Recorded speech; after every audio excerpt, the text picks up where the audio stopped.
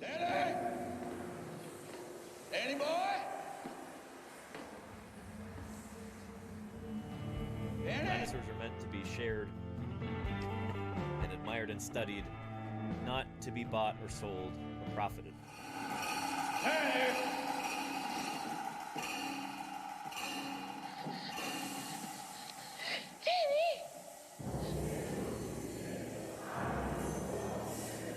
This majestic masterpiece, who is 67 million years old, is the king of the dinosaurs and is our final lot for this evening.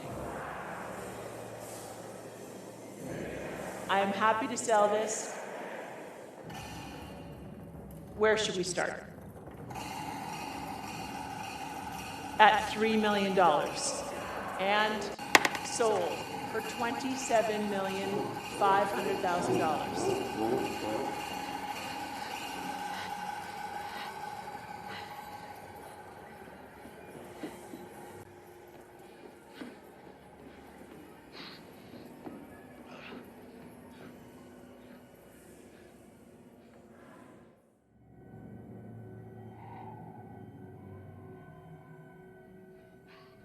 Extraordinary. You're going to help us learn more about Utah Raptor and support real paleontological research. Here, as part of this scientific pursuit, this is the highest ambitions that mankind has.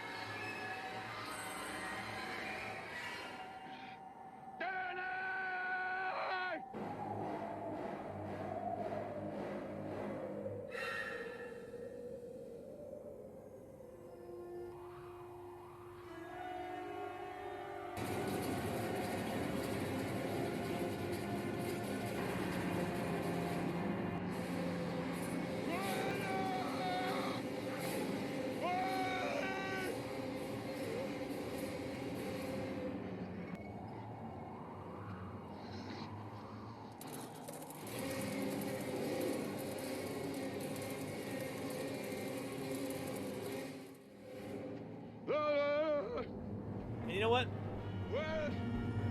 I think that might be the kind of high note that we'll end on for today. I appreciate each and every one of you. Thank you, thank you, thank you. And I'll see you tomorrow.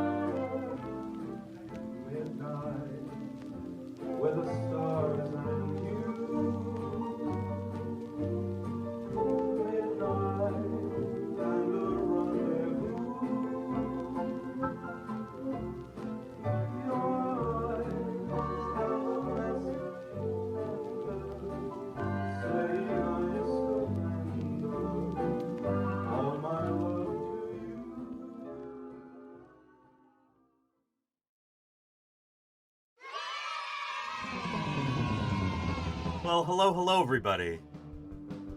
I hope you're having an excellent day. It's good to see you. Observation. You couldn't see a thing. Conclusion. Dinosaurs. That's often our conclusion here. Well, it's often our premise here. Wild Luna, thank you so much for the 2 months of support with that Prime. I really appreciate it. Welcome back. Happy Monday, everybody. It is the 15th of December, 2025. I'm so glad you could be here. We haven't quite got the Christmas tunes on. Sorry, holiday tunes. There's several different holidays. But when the last bone was put into place, We'll get and the that soon, skeleton I'm was sure. complete, these men certainly felt a strong sense of accomplishment. As you They should had brought feel back to after life 46 one of the months. greatest animals that ever walked the face of the earth. Sephiad Variable, thank you for the 46 months of support right there. Really appreciate it. That's what keeps me here online. That's what keeps these streams going. I'm very grateful. And Vikursi says hello from Argentina. Love the opening. That was a Is like a blabbermouth who ruins a confusing movie opening. by telling you how it ends. Well, I say there are some things we don't want to know. Important things. Trace. Thank you for the follow. Welcome to Paleontologizing. Yeah, Vikursi, there's a lot of inside jokes in that. You'll pick up on them. But you say greetings from Argentina. I hope you're doing well. That's one of the world's greatest countries for dinosaur fossils. Greetings right back to you from the beautiful sunny San Francisco Bay Area here in coastal California. I hope you're having an excellent day. It's good to have you here. Let me know if you've got any questions. For anybody who is new, like yourself, let me introduce myself real quick. My name is Danny Anduza. I'm a dinosaur paleontologist. I'm here on Twitch trying to do some good old-fashioned science outreach. Talking about fossils, answering people's questions, trying to give you an inside peek into how paleontology works. How is it that paleontologists excavate fossils and collect data? How do we form hypotheses? How do we test them? I want to show you how we do all that stuff, whether it's from my office here in the San Francisco Bay Area, or whether it's out in the field during the summers, during the field season. We spent 11 weeks in the field this summer. New record for me. Very proud of that. 11 weeks out digging up dinosaurs in Wyoming and in Utah. And Trace, thank you for the 8 months of support. See, I thought you were a long-running supporter. Appreciate you. Thank you, Trace. You must have accidentally clicked the unfollow button or something. It happens. Anyway, I appreciate you. Yeah. We'll be out in the field digging up dinosaurs again, probably around springtime. Maybe as late as the end of May, maybe as early as March. We'll see. But I'm hoping to do a bunch more field work this next year. We'll see if we can beat 11 weeks. We'll see. I'm also going to be traveling for all kinds of leatherback turtle related stuff. We'll be talking about that a bit today. But for the most part, it's going to be mostly a pretty chill stream today. I've got some videos lined up that we can watch that should be good springboards for discussion. We'll do Metazua.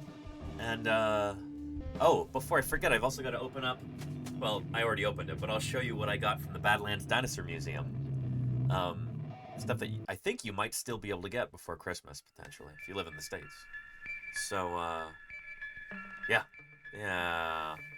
And you're all good, Golganek. No worries. It's good to see you, by the way. I hope your week is off to a good start. Ichthyosaur from the Cretaceous of Poland. Very cool, Dr. Tara. And Berthosaura. Oh, cool! So they did some histo on Berthosaura. That is good to hear as well. Another South American taxon, I think. Anywho, yeah. Yeah. Let's go through the chat real quick and say hello to everybody. Lenina, Matt M33, Bonch, Samich Nom Nom, Phoenix the Archaeologist, Chris TS, and Tax Art, Golganek, and It Then Did, Trace, and Dr. Hubs. Shark Geek did arrive at a confusing moment. Yeah, it's one of our longer cold open videos. We'll be talking about something that was featured in that too, the whole dinosaur auctions thing. Yeah, there was a news agency in Australia that just had a story about that, so we'll take a look at that in a little bit. Kennedy 104, hello. Yeah. And Kennedy, I've read snippets of the book The Shining. after hearing that it's so different from the movie. I haven't read the whole novel yet. Maybe I'll get around to it someday. But I don't think it's as good. You know? Very different. Comparing apples and oranges here, but as Denver Fowler would say, oranges are better. That's a fact. Aid 112, hello, how are you doing? Welcome, welcome. Good to have you here. Jazzy Cat and Mark Melvin. Wild Luna and Kevin6x1. Sloppy Salamander, how are you doing, Salamander? Renfield, howdy, howdy. Alexander Morrison, I saw some crocs this morning. I might show you a picture. I got to go to the Oakland Zoo this morning before stream, which was really nice. Crimson is here too. Hello, hello, Crimson. And good to see you too, Shark Geek, as always. Can we get a shout out for Shark Geek, who's going to be gunning for partner pretty soon? Hope you're doing well, Shark Geek. I hope you had a good weekend. You can see me. I can, Shark Geek. Sometimes I respond to chat. I remember to. Professional streamer here. Yeah. Yeah. 237 was interesting, Kennedy. Yeah. But yeah. And hey, Eddie Scarrin. Howdy, howdy. Good to have you here. Yeah. But that, Shark Geek, I was thinking of Florida since you're here. And I should show you, I got a t-shirt from Florida. Hang on just a second. Then we'll get into the croc stuff and some news and all that. Yeah.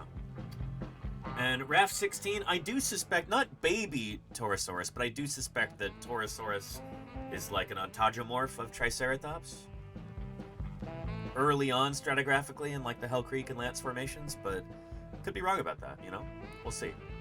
Not baby, just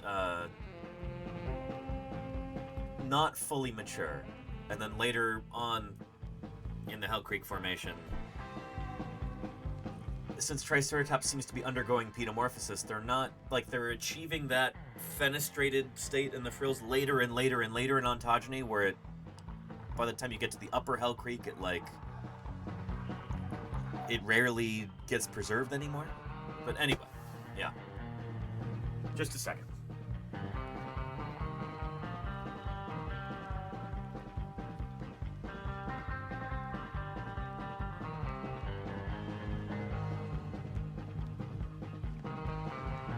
When I was scooting around online the other week, looking up stuff about leatherback turtles, somehow or other I stumbled across a coffee roasting company in Orlando, Florida. Leatherback roasters? I just thought this was cool. And they happen to be having a merch sale where I think maybe they were about to go out of stock and then they're clearing out their inventory or something. But I wanted to nab one of these shirts. I thought that was neat. Next time I'm in Orlando, I might see if I can drop by. I'm not really a coffee guy, but I think it's really neat when a certain kind of critter can become an emblem for an organization or a business or something like that. I feel like there's a certain degree of love and pride there.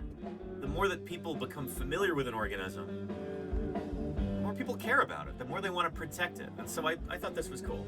So, yeah, I haven't tried it on yet, but yeah, glad I was able to snag that before they went out of stock. Anyhow, in Fesby, I like turtles too. Yeah, let's find the I Like Turtles kid.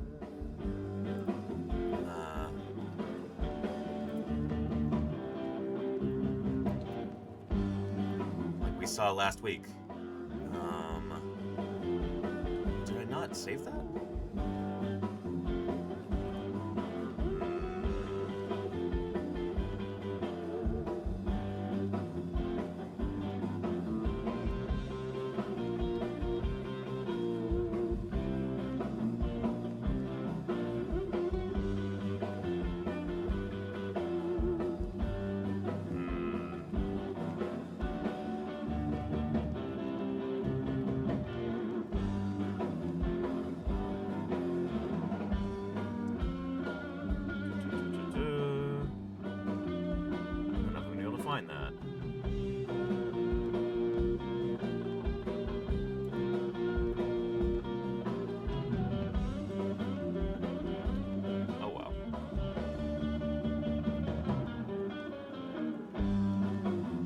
And Mark Milburn, it's not. They roast coffee. I knew people were gonna make that joke. Don't worry, they're just roasting coffee. But yeah. Anyhow, in Orlando, yeah, I have relatives there, Taxdo. I've been to Orlando a few times over the years. I was there last September, going to visit Dinoland USA, where it closed forever. So, yeah. On channel. Oh, thank you, Claire. Hey, I appreciate that, Claire. Thank you, thank you. But I think most of us like turtles here.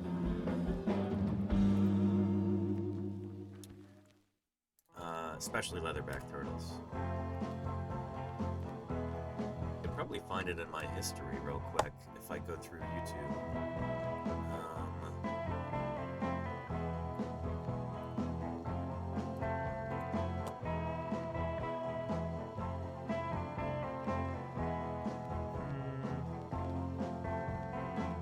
There he is.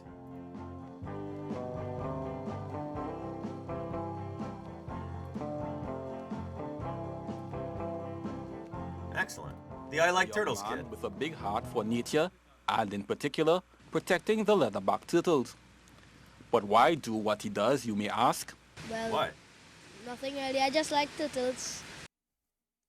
I like turtles too. Excellent. It's the I Like Turtles kid. I hope he still likes turtles, you know? This was 7 years ago that this was posted.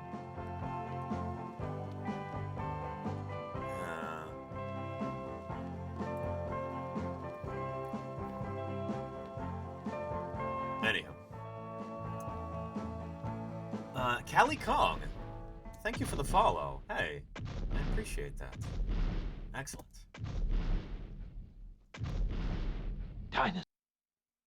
Dinosaur. I don't know why I got... I was going to say stepped on. No pun intended. Callie Kong, thank you for the follow. That reminds me. We are now up to...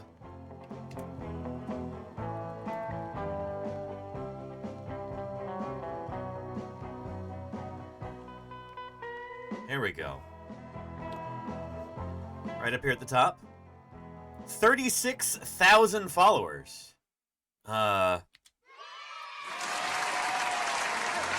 We hit 36,000 on Saturday during our Science on Stream collaboration.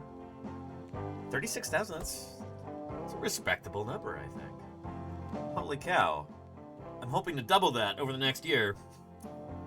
We'll see. But, 36,000. It's pretty good, you know? Got some really exciting things coming up in 2026. Really looking to push the envelope, and we'll be talking later on in the month about New Year's resolutions, goals for the new year, all of that. So stay tuned, but just wanted to share that real quick. Thank you, Callie Kong, for being follower number 36,007. Excellent. Yeah. And Claire, yeah, the video's right here.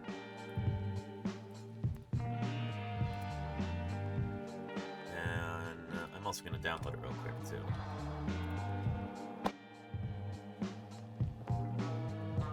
But yeah, like I said, on today's broadcast, we're going to be doing some Q&A. If you happen to have any questions at all about fossil science, about extinction, evolution, the origins of biodiversity, if you have questions about the history of life on our planet Earth,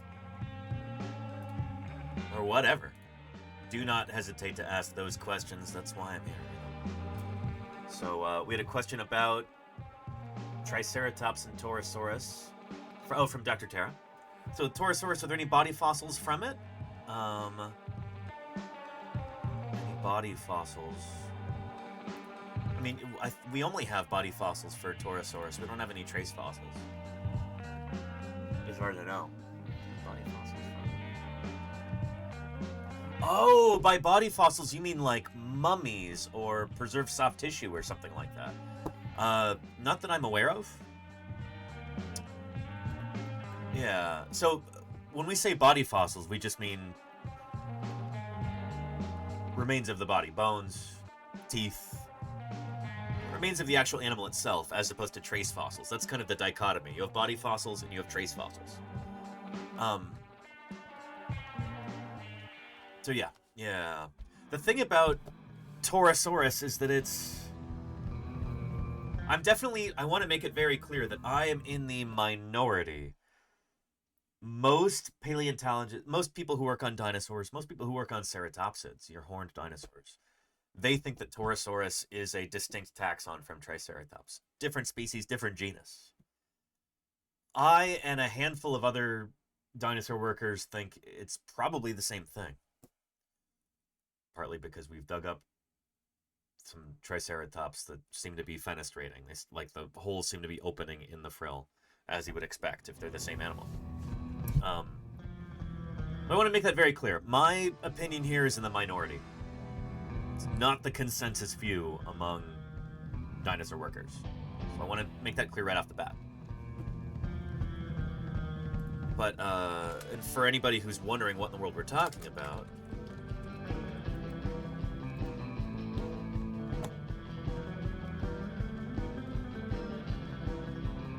there we go. I hate how they lay everything out on Reddit. It's so annoying. Torosaurus, Triceratops. The idea is that Triceratops and Torosaurus might be the same dinosaur, and that over time the frill lengthens and you get these fenestrae, these windows that open up in the frill here. It's slightly more complicated than that. We think there's some heterochrony going on, so like, you know, these dinosaurs are around for several million years, and so the changes that they undergo during what we call ontogeny. Ontogeny, these are the changes that animals undergo as they grow and mature. So during an individual animal's lifetime, we call those ontogenetic changes. It's kind of frustrating because, like, ontogeny. I put the Pokemon music here because in Pokemon they refer to this as evolution. Ontogeny. That's not evolution, it's ontogenetic change. Evolution happens between generations. So one generation is a little bit different from the one that comes after it. The one that comes after it. That's evolution over time. Individual change of an individual organism over time, those are ontogenetic changes. So when we're talking about a butterfly going from an egg to a caterpillar to a chrysalis to a butterfly, those are changes in ontogeny. It's not evolution. Evolution is across generations. It takes a long time. Ontogenetic changes happen during an individual animal's lifetime. So the idea is that maybe Triceratops turns into Torosaurus later on in ontogeny. You let the animal continue to grow, the frill lengthens, the fenestrae open up. I think that's the case, but I might be wrong about that, you know?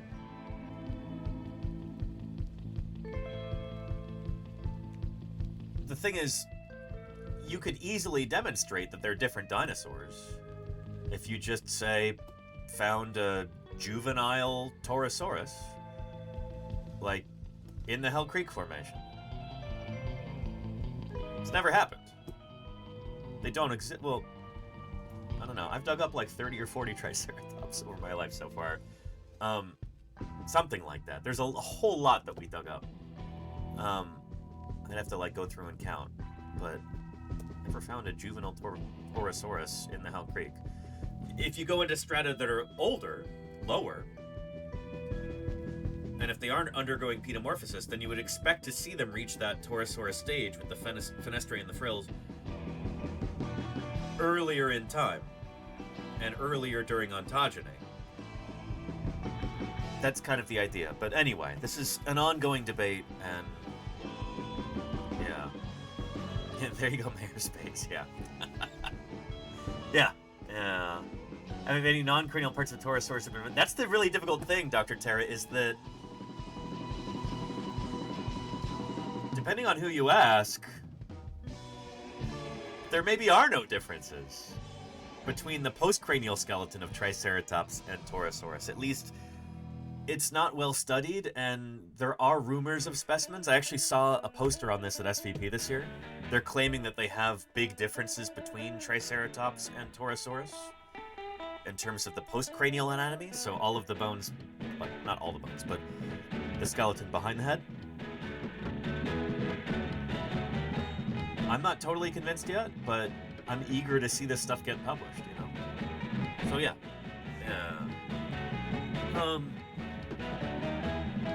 Anyhow, yeah.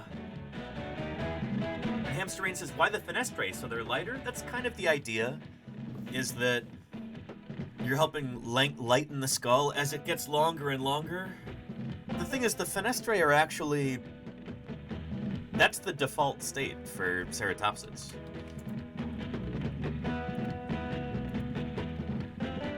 It's weird to not have fenestrae. Pretty much everybody does except Triceratops.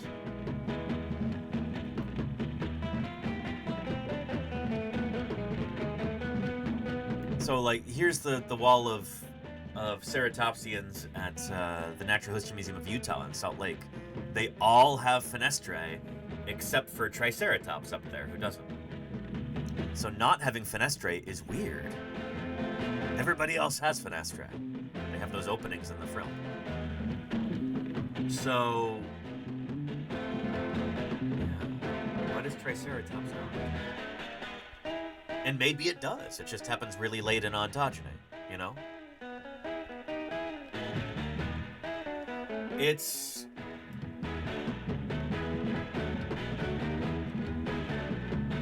fun to think about, you know?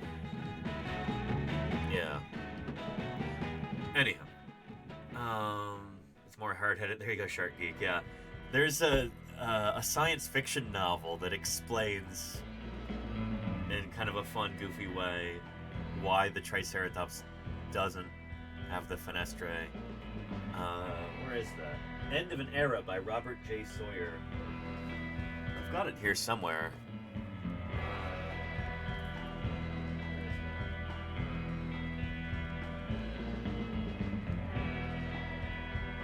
Here we go. Read this back in like middle school. End of an Era by Robert J. Sawyer. It's a fun story. There's these two scientists, not paleontologists, they're like physicists or something, and they accidentally get sent back in time to the Cretaceous period. There's like a time travel experiment gone wrong almost. And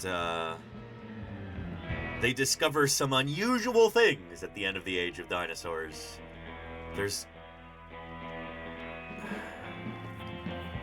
I say this without spoiling it.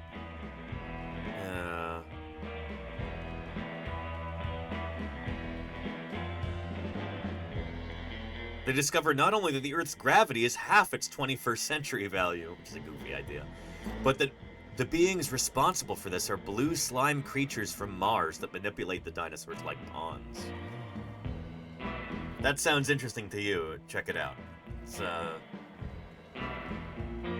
fun story. Yeah. Anybody here read that? Yeah. Anyhow. You have so many books. There you go. It's Tuesday Moon. Yeah. So I recently had to add some additional space for books there and then up top too. Oops. Because yeah, I was definitely running out. And I've bought myself a little bit more time now. But I don't know. You just accumulate books. I got 2 new books just the other day. Not new, old.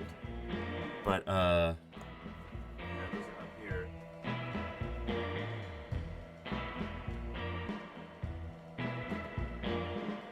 I was at the holiday party at the University of California Museum of Paleontology.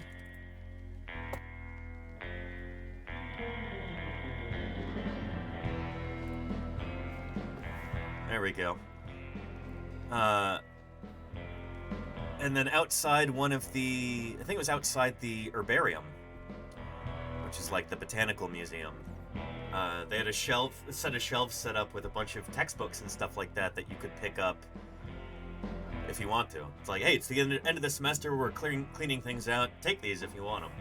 So I picked up the dissection guide for comparative vertebrate anatomy class. I had to go through this in undergrad, and so this is a nice thing to have. You know, this is the, oh, here, lovely. It's got all kinds of excellent figures for that we could use here. Like when we're talking about homology, here's 7 different vertebrate animals and their forelimbs, and you have those same bones in each of them. So whales, frogs, horses, lions, humans, bats, and birds. It's the same bones in all of our forelimbs, even though they are adapted for very, very different purposes. So all kinds of stuff like that. Many of the things that we talk about here on stream. And it's also, here's a turtle skeleton right there. So this is meant to be like a dissection guide for, there's a cat right there. Man, doing the cat was not fun. I did not enjoy that. But yeah. Anyway, I took that years and years ago, and I didn't manage to hold on to the lab dissection guide. And now here it is. And then similarly, human osteology. Osteology is the study of bones. So this is really cool to have. Just like a nice reference guide to all the different bones here. Thorax, sternum, and ribs. Right and left, upper and lower permanent premolars. Stuff like that. And this is actually, it's written by Tim White, who's professor of anthropology at Berkeley. So, you know, I'm always picking up new books. They just have a way of finding their way in here. And it's nice to have as reference, you know? Yeah. You know the coelacanth? Thank you, Shark Geek. I made that myself, actually. Yeah, we'll be wearing that for Fishmas, which is going to be next Monday already, right? How time flies. Holy cow. Yeah, Fishmas Day, Monday, the 22nd of October. We're going to have a really special Fishmas stream talking about the coelacanth.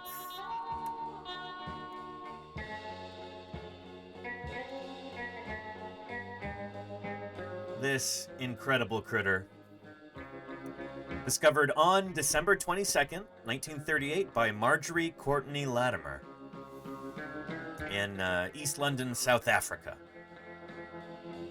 On a hot Christmas day. Well, it wasn't Christmas yet, it was December 22nd. But yeah, we'll be talking all about that. This is a fish that, you know, coelacanths had been well known as fossil animals for like a century prior to that. These weird fish that clearly had these bizarre limb-like fins.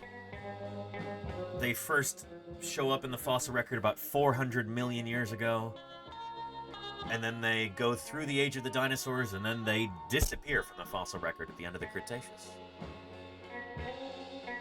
Everybody went, oh, what a cool fossil fish. Too bad they're extinct. And it turns out, they're not. December 22nd, 1938, Marjorie Courtney Latimer discovered a live one, or one very recently alive, on the deck of a fishing trawler. It was a phenomenon, and we'll talk all about that. It's going to be a lot of fun. Yeah. Yeah, the month is flying by. Holy cow, we're halfway through already. Can you believe that? It's nuts. Anyhow. Yeah. Yeah. And Notcher says, what is the oldest dinosaur we've discovered? First fossil was... Oh, so Megalosaurus was the first dinosaur to be scientifically published on. Yeah. Here. Let me, put this back.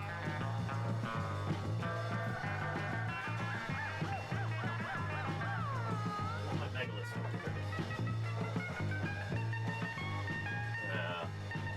So this is the jaw of Megalosaurus.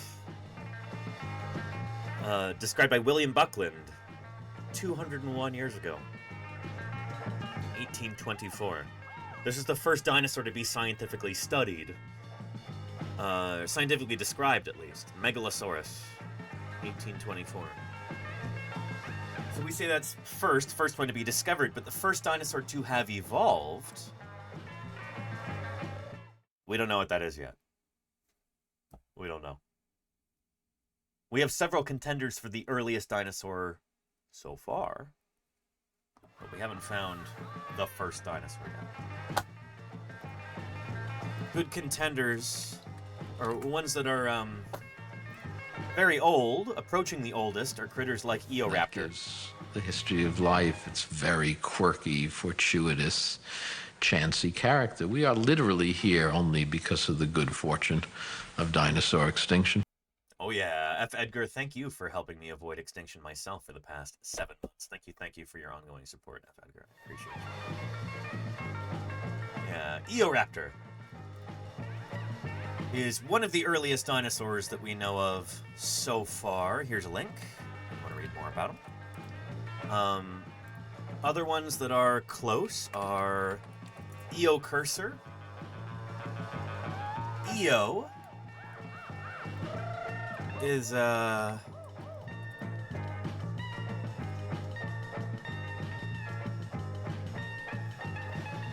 it's not just the Michael Jackson character from that Disneyland thing. Very, very 80s. They were hoping this was going to be like a whole film franchise. George Lucas was involved, and it was going to be the new Star Wars. And it just kind of went over like a lead balloon. I don't know what Eo is supposed to mean there, but for Eoraptor and Eocursor and Eodromius, the name Eo means dawn, like morning time. It's morning in Pangea. Eocursor, Eodromius. So these are some of these earliest dinosaurs that we have thus far. They're all from the Carnian stage of the Triassic period. So they're from early on in the age of dinosaurs. So, just to set the stage here, you and I right now are in the Holocene stage of the Cenozoic era. Or Holocene system, period, epoch, whatever you want to call it. You hear different terms for this kind of thing. But anyway, we're up here within those black pixels up there in the present. Right up here. This is the age of mammals, the Cenozoic. It starts 66 million years ago, which is right when that asteroid hit and wiped out all of the dinosaurs except for a handful of bird species. So the Mesozoic is the heyday of the dinosaurs. Dinosaurs ruled the Earth in the Cretaceous and in the earlier Jurassic period, and during part of the Triassic. Dinosaurs first evolved in the Triassic. Right about here, in like the Anisian or Ladinian stage, that's probably when the first dinosaurs evolved. But we don't really start to find really good fossil evidence of dinosaurs until the Carnian. That's when Eoraptor and Eodromius and Eocursor and I think Panphagia and a bunch of those other dinosaurs are all from the Carnian. And they all kind of look pretty samey. Yeah. Eodromius. A little two-legged, meat-eating dinosaur. Eodromius. Eocursor. A little two-legged, probably plant-eating dinosaur, but probably ate some meat too. They all look pretty samey to start with. Only later on do you get this incredible diversity of different dinosaurs. This takes tens of millions of years before you get dinosaurs looking this wildly different. When they first start, they all look the same, pretty much. Which makes sense, because they're all coming from a common ancestor. They're all evolving from one ancestral species. It takes a while for them to really branch out into different body forms, different lifestyles, different ecologies, different diets, different everything. So you get dinosaurs that are so wildly disparate. You get giant, almost 100-ton sauropods like this, we'll get tiny little birds, too. These are both dinosaurs, and they both evolved from a common ancestor. You go back far enough, and you can get to that point where all of the dinosaurs share one common ancestor that would have looked something kind of like this, you know? So like I said, most of the earliest dinosaurs we have are from, like, the Carnian stage of the upper Triassic period, but most dinosaur workers suspect that dinosaurs actually start earlier. We just haven't really found them yet. In the Anisian or the Ladinian, maybe even earlier than that. One of those dinosaurs is Neosaurus. We don't know if this animal is a dinosaur or not. It is not based on good material. Like, it's based on just scraps. And so it's an open question if this critter is a dinosaur or not. Like, the Wikipedia image for this animal is this. Because it's like, we think these are the bones in the skeleton, but we're not going to do drawings of the bones. Because, like, we're not really sure. They're very badly preserved and very scrappy. And so this is kind of as close as we can get to what this animal may have looked like based on the material we have. It's like, it's meant to be super vague because these fossils they're not pretty. They're really, really ugly. So yeah, it's controversial whether or not this animal is a dinosaur. And if it does turn out to be a dinosaur, it's controversial if it's actually as old as some people think. So the age of Neosaurus, as well as the Manda formation it belongs to, is controversial. So anyway, it's tricky. We need... What do I always say? You know? We need more fossils. We don't have enough good material from the early part of the Age of Dinosaurs yet. From the beginning of the Age of Dinosaurs. When dinosaurs first evolved, we do not have good enough fossils yet.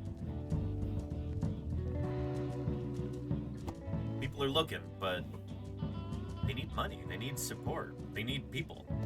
They need equipment. Someday somebody's going to find these things. Someday somebody will find a dinosaur earlier than the Carnian stage. I'm convinced it'll happen. It hasn't yet, though. So yeah. Anywho. Where do we find the fossils, says Notcher? That old. Great question. So one of the places is a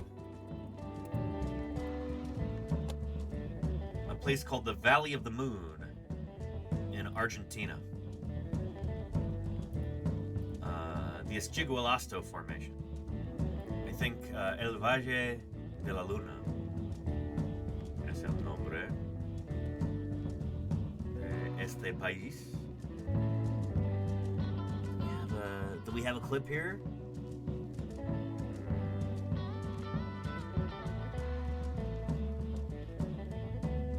I think we might. Let's see here. Other sick.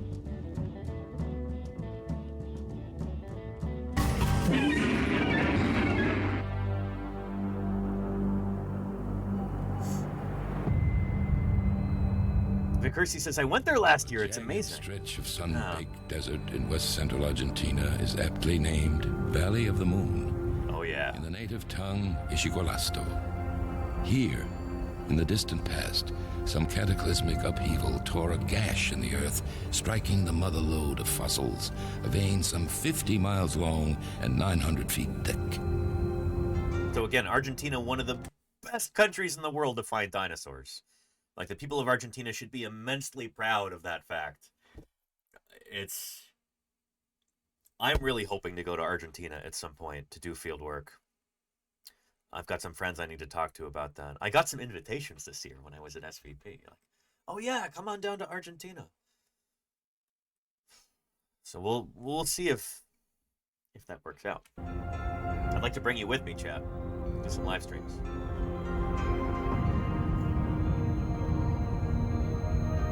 Scattered everywhere here are bones for the taking.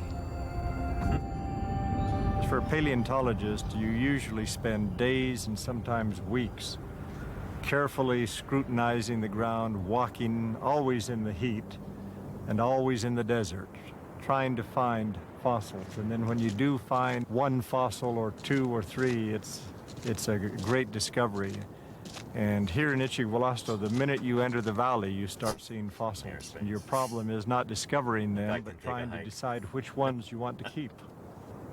William Sill has come here in search of the holy grail of paleontology, the first predatory dinosaur. Which would also be the first dinosaur. As far as we know, the first dinosaurs were predatory. They were mostly meat eaters, although they may have been kind of omnivorous. It's a subject of some discussion. 230 million years ago, the Valley of the Moon was a very different place, a lush forest full of strange creatures. Lumbering through the undergrowth was a harmless little reptile the size of a... What tools are used to identify which fossils are good potentials? I mean, like when you're out there prospecting for fossils, yeah, you develop an eye for this kind of thing over time. It's something that you gain experience in, and, you know, like I said, you develop an eye for it. Holy cow, Seb DBH05 says, "Hi, Danny, hope you're good." I am. I hope you are too. I was on the Gastonia field trip with Susie and Richard in Utah. Fantastic. So good to have you here, Seb. Holy cow. Welcome to Paleontologizing. I hope you had a good time out there. I got to go on the field trip after the Society of Vertebrate Paleontology meeting in the UK, November. Got to go on that field trip with Susie and Richard. And with any luck, we'll be bringing Susie on for an interview to talk about a new paper she's getting published within like a week or two. She said hopefully it'll be published before Christmas. I need to check in with her, but I've been a little negligent about that. But hopefully we'll have Susie here for a Zoom interview very soon. Anyway, it's good to have you here, Seb. Thanks for saying hello. I appreciate it. And welcome. So I can see that my 50,000 a year has been well spent. Thank you, Spartan, for the 64 months. Now at tier 3, holy cow. Oh, I appreciate that. Thank you, Spartan. Yeah, we will be doing more interviews. It's gonna be good.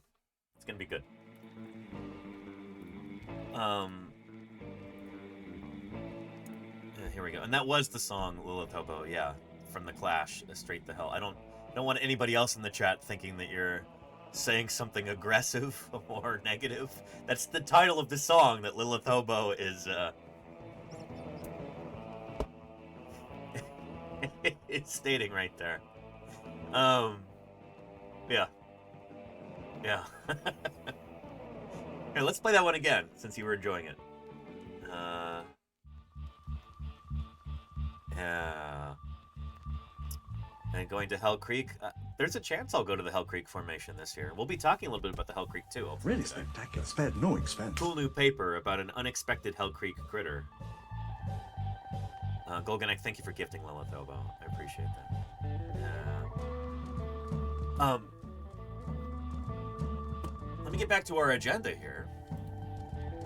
I posted the URL for that video in the chat if anybody else wants to continue that old episode of Paleo World.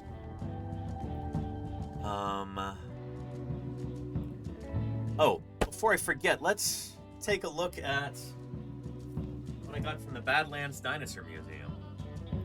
I actually got this early last week, and we were so busy last week I didn't even have an opportunity to show you. The Badlands Dinosaur Museum is, in my opinion, one of the greatest paleontology museums in the United States right now.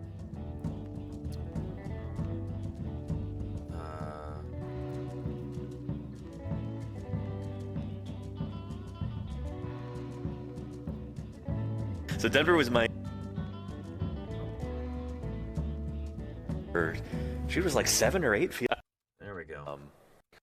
On today's broadcast was just going to be how this might not seem like a very large museum, but it punches well above its weight in terms of field work and research and outreach. And I really think, you know, we're going to hit you over the head with that idea today. You're going to see it firsthand. So yeah, where do you think we should start? Should we start at the front of the museum, or we're the only people in here right now, so we don't have to worry about make a lot of noise. Yeah. So this is Denver Fowler right here, who is my mentor for years and years in Montana. This museum was established in like the early or mid 1990s, kind of during the Jurassic Park craze here in Dickinson, North Dakota. And it closed for a while, and then it was actually purchased by the city of Dickinson, North Dakota. It's now a municipal museum. So we'll be talking a little bit about that. And, well, here comes Denver. Denver, how's it going? You want to introduce yourself? Yeah, sure. I'm Denver Fowler. I am the curator here on the dinosaur side of the museum. And I run the field work and basically organize the lab and collections, things like that as well, with some of my staff who'll be here tomorrow. Yeah, we're really excited about that. I told them we're going to get to meet Steve and see the work in the lab and everything. So Steve actually streams on Twitch now under the handle Fossil Preparator. You should follow him. Steve is really, really cool. And he's not been streaming lately. He actually sent me a DM about this on Blue Sky. He said, Danny, you feel free to tell your audience if they're wondering where I've been since I've been MIA lately.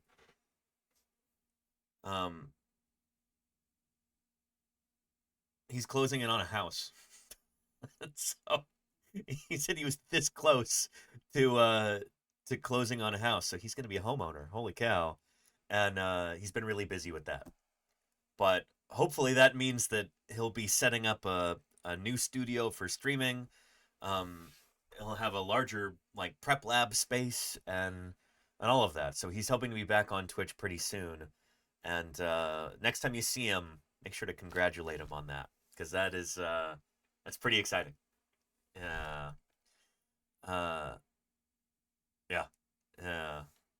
Anywho, Badlands Dinosaur Museum. Denver already has a house. He was really excited about this earlier, and I think I reposted it too. They had some new merchandise there at the museum, which you can buy on the website, which is super cool. There we go, yeah. Lambeosaurus skull magnets, 3D printed. You can't get these anywhere else. And then Daspletosaurus head magnets too. And postcards and stuff. And here is a link right there. And it looks like, yep. Claire posted one there too. Good stuff. Anyway, we have a lot of cool things. And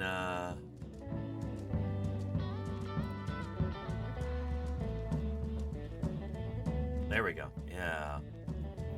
I got some of these and I wanted to show them off because I just think they're really neat. So any purchases that get made here go directly toward helping fund more paleontological research and outreach and everything else that the museum does. Fossil prep. So, have a gander.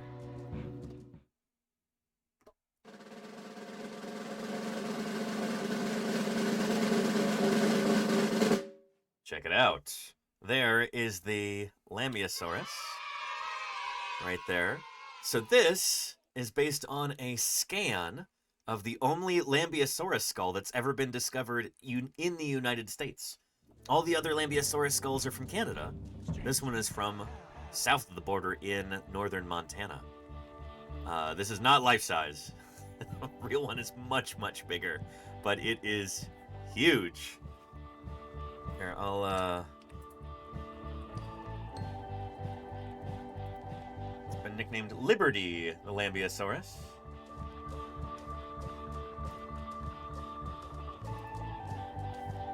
Here's an article from the Dickinson Press. How Lambeosaurus fossil shook North Dakota and global paleontology. Wait, is this the same one? This might be a different Lambeosaurus, actually. Right? I don't know. It has skin, too, which is incredible. Preserved skin. Really, really cool.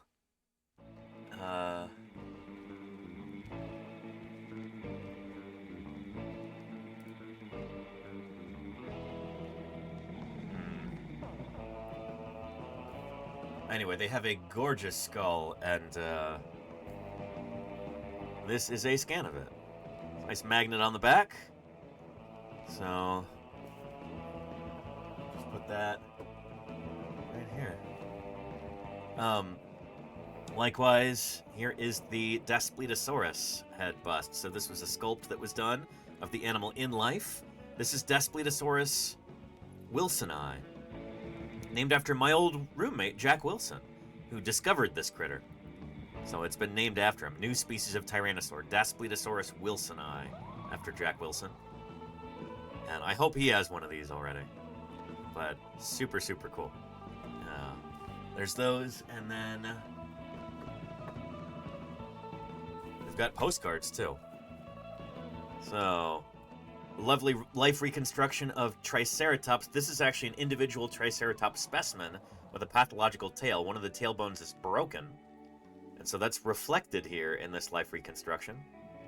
I forget the name of this particular Triceratops specimen, the nickname, but it's one that they have there at the museum, which is really cool.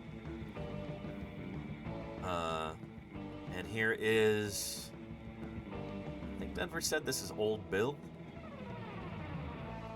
But that's a Triceratops skull they've had on display there at the museum for decades at this point. It used to be in the middle of the lab, and Denver's like, no, take this out of the lab, we need the space, put it out in the hall so people can see it, walk around it. Yeah. Here's their, another postcard, their Albertosaurus cast that they've had since the 90s there. It still looks pretty good. Here is the hall with that Albertosaurus right there. We've got an Allosaurus right here. Various other dinosaurs. That Stegosaurus is now mounted. It's now standing up, which is really cool. They paid to have it mounted. And they have this. Two smiling friends here. Just having a grand time. Look how happy they look. There's a Caroraptor and Didelphodon. So a mammal who's about to meet its end. This Dromaeosaur, this raptor dinosaur. Dromaeosaur, a Caroraptor, is about to have its carnivorous way with that little mammal. But, once bitten, twice as interesting. There you go, Andit. Yeah. Yeah. And then, last but not least, Triarchunkus. Yeah, this is one of my favorite dinosaurs because I'm on the original descriptive paper and one of the authors on that 2020 paper. So, super cool. I now have a postcard, one of my dinosaurs on it. This is one of my babies. I'm very, very proud of this. So anyway, you can get these and more if you're looking for like last minute holiday gifts. Get them at the Dickinson Museum Center store. The proceeds go toward supporting the museum, helping fund the paleontology program, and it's unique stuff. You cannot get this anywhere else. A lot of museums, especially larger museums, they often have a lot of the same merchandise as one another. There might not be that many things that are unique. Here, it's like nearly all of these items are unique, which is really cool. You can only get them at that museum. You used to have to go in person, but now they have an online shop, so you can order it, like I did. Super cool. Super, super cool. Yeah. And there you go, Mayor Space. Basically, yeah. Yeah. Yeah. Put it in the box. I don't know what you mean, Claire. Is that now?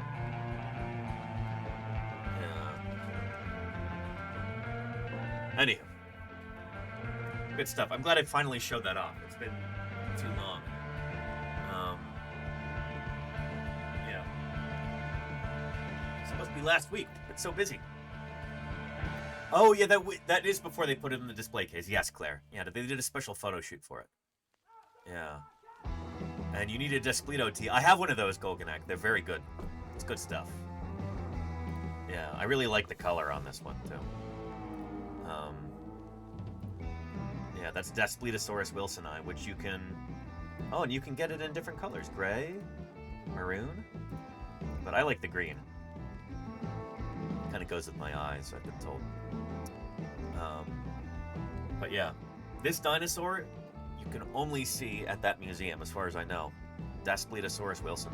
Super cool. So anywho, enough of that. That's I'm really proud of this museum, really proud of all the work that they've done, and I might even go back this year. We'll see. I need to talk to Denver, and I think it'd be cool to do a North Dakota trip, you know? Maybe do some streams from here, maybe some streams from the museum in Bismarck. I think that could be really cool.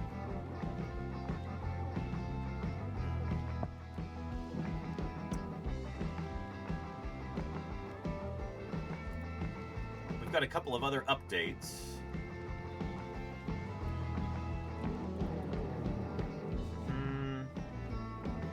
Some of you remember this from, what was it, last week?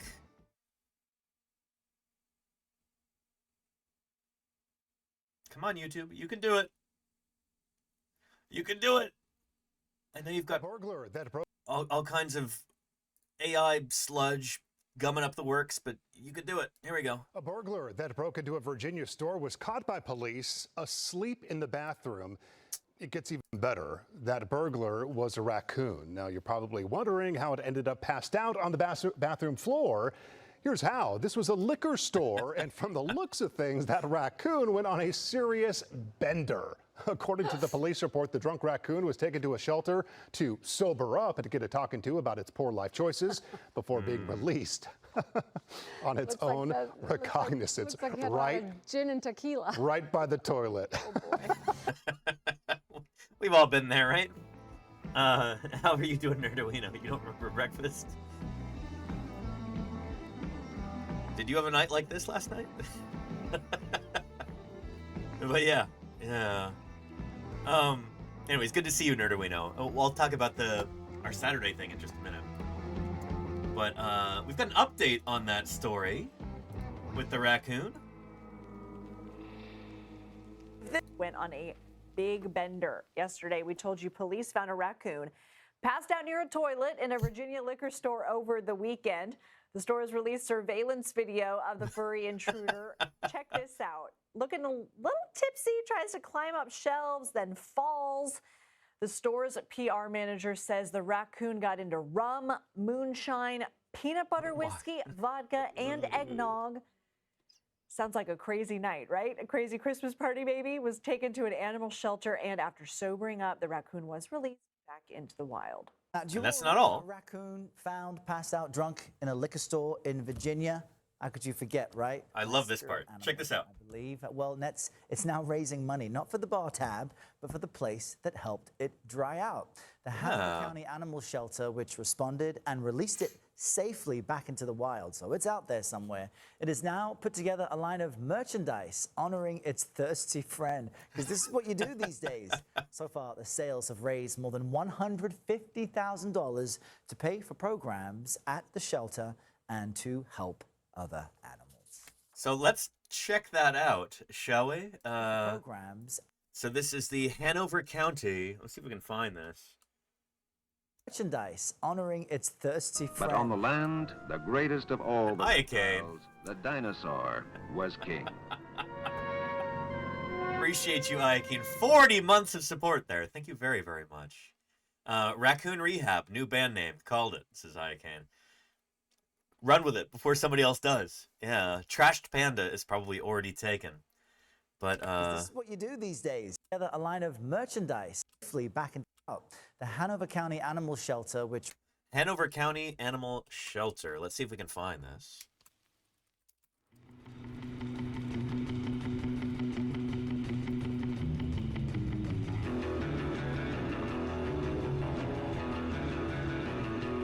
There we go.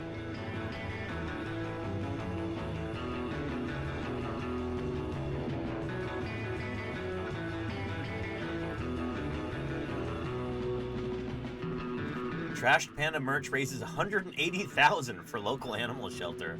Holy cow. Very, very cool. Richmond, Virginia's now world-famous drunk raccoon is the gift that keeps on giving and giving and giving. Hanover County Animal Protection, the shelter that discovered the soused masked bandit splooted next to a toilet after a Black Friday binge, worked with Richmond-based custom apparel maker Bonfire to create limited edition merch to memorialize the viral moment.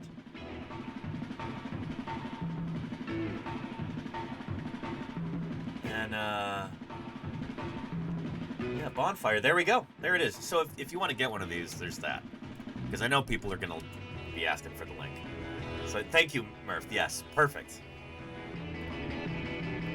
Good stuff. And you get it in Texas orange. I wasn't aware that the state of Texas was orange, but that's cool. You can also get it in Hawaii green, or South Dakota blue, or Florida gray, or New Hampshire pink. Nice. T-shirts, long sleeve, all kinds of stuff. That's neat. Good for them. But I think what I like most is just that they didn't go with like a super cutesy design. Like, they drew this raccoon as he or she was discovered. You know? Just like that. I appreciate that, you know? There's a real fidelity there. It's true to life. And it's an honest depiction. There you go, Alexander. Yeah. Yeah. Good stuff. Imagine if we had drunk dinosaurs, how much we could raise. Well, we often do, Diet Toms. I've heard all these stories of birds getting blitzed on fermented berries. I mean, besides the cedar waxwings. Okay. Yeah. Yeah. Different kind of plaster to what you're used to in the field. This is Nerduino. What do you mean? Sometimes we have both.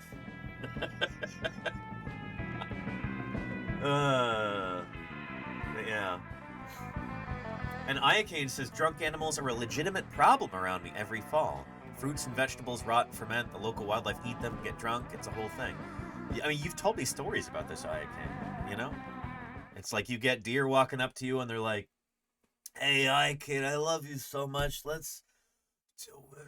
should hang out more, you know? We should hang out more.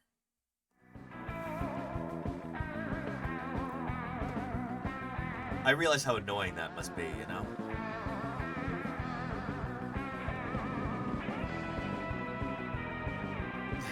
Get deer walking up to you asking you for a buck. Oh boy. Oh boy.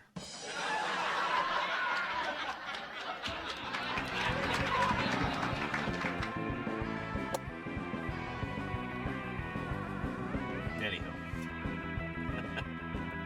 I'm glad I was able to share that. Let's do a Blue Sky post and then talk about the science collaboration on Saturday before we get into some fossil news.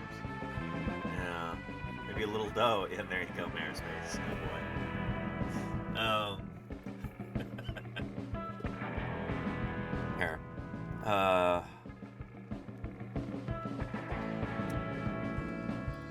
Screenshot. Let's see if that looks any good. Yeah, that'll work. We'll do it.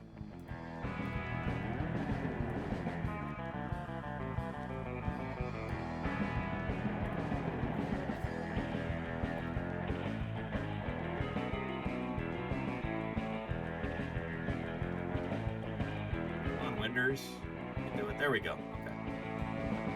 Safe.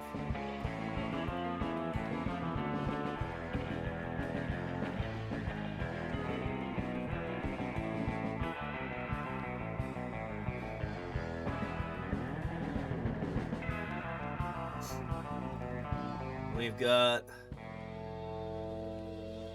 fossil science.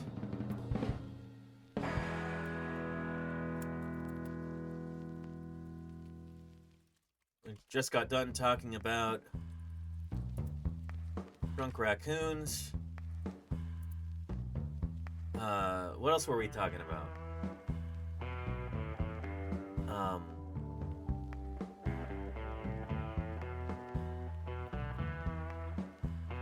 drawing a blank right now.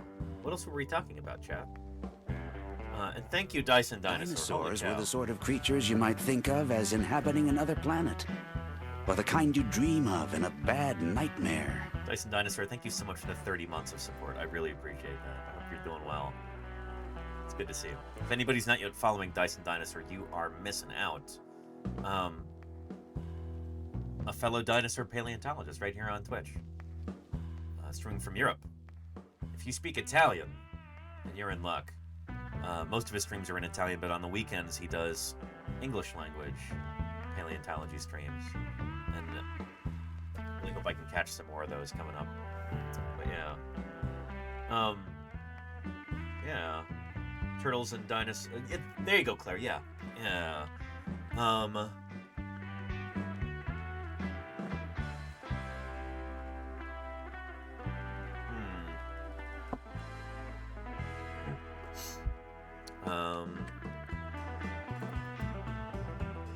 Dawn dinosaurs.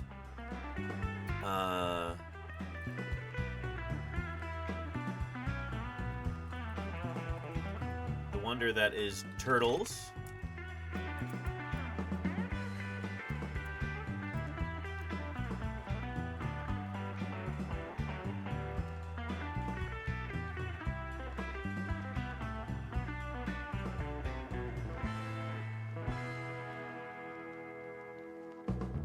And other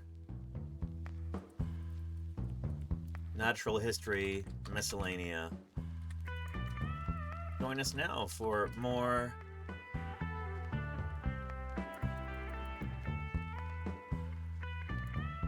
some paleontology news and more right here on #Twitch.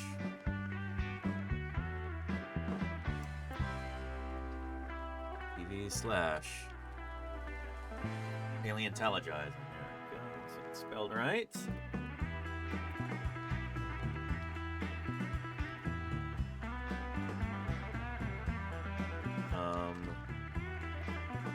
There are at least 4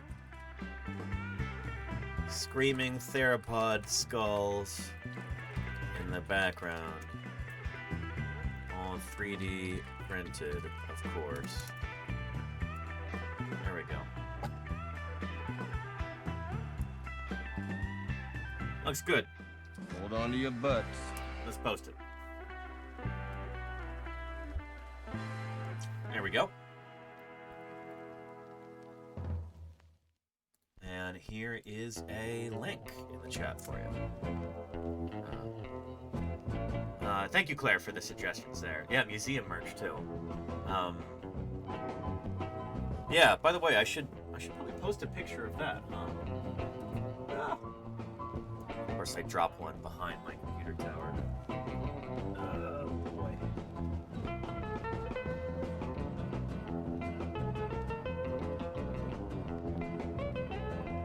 Okay, luckily it didn't land on that.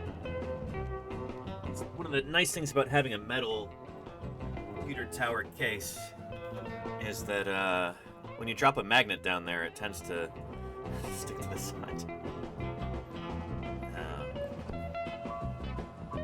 Here.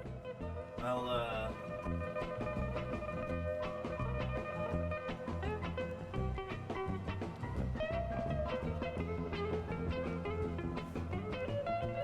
lay these out a nice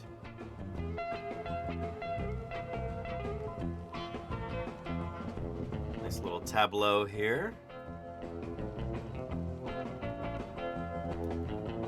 We'll take a screenshot.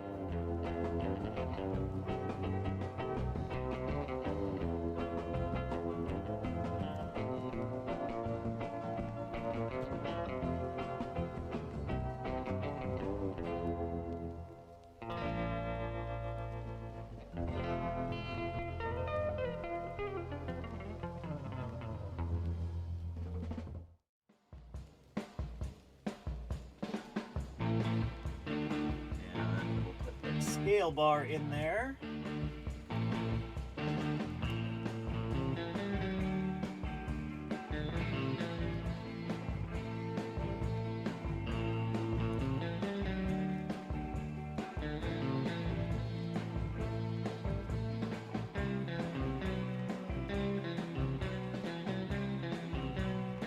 There we go.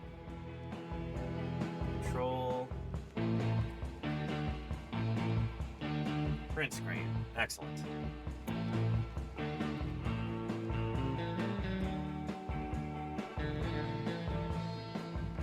Open that up in Photoshop. So I can do a little bit of tinkering and then we'll post that.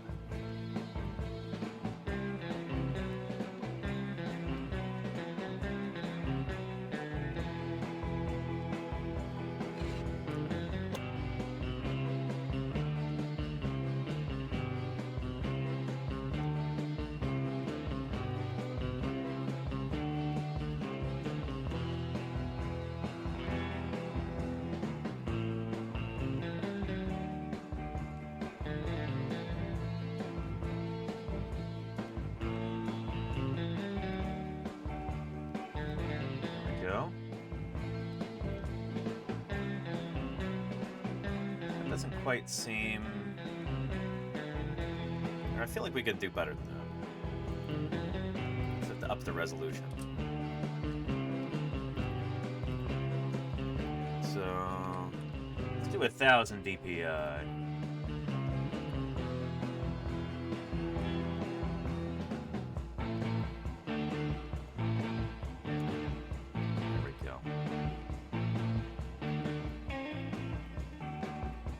Still seems awful low res, but you know what? It's fine, whatever.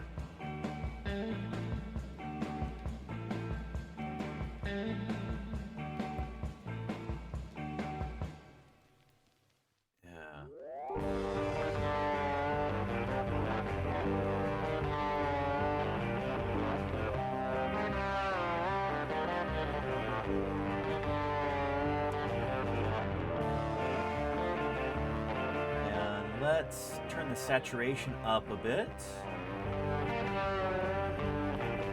And the contrast. Image adjustments, brightness, contrast.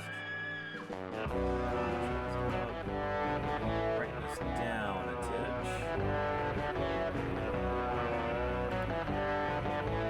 There we go, looks good.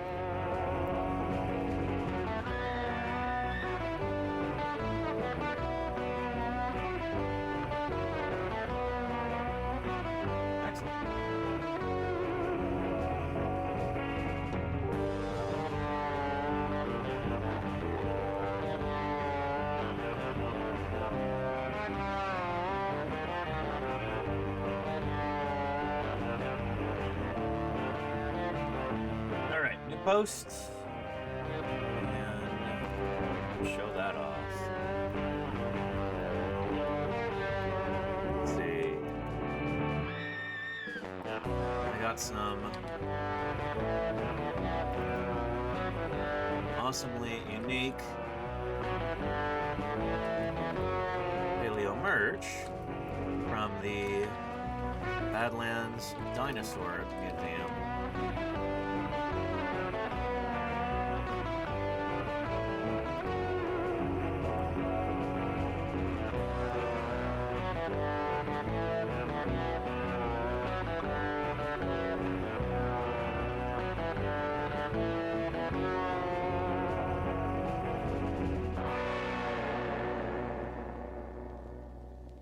Including the only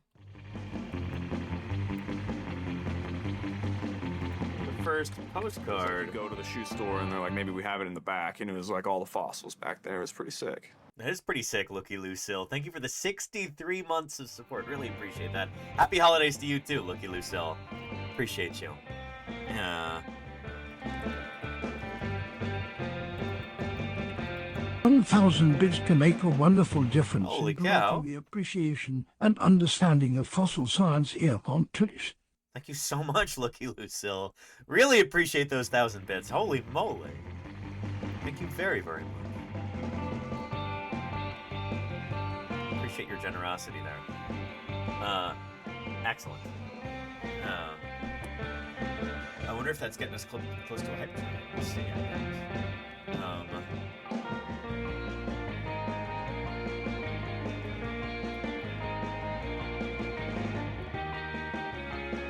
Feature my beloved Triracuncus.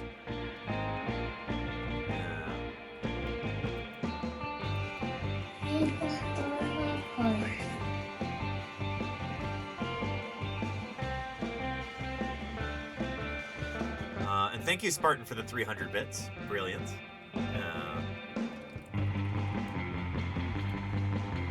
Let's do a...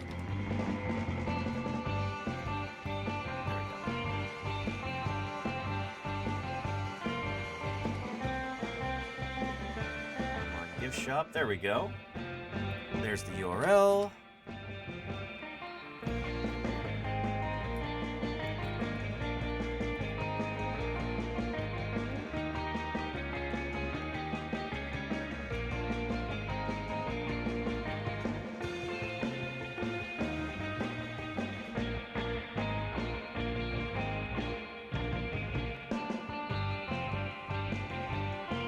Is there still time to order before Christmas?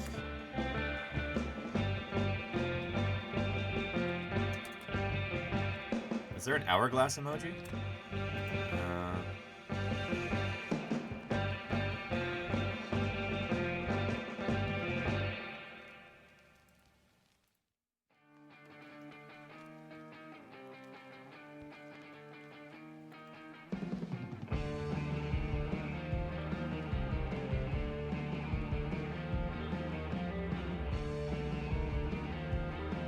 Alt text for this. An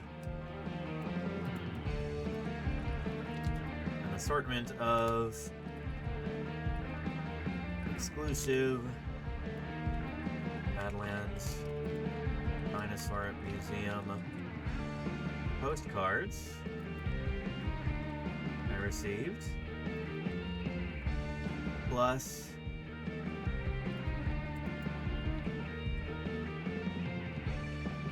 magnets of a Ambliosaurus skull and a Displetosaurus, not Horneri, Wilsoni.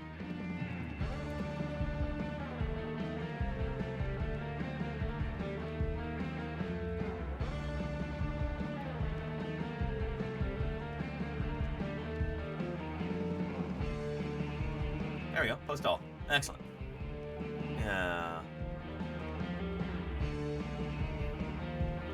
Here's a link to this if anyone would like to interact with this post. There you go.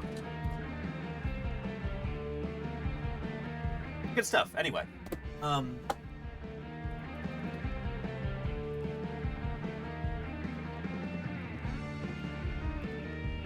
couple things I wanted to show you on here.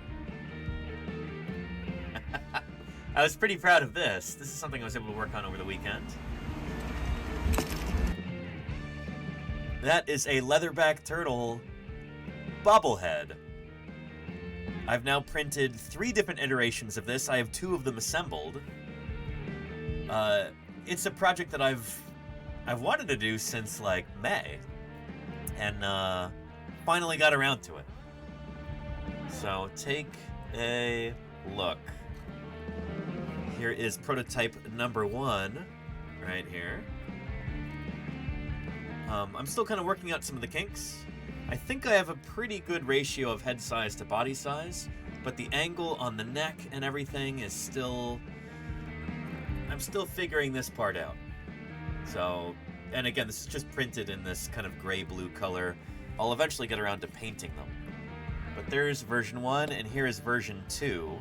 I've got the head at a different angle here. And, I think I like it a little bit better, but still working on this. Yeah, and I have a Ceratopsian bobblehead already, Crimson Carnotaurus. I've got a Triceratops one. It's store-bought in my car, but you can't find leatherback turtle bobbleheads anywhere. You can check. They do not exist, as far as I know. So I thought this would be really cool to have, and I should be able to give these away as gifts to other leatherback turtle researchers and conservationists. This next year, and maybe I'll even put some up for sale. So I like to think somebody would buy this. I want to do a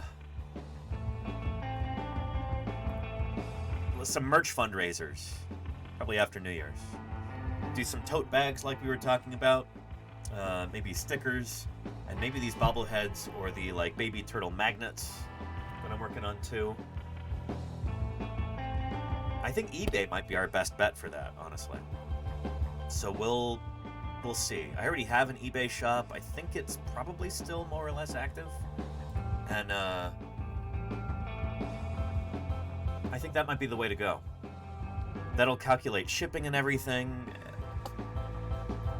The infrastructure there, I think, might be just right for this kind of thing. So yeah. Yeah. It works, says Golganek. eBay? Yeah. Yeah.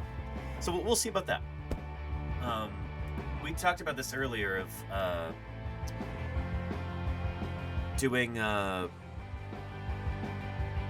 various bits of merch like tote bags. I need to talk to some of my contacts in the leatherback world.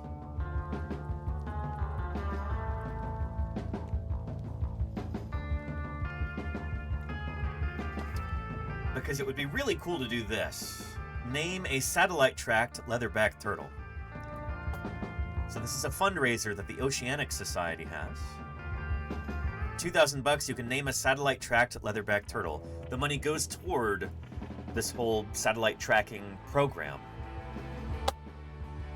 For that much, you can name a satellite-tracked leatherback turtle and follow its migration. Beyond supporting leatherback conservation, you will receive permanent recognition on our satellite tracking platform, where you can follow your turtle's movements. I think it would be really cool to be able to track our turtle every day on stream.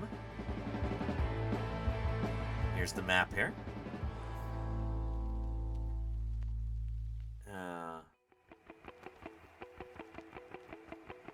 Oh, I wasn't sure how you get them to work. Oh yeah, it's just a bobblehead, Golganek. I've already mastered bobblehead technology. Anyway, this is super cool. So you can track these individual turtles on the map. Yeah.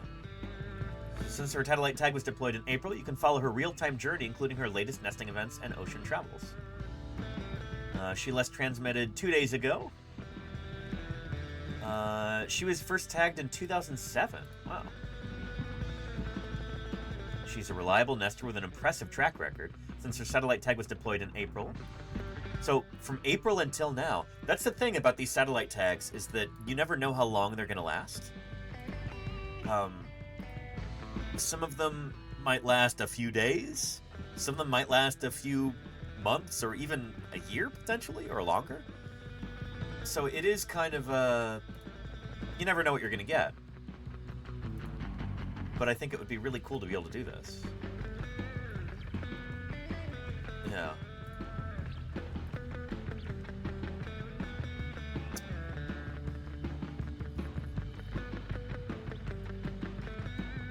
Anyhow, pretty cool stuff. So I would love to be able to do this next year. I want to get in contact with the Oceanic Society, and I think that would be a nice way to make a direct contribution to leatherback turtle research and conservation. We'll raise the money to do this through merch sales, by the way. I don't want people to just donate. I want you to get something in return. Some cool merch. Everybody wins.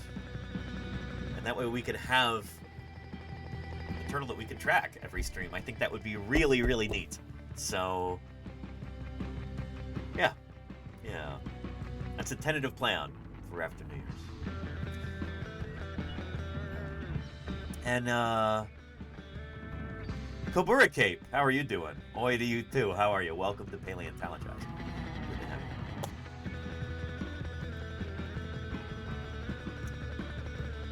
you. Alright, did a blue sky post. Let's do Metazua, and then we'll talk about our science collab on Saturday. And Urgle Wurgle, thank you for gifting Kobura Cape. Appreciate that. Good stuff.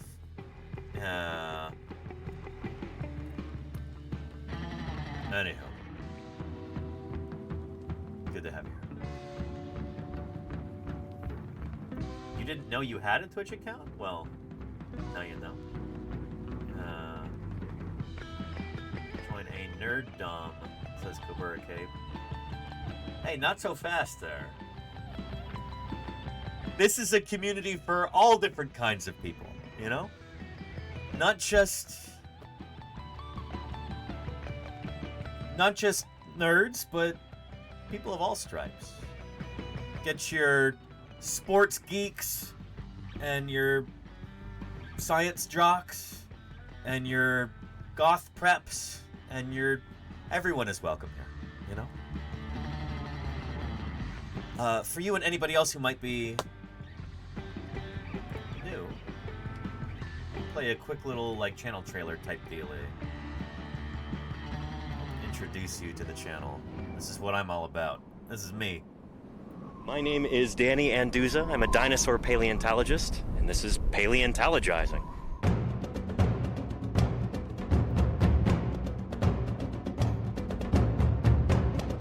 Even you, Mustache Mike, yeah. Science isn't just test tubes and beakers and white lab coats. What we're doing out here is science, too. We're testing hypotheses by excavating these fossils. Join me for museum tours, interviews with other paleontologists, audience Q&A, 3D printing. It's pretty big. Who thought this was a good idea? And of course, live dinosaur digs. A limb bone from a new duck-billed dinosaur. I invite you to tune in and experience the adventure of fossil science. There you go. That's what we're all about here. And we're going to be getting big into leatherback turtles this next year, too. We're already on our way, but very excited about that. Yeah. Yeah, Crimson Carnotaurus says, what about dweebs? We love dweebs around here. Dweebs, dorks, preps, jocks, whatever, skaters and band kids and unbanned kids, everybody. Gotta teach them all. There you go, Claire. Yeah. Well, that's the thing, is that paleontology, there's so many different ways to be a paleontologist, and there's so many different modes of doing paleontology. I want to really get that idea across. No joke. I want to help show that in these broadcasts. We're going to be meeting a lot of other paleontologists this year as well. Quite a few, hopefully, like in the hundreds. So I'm excited about that. Yeah. Banned kids or banned kids, says Dr. Hubs. Yes. Well, unless they're banned from this channel, in which case, no. But yeah. Emos too. There you go, Charlie's Dragon. Yeah, yeah. Emos and the annoyingly cheery. They're all welcome here. You know? I probably fall into the latter category. And Nerdo We Know, thank you for the collab on Saturday. Hey, most fun I've had on Twitch for a while. Nerdo We Know, it was an honor to be part of that. And let me show people what we were talking about. I think this should be up on our YouTube already. It is. Bengar. Thank you, Claire, for posting this. Excellent. First found. It was named Nanotyrannus back in the late 1980s. Yeah, some of you were here for this, and some of you weren't, but we had our annual holiday science on stream kind of roundtable discussion. And so if even 1% of the time those references are hallucinated, it's a major problem. I was reading an article. Anyway, I'm talking too much here. The 40 samples, we collected 40 samples. Here's Volcano Doc. To analyze 7 of them is $4,200. Yeah, So it's sometimes more expensive than that too. Yeah. Yeah. Try to do some course development, whatever the heck. Anyway, this is a lot of fun. Thank you again to Nerduino here for putting this together. Yeah, because everyone wants science for Christmas. We do, Charlie's Dragon. Yes, indeed. Here's a link if you'd like to watch that. But again, can we get a shout out for Nerdowino, who, if you're not familiar with Nerdowino, current astronomer, former NASA scientist, and current science outreach streamer. Nerdowino does all kinds of cool stuff. Live astronomy, discussion of science news. It's a nice, chill, cool place to hang out, too. Like, it's so nice to be able to go to a place and talk to somebody who really knows what they're talking about. You know? Not a dilettante, but somebody who... he's legit, you know? I think that's one of the things that makes Twitch appealing as a platform, is this idea of authenticity. You know, whether you're just, you know, you hang out with somebody because they're authentically chill, or you hang out with somebody because they're authentically a NASA scientist and astronomer. How cool is that, you know? Go follow Nerdowino. He's going to be, I hear, doing a partner push this next year, and very excited for him. We need more science streamers who are partnered on this platform, so I'm going to be doing everything that I can to support him in that journey. At that time, the land of the planet was clumped together in one vast supercontinent. Diziet Sma. Dinosaurs soon occupied every corner of that world. Thank you for the 4 months of support there. Danny, I'm a science nerd and proud of it. Good for you, Diziet. You are always welcome here. Thanks for being part of this community. Thank you for your ongoing support. I really appreciate it. Yeah. Oh, and Charlie's Dragon's using the necklace command. I actually have a different necklace right now. I need to remake my Z-Cole one. I had a bit of a mishap with that. So this one's a Tyrannosaur tooth. It's a long story. But, yeah. Yeah. But yeah. I didn't know what dinosaurs was all about until these boys come. Crazy in that DK. Thank you so much for the 50 months of support. Holy cow. I appreciate you being here and keeping me here online for that long. 50 months. And yeah, we are coming up quick on the end of the year. Today's the 15th. I should actually make some modifications to this. Edit. There we go.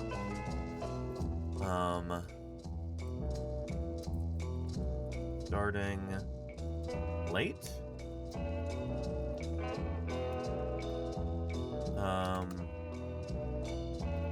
I'm hoping we need to reach out to Andrew, make sure that we can do an interview with him on Wednesday. But hopefully we'll be doing an interview with Andrew Milner. Either Wednesday or Thursday. We'll figure it out. But yeah, that'll be good. But yeah, holy cow. Christmas Day is next Thursday already. Holy moly. No stream on that day. I'm going to be busy. But I'm going to be streaming Monday, Tuesday, and Wednesday leading up to it. Yeah, it's going to be good. In a week, the days start getting longer. Yeah, I can shoot on... When is the winter solstice? Is that the 21st or is it the 20th this year?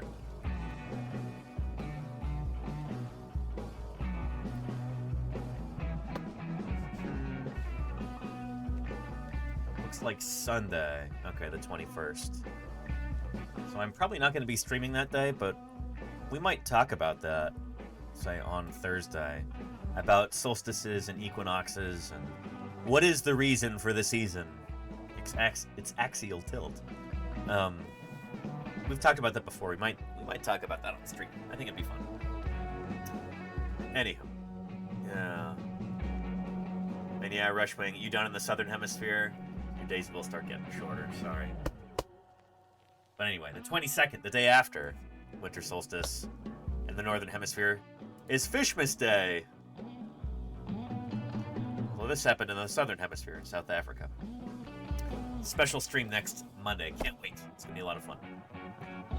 Anyhow. Good stuff. Before we run out of time, let's go do Metazoa, shall we?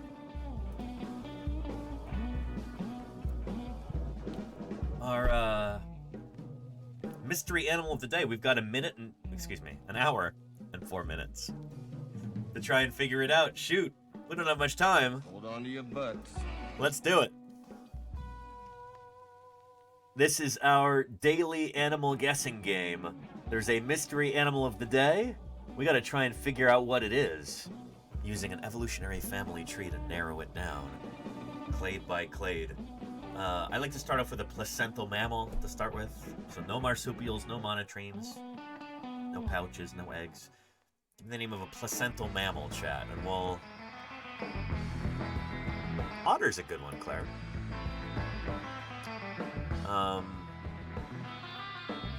Do sea otter to start with. Okay, it's not an otter, but it is an amniote. I'll show you what that means, chat. So this is our tree of life. I like to talk about this pretty much every stream because it's such an important concept. This is the one fundamental idea in all of biology. And it's kind of insane that, like, in most biology classrooms in the United States, this, like, never gets mentioned. Because a lot of people are, like, kind of really scared of this basic fundamental scientific concept that all life on Earth is one, all living things are related to one another. I think that makes a lot of people really uncomfortable, especially people in power, especially, like, well, creationists, not to put too fine a point on it. All life on Earth, as far as we know, at a single origin point about 3.5 billion years ago. Every living thing on our planet is related. We'll use this Tree of Life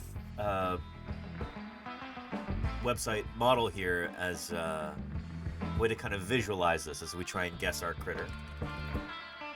Metazoa, the game, is named after the clade Metazoa, which is the animals. It's the scientific name for this clade. A clade is an evolutionary group that includes the ancestor and all of its descendants. So as far as we know, all animals descended from a single common ancestor about 650 million years ago. They all came from the same place, and thus they're all related. Metazoa is the name of that clade. Metazoa is the name of the game. It's kind of a play on that word, Metazoa. We guessed sea otter, which is what? An Hydra lutris. There we go. Sea otters are over here.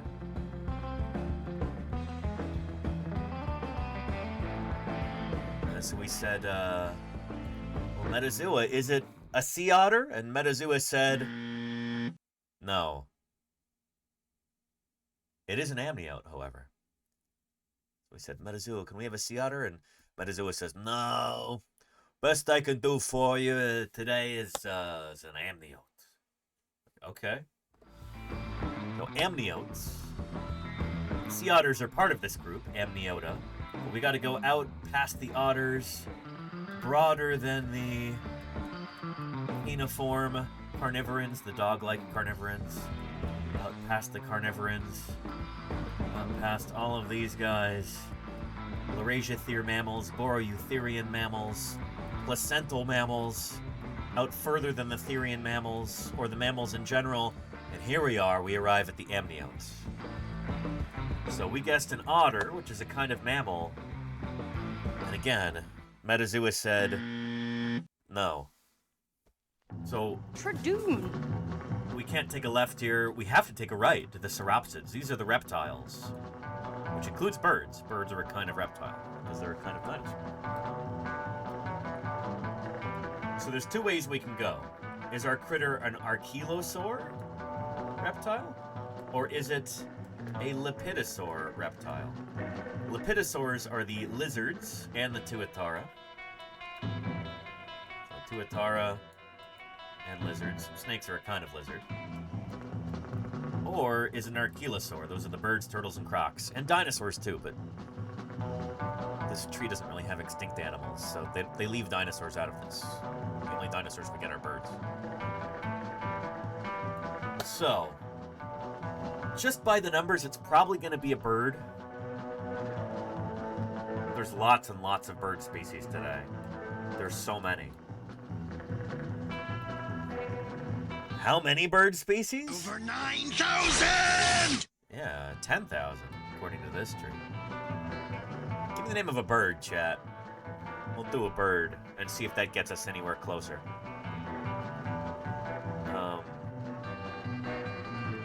Yeah, associate pathogens, is that Greek?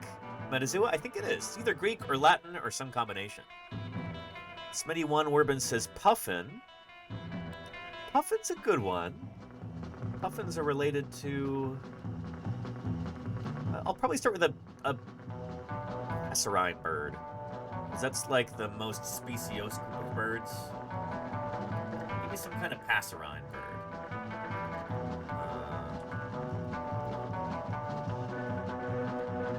These guys. There's over 5,000 species, almost 6,000 passerine birds. So it's the majority of bird species today are within this group. Puffin's your favorite bird? They are very cool, Iacane. They're very cool. It's funny, because so far nobody is saying the names of... Oh! A cuckoo is a passerine bird. Do they have cuckoo in here? They don't. Sorry, Kennedy. And Shark Geek, hey, I will see you later. Thank you again for being here. Can we get a shout out for Shark Geek again? For takes off.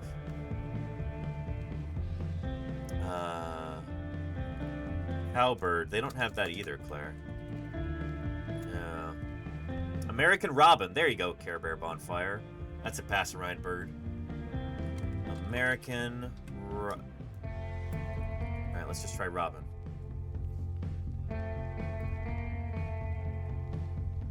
Okay. Our critter is a saurian. It's not a bird. You know what that tells me? This is kind of frustrating because... Yeah. So what are saurians? Saurians are the group that includes the archelosaurs and the lepidosaurs. So here, saurian is essentially equivalent to sauropsid. There's a bunch of extinct reptile groups that fall outside of Sauria, but all living reptiles are saurians. Yeah. So that tells us our critter has to be a lepidosaur. It's probably not going to be a tuatara, because there's only one species of them. Just by the numbers, it's going to be some kind of squamate. Let's, here.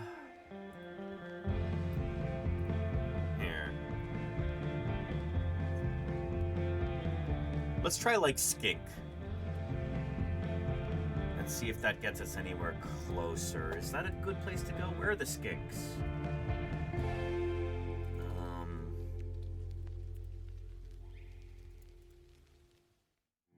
Skinkiday.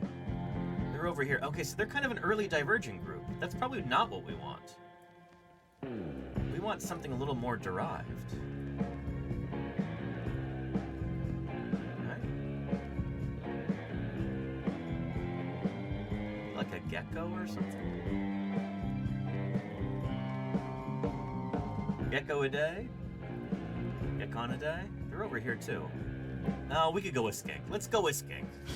So I can see that my 50,000 a year has been well spent. Holy cow, Balint! 6 months at tier 3, 56 months total. Oh my goodness, I don't even want to read that out loud. You're gonna make me blush, Scion Streams. Balint, thank you so much for the 56 months of support. Really appreciate your encouragement and your friendship. If anybody's not yet following Science Streams, you are missing out. I was just thinking this morning, like, I should give Balint a call. I'll see if I have time for that sometime this week. Anyway, appreciate you, Balint. Holy cow. Good stuff.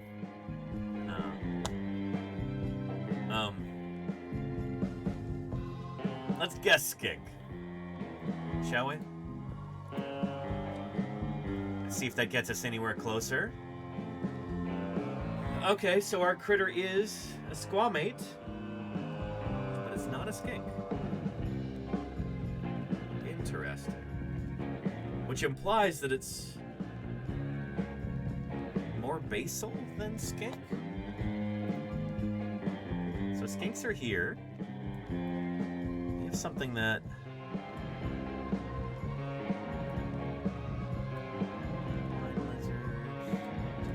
it's probably some kind of gecko.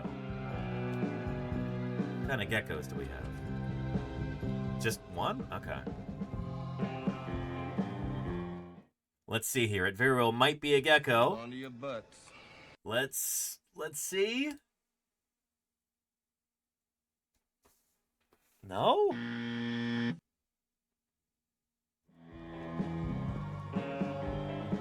That's frustrating.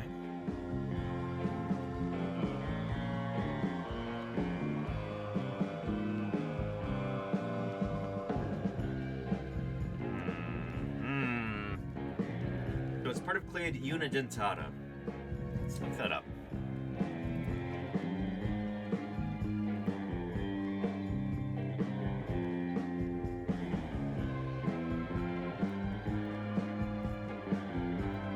Did I spell it wrong?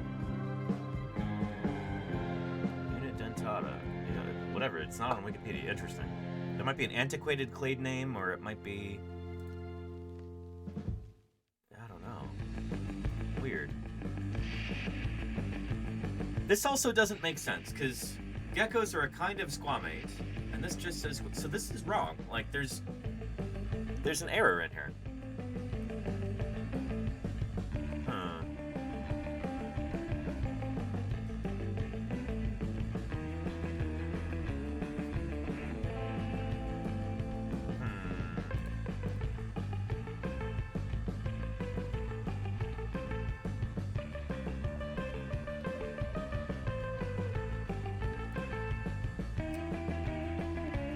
Yeah, they don't have a Wikipedia page, which is weird, Charlie's Dragon, yeah. Anywho, so... It's something more derived than a gecko.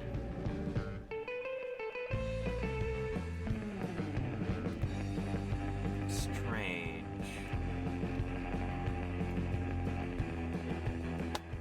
Let's search lizard and just see what our options are for anything with lizard in the name.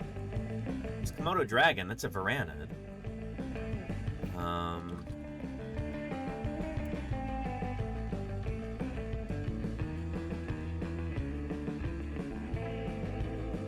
Let's give that a try. Komodo dragon.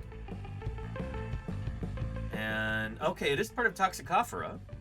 It's not a Komodo dragon. It's probably going to be a kind of snake. Sea snake, rattlesnake. Let's look at our snakes on here. It could still be something like an iguana. But I think it's probably going to be a snake. So we've got over 3,000 species of snake today. Very successful group. And then I think pretty early on you have a split between the constrictors and between venomous snakes, right? Maybe not. Oh man, this could be tricky.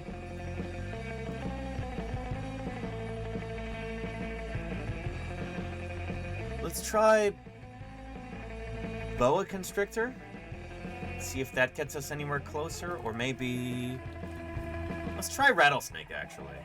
Sometimes the picture that they show here is a real hint, and I usually am way overthinking it. So let's try and go with the obvious thing. And I don't actually... I might be totally wrong with that, aliens, about whether there's a split early on between venomous and non-venomous snakes. Because I know pit vipers, they're definitely venomous. I don't know if slug snakes are. Sea crates certainly are venomous. There's boas here.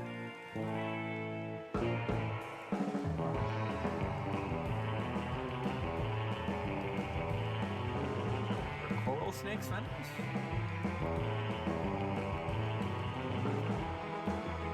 Non-venomous. These are not venomous. Maybe there is. Maybe it's everybody from here on, or from here on out is venomous.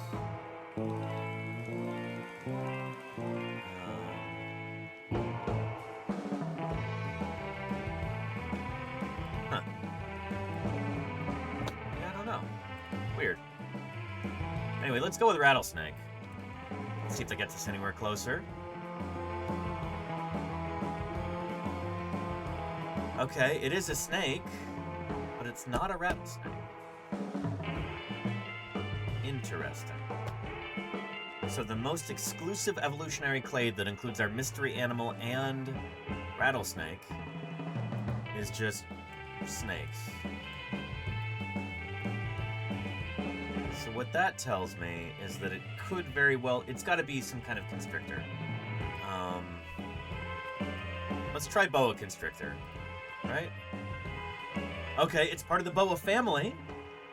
Oh boy, we're already 7 guesses in too. This is not great. We're not doing so hot.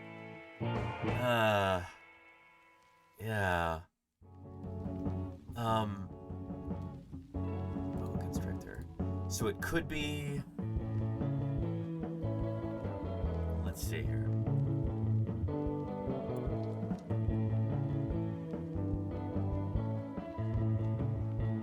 We had, what was it? A little while ago, we were trying to figure out if it could be a python or an anaconda. And we went with python. And we were trying to figure out, remember we held a poll? Burmese python or green tree python? Which one won, chat? Do you remember? Because it turned out to be that critter. And I don't think they repeat these very often. So if we can figure out what that was. It was green tree, but thank you, Petrodactylus and Vulcanite. Okay. So, what I'm going to ask now, we'll do another poll. Since it's something in Boinae, which is like the subfamily that includes the boa constrictor.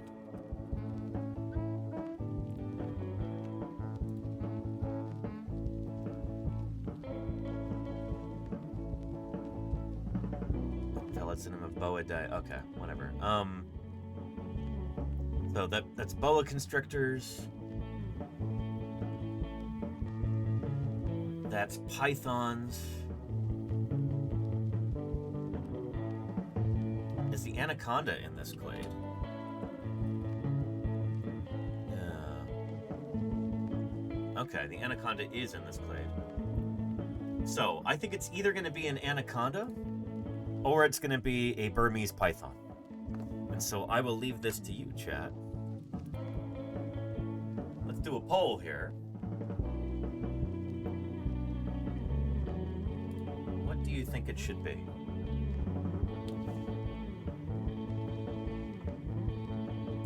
New poll.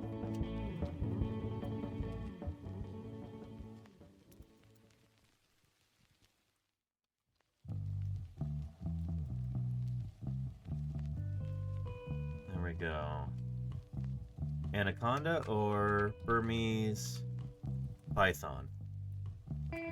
Start. Again, I feel like it's a coin toss, so you get to pick which one we guess. And we'll go from there. Yeah.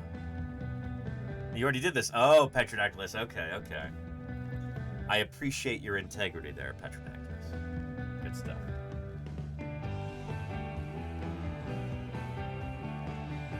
Anaconda is winning so far.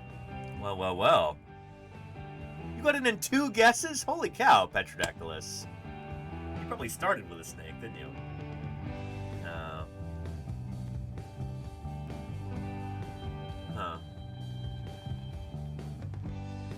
Corvinus. I got that song reference. Oh no. Here we go. Looks like Anaconda is going to run away with it. To the extent that snakes can run. With 67% of the vote, Anaconda takes it. So, we're going to go with Anaconda here.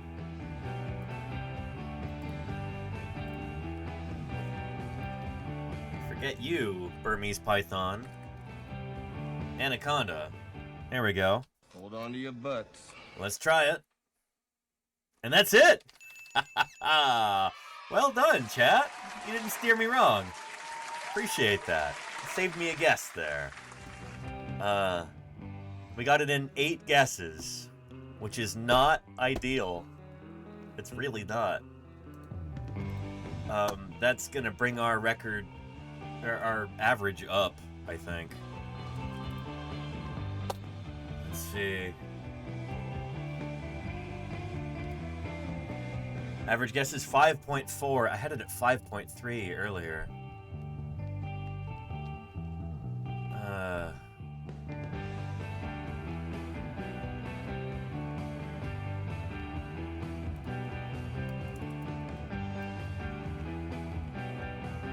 Not my strongest showing,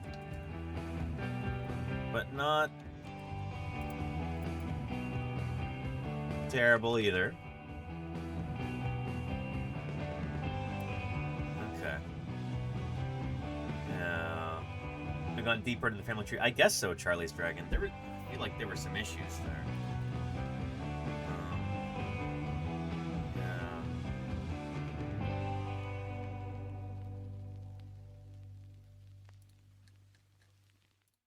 Anyway. Metazoo, everybody.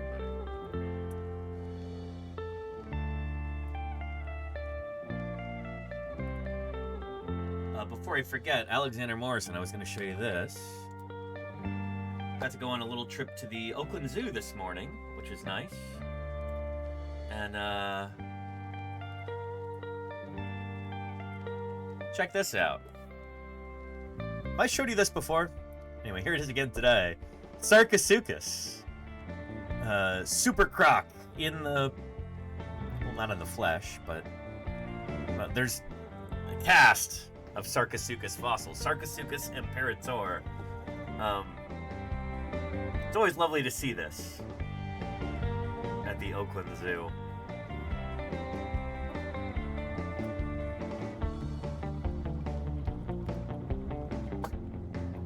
An incredible animal, Sarcosuchus. One of the largest crocs that's ever lived. From the early Cretaceous of North Africa. There it is with Suchomimus there. It's a kind of a croc-snouted dinosaur. Sarcosuchus gets, it seems, maybe significantly larger. Anyway, really neat.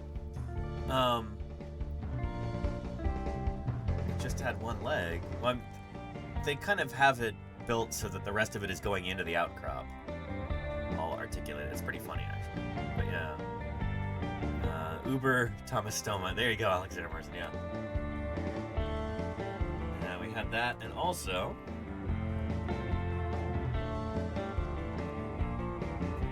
big Cretaceous sea turtle, too. It's about leatherback size. This might be, I don't know if that's Protostega or somebody else, but pretty cool. I should have tried to photogrammetrize the skull so I could print one at home, but I didn't think about doing that. Anywho, neat critter. Yeah. It's really nice to be able to just pop over to the zoo and go there like right when it opens, when there's almost nobody there. It's fun. I really like having a zoo membership. I would recommend getting that if you can afford it, and if you have a local zoo, think about supporting them. You know, they could always use the money, and it's a great place to just be able to go hang out, honestly. Early on a... most people work a 9-to-5 job, so most people can't go early on a weekday, but yeah, I don't know. I'm lucky to have the job that I do, streaming here on Twitch, and so it's nice to just be able to go to the Oakland Zoo. I live pretty close by. It's not a long drive. Really gotta go more often. But yeah. Should have changed your shirt for each exhibit. I brought one shirt, Diatoms. Yeah. And it was cold this morning, so people were looking at me going like, the zoo docents, volunteers were like, one lady almost asked me, like, did you get mugged or something? Where's your clothes? Like, what do you mean? I was wearing a t-shirt and shorts. It's not that cold.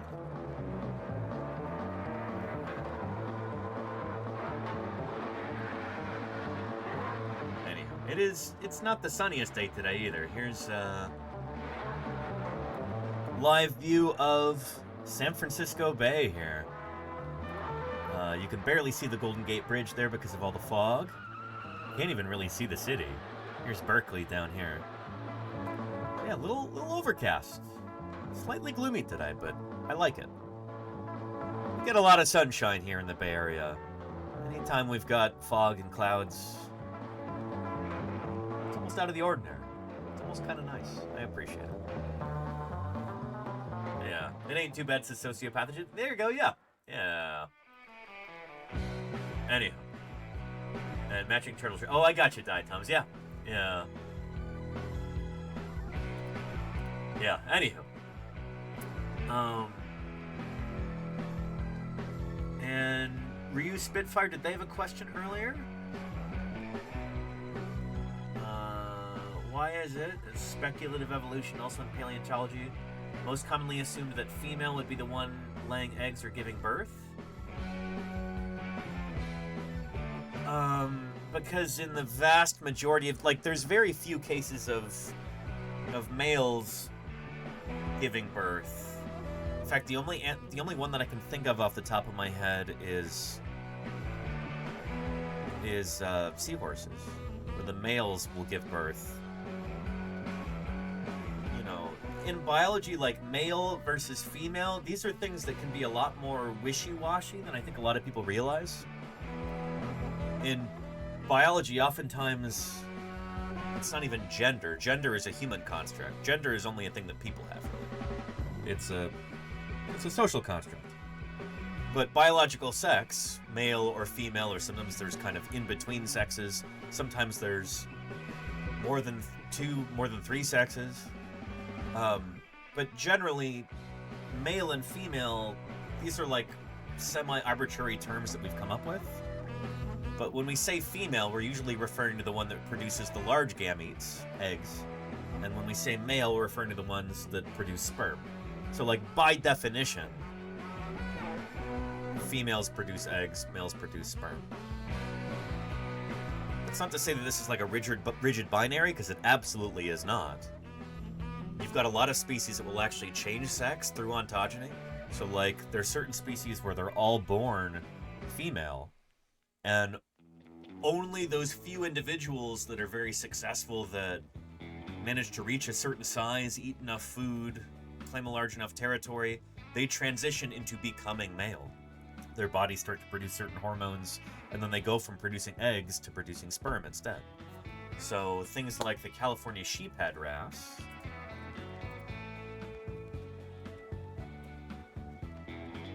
there we go. These are all born female. And what's funny is they're only showing pictures of males here, because the males are the big impressive ones that people want to catch. But they are born smaller, and they're born female. They look like this. Like this. There we go. There's a female, probably a little on the younger side. Yeah. So anyway, that's why. When we use terms like male and female, we're referring to the types of gametes that they produce. That's sort of an oversimplification, but I hope it makes sense. Yeah. Yeah. An interesting commander, Caleb. Yeah, people are complicated when it comes to accepting or rejecting science. It's a thing.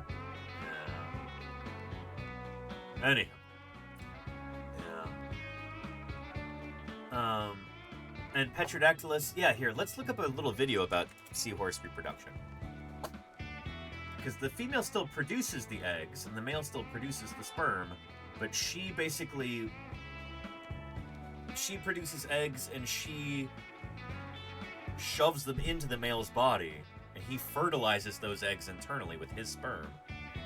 And then the young develop.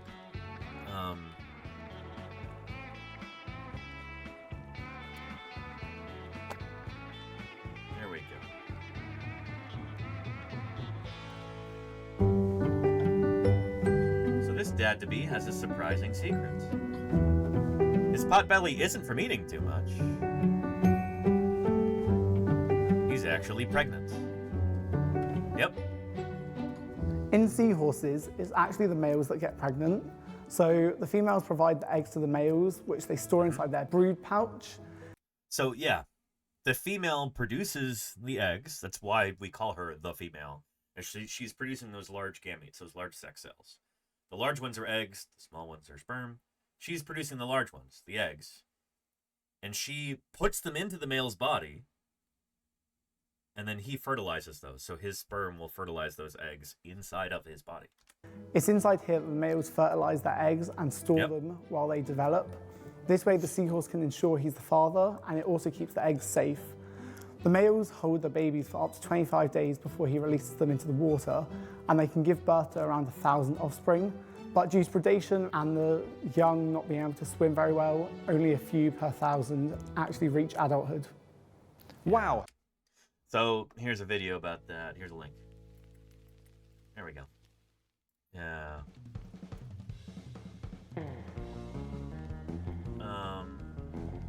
Yeah, and diatoms attacks is if you have no males in the population. One goldfish will swap in as a male. Not sure how they pick, though. Yeah, there's, Here, I did a special stream all about this sort of thing a couple months ago. Let's find that.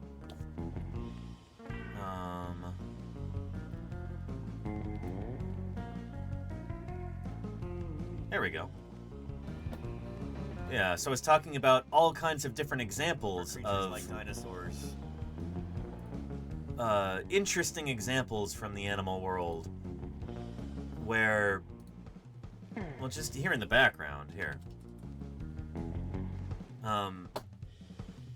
Yeah, whether we're talking about California sheephead wrasp, where they're all born female and then they turn male over time if they've been successful enough. Komodo dragons, where they can give birth without the involvement of a male. The females can essentially clone themselves. No sperm involved. California condor, it turns out, can do the same thing. You have birds like this northern cardinal right here, where they can be born half male and half female. So birds have chromosome determined like biological sex. So it's determined by chromosomes. So like one half of this bird had a certain chromosome and the other half had the other. So it's like, what is it called?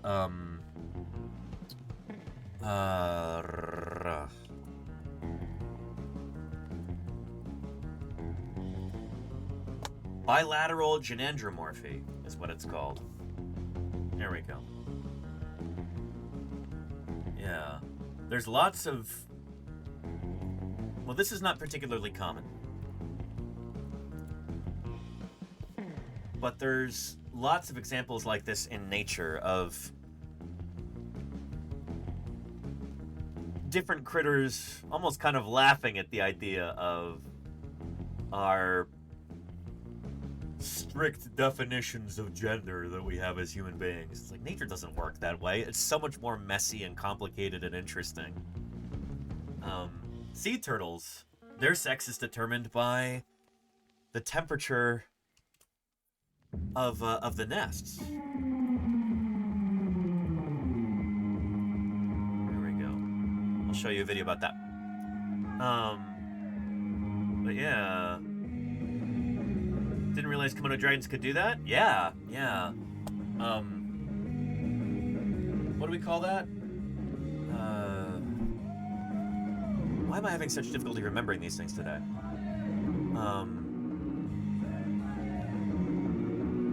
What's the term called? Parthenogenesis. Thank you, Alexander. Yeah. Crocs have been known to do that too, I think. But crocs also have temperature-dependent sex determination, which is really interesting. Here it is for turtles. Lovely video from Noah Fisheries here. So traditionally, most of what we know about sea turtles come from the nesting features That's where we have easy access to the animals. Females come up on these tropical beaches and lay their eggs in warm sand, and the female green sea turtle, for example, will lay about 100 ping pong ball size eggs, and she may lay 2 to 8 nests within a season. That's cool. I thought so. However, the number of nesting females on a nesting beach is not always a good measurement of the overall health of a population. Today, conditions on nesting beaches are changing, and we're seeing a general trend of warming now.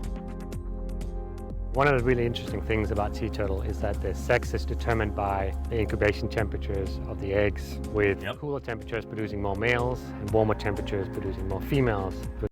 So there's almost a mnemonic that you can use to remember this, or a little memory trick. Like, oh, well, which one is males or females? Higher temperature? It sounds crude, but easy way to remember it is hot chicks and cool dudes. Higher temperatures yield more females. Lower temperatures yield more males. So with global warming happening, as with our climate changing and getting warmer and warmer every year, guess which sex is becoming more common, you know?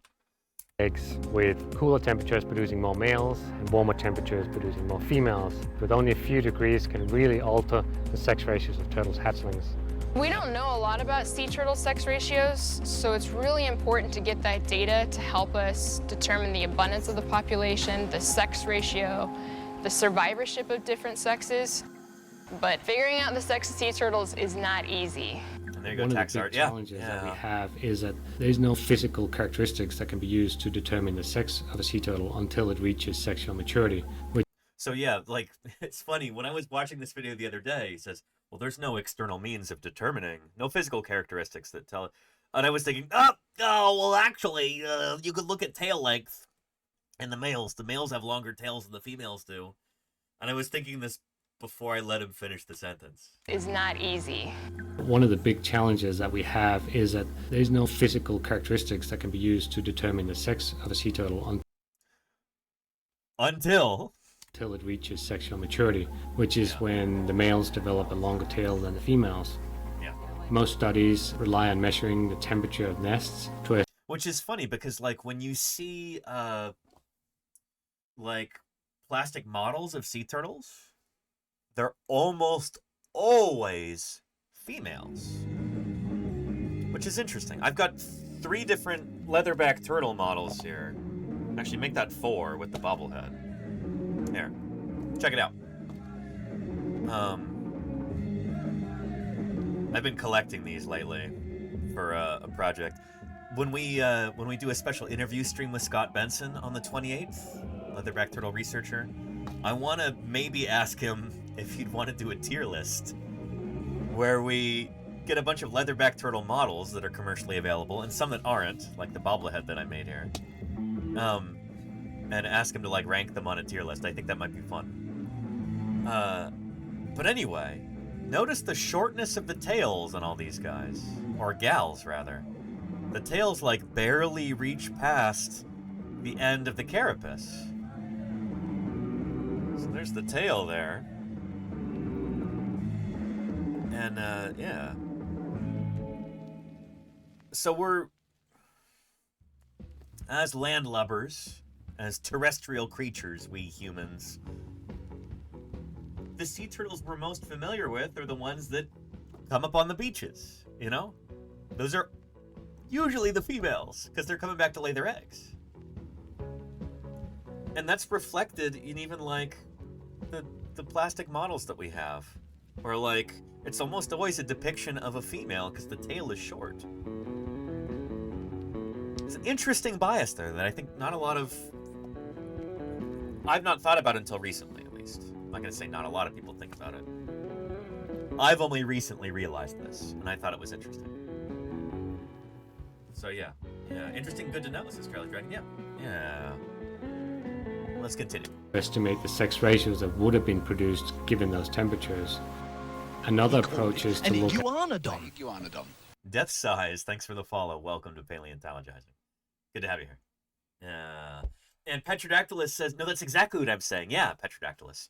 Could be they're using turtles on beaches as a common image reference, and the odds are those are female. That's exactly what I'm saying. Yeah. Sorry if I wasn't clear. But, yeah. That's the idea. Is like, when's the time that you can actually see a... Well, what's funny, too, is that, like, with this model right here, with most of these, look, it's meant to be resting on a substrate like this. And so, where do you find reference images for a turtle doing this? Well, it's going to be a turtle up on the beach. And thus, it's going to be a female. The female leatherbacks are the only ones who ever come up on the beach. The males never do. Unless they're like on the verge of death or severely lost. Or it's extremely rare to find a male leatherback on the beach while he's alive. The females are the only ones who really do that during adulthood. So yeah. No, you're good, Petrodactylus. Thank you for the opportunity to further emphasize that. But yeah, it's like the females are the ones that we're the most familiar with because they're the only ones who come up on the beach, you know? Got the sex ratios of sea turtles at a foraging ground. The foraging grounds give... And how do we know how long it takes a turtle to mature? Do we know? We do, Flickster. It's about 20, 25 years before they're sexually mature. They take a long time to get old enough to be able to reproduce, it seems. And they might even talk about that in this video. Look at the sex ratios of sea turtles at a foraging ground. The foraging grounds give us a unique opportunity to look at the overall population because it's many years of different turtles being born on different nesting beaches which come to these foraging grounds. So you have immature turtles, which can be anywhere from 2 to 20 years old, and then you have 2 to 20 years old for immature turtles. Good, it is this video. I'm glad it is. I'm glad we had it right. mature turtles, which are generally 25 to up to 50 years old.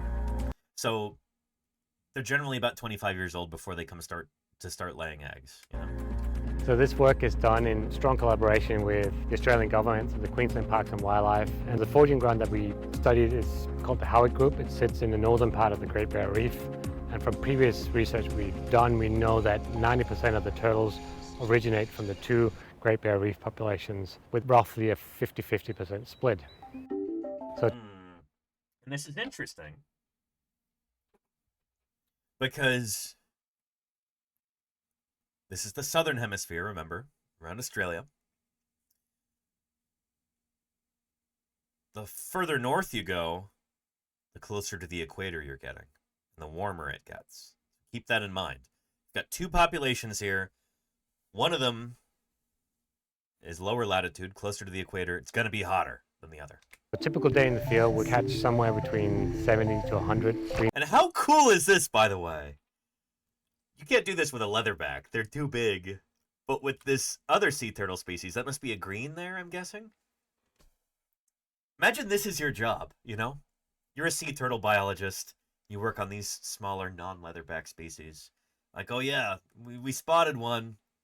Time to go get it. What do? So a typical day in the field. You jump off the boat headlong into the water and you just grab this turtle bodily. Like, take a look at this. This is nuts, you know? Oh, and I love that they put the text here. So they have a permit to conduct this research. It is otherwise illegal to touch, capture, or harass marine turtles. There you go. Yeah, carpe turtle. There you go, Golkenek. Yeah. Very hands-on science, Turtles Dragon. Yeah. Yeah. We'll catch somewhere between... Wow! How cool is that? Holy moly. What a cool job to have, you know? Get to help protect an endangered species, and you get to leap off of a boat headlong into the water to capture it. Under a permit. Nobody else is allowed to do this legally. How cool is that, you know? 50%. What a privilege. So a typical day in the field will catch somewhere between 70 to 100 green turtles in a day. After the turtle is caught, we take it back to the boat, we measure and tag it. We also take a blood sample that we use. So that's not a green, that's going to be a... Is that a hawksbill?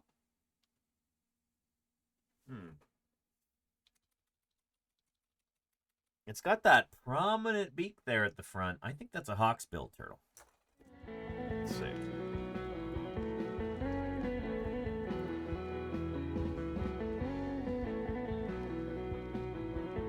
Hawksbill. Let's got those serrations, but we can't see that there.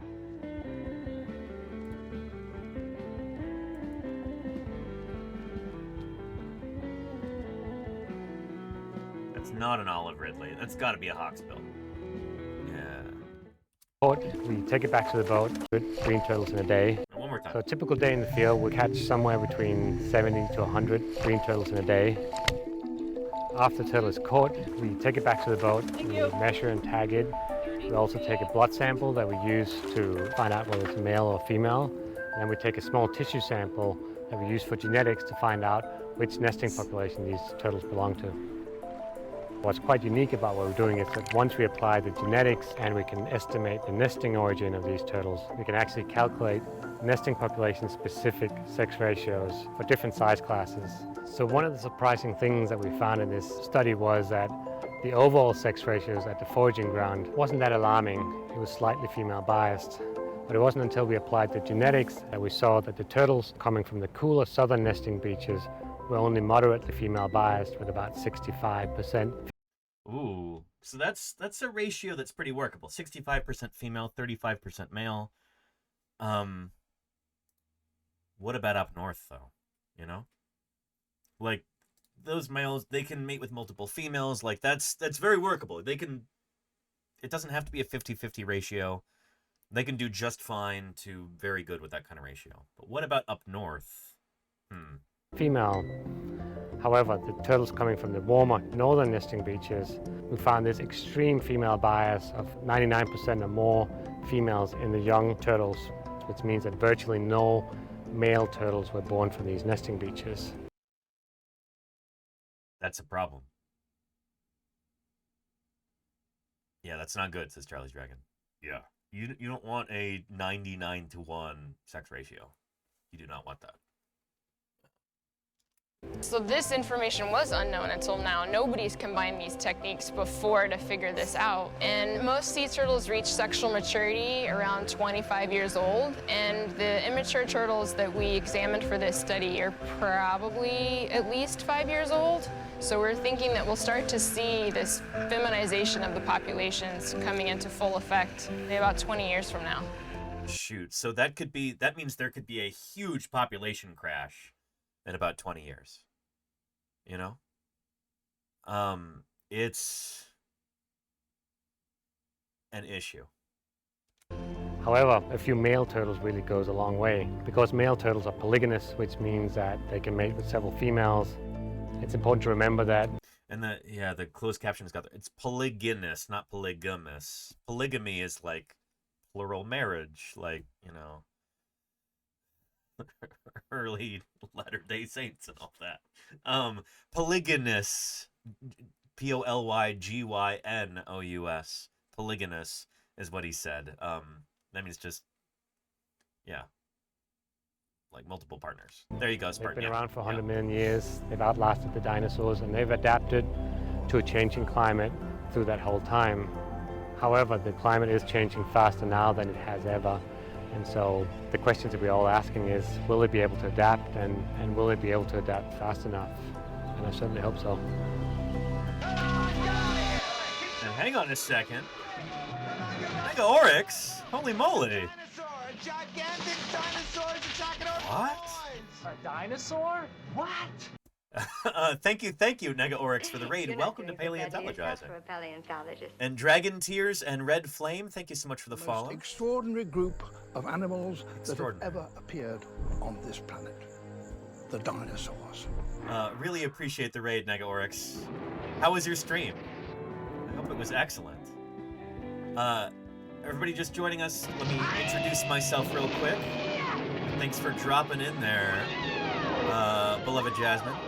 My name is Danny Anduza. I'm a dinosaur paleontologist. I'm here on Twitch trying to do some good old-fashioned science outreach. Talking about fossils, talking about natural history, talking about sea turtles, too. Which is work. And thank you, Spartan, for the 10 gift subs there. Look how excited this Tinimu bird is for your generosity there, Spartan. I really appreciate it, too. Holy cow. Oh, shoot! That belongs in a museum. The moon does exist. Thank you, Spartan. And thank you. I am Kush M. Aether. Look at all those chickens. Mercury, thank you. M12 Warthog, thank you for the follow, funny. too. I mean, you know. Dinosaurs are kind of fun. Good stuff. Yeah. And Han Pritchard, thank you for the follow, too. We've got a bunch of cool new people here, and I figure this might be a good opportunity to play a quick little welcome video for all the cool new folks. Like you, Danielle, and Shane H42. Dinosaur. First off, I want to say thank you very, very much, Nega Oryx, for the raid. I really appreciate it. And again, I hope you had an excellent stream. Thank you for bringing everybody over. Yeah. Wonderful. Without further ado, I want to introduce you to a good friend of ours, somebody we like to call Previously Recorded Danny. Hang on, goodness. He's very eager. It's been a little while since he's been able to come on and say hello to everybody. But he's going to tell you a little bit about who I am, what a paleontologist is doing here on Twitch, all that good stuff. So he's a lot better at talking about me than I am. So without further ado, thank you so much again, Nega Oryx, for the raid. Hang on, goodness. And Snow Eris, thank you for the follow too. I really appreciate it. Welcome, welcome. And Previously Recorded Danny, take it away. Thanks, present day Danny. Well, if you happen to be new around here, then welcome to Paleontologizing. You may well be wondering to yourself, well, if this is Twitch, then where are the video games? I'm gonna level with you here. I don't really do much in the way of video games. I'm a paleontologist. My name is Danny Anduza, and dinosaurs are my area of study.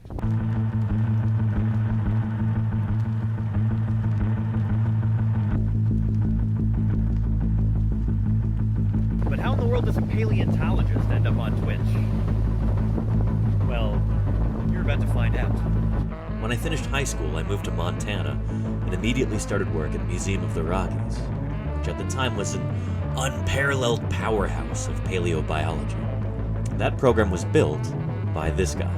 Famed paleontologist Alan Grant. Well, kind of. You consulted on that movie. I did consult on all those And they movies. said that the guy Alan Grant was you. Yes, yeah, well, fortunately he didn't get eaten. Meet Jack Horner, the real-life Alan Grant. He's one of the most prominent and controversial paleontologists in the country, a dyslexic MacArthur Foundation genius who never finished college and who says he doesn't care why dinosaurs went extinct. To him, the important part is how they lived. It was at Museum of the Rockies, under the auspices of Jack Horner, that I learned how to be a dinosaur paleontologist.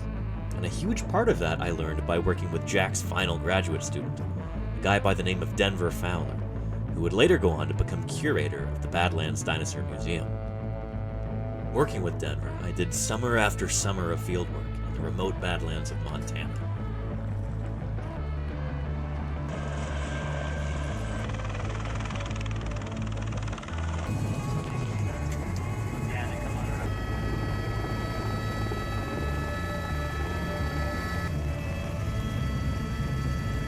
Together, we dug up more dinosaurs than we knew what to do with, at fossil sites numbering in the hundreds. In 2012, I discovered a new species of ceratopsian dinosaur, hopefully soon to be published. The next year, we excavated the world's smallest and youngest Tyrannosaurus rex. Then, we dug up a brand new ankylosaur. Montana's news leader. 5 paleontologists are excavating what looks to likely be a new species of armored dinosaur. We found its head, and we found parts of its armor and plates, and so it should be a new species. Not bad, right?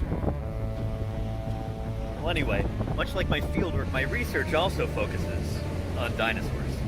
For example, here's Triarchunkus, the last of the Alvarezsaurs, just published in July of 2020. One of my current projects focuses on Spinosaurids.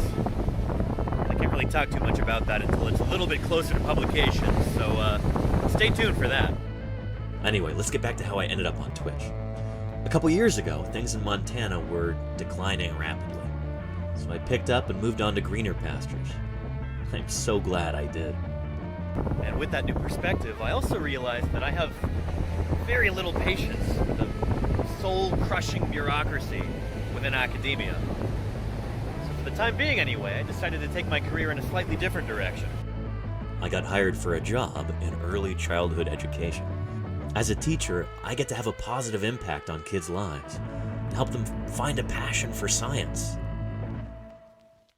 Then, when COVID-19 showed up, the school had to close. But that didn't stop the teaching or the learning. We just moved online. All right, friends. So, we're going to be looking at a book in a little bit, but I thought we'd start off with a song. At 3, 2, 1. Oh, give me a home where the hadrosaurs roamed, where triceratops bellowed and grazed, where erosion uncovers bones we seek to discover, for to strike the whole world amazed. Home on the range, where the deer and the antelope play, where seldom is heard a discouraging word, and the skies are not cloudy all day. It was a pretty easy jump from teaching online to streaming on Twitch. I had my first broadcast in May, and I've been on here ever since. Now, I believe pretty strongly that any good scientist should also be a public servant. In my opinion, talking to everyday people about her science is one of the most important things that a researcher can do. I now have a golden opportunity to reach out directly to people where they are. This is what I'm all about, and now, thanks to Twitch, I get to share it with you. And I'm so happy to be able to do so. It's my intention to continue this mission of education by answering your questions, providing good science content, and working to grow this channel. And if you could help by following, or if you could afford it, by subscribing, I would be deeply grateful. So anyway, to my regular viewers, thank you again for sitting through this. To everybody who's new, welcome. I'm genuinely, earnestly glad that you're here. I hope you stick around. We've got a remarkable little community here, and I'd be delighted if you'd join us. Anyway, let's go ahead and get back into it. So, present day Danny, back to you. Well, thank you very much, previously recorded Danny. He'll tell you that in nature... And thank you, Mom Red Emily, for the follow. Appreciate that. Nega Oryx, thank you so much again for the raid. Really appreciate it. And I just remembered where I've heard your username before. I wonder if how common this is, but I don't know. I don't really watch too much Twitch, and I'm not really on a lot of social media or anything. But I recognize your name from a book. From this book. I listened to the audiobook earlier this year. It just came out earlier this year. I want to say around springtime. Stream Big, The Triumphs and Turmoils of Twitch and the Stars Behind the Screen by Nathan Grayson. You were profiled in this. You came across really well in it too, I want to say. Like, relatable and charming. Anyway. I'm a little starstruck right now. Welcome to Paleontologizing. It's so good to have you here. And, welcome to Nega Oryx's community. Let me know if you've got any dinosaur questions or anything. That's what I'm here for, you know? When I'm not here in my office, going over new paleontological discoveries, new publications, interviewing other paleontologists over Zoom, doing Q&A, all that stuff, then I'm usually out in the field, digging up fossils, streaming it live. I don't know if that was really covered in the video, but... Do you think dinosaurs are put together correctly? The bones. And thank you, Spooklog, for the follow. Welcome. Do a research on that, Oliver. I never... And Lady Lewinil says, yes, this book, yes, Head Pritcher, yeah. Good stuff. And yeah, Trixie Buttons, yeah. Negaworks is in that book. Again, I'll give you a link. can get it wherever fine books are sold. If there's an independent bookseller near you, see if you can get it through them. But, yeah. Layla Tari says, what are your thoughts on Nano Tyrannus being valid? Here, hang on a sec.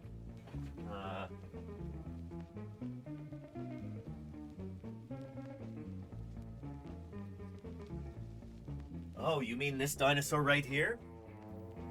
This is the Cleveland skull, which now is Nano Tyrannus. Up until that paper was published,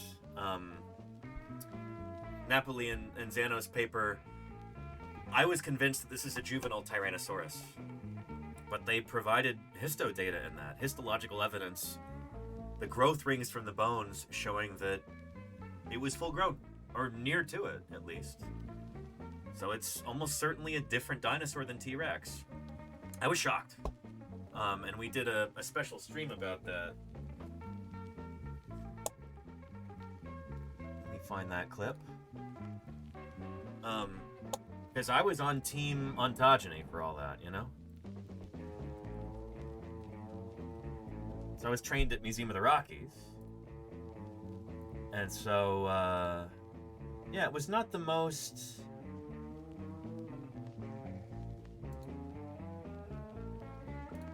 I wasn't the most thrilled with that news, but that's the thing. When you're a scientist, you might be very fond of a particular hypothesis, and sometimes you just have to let it go.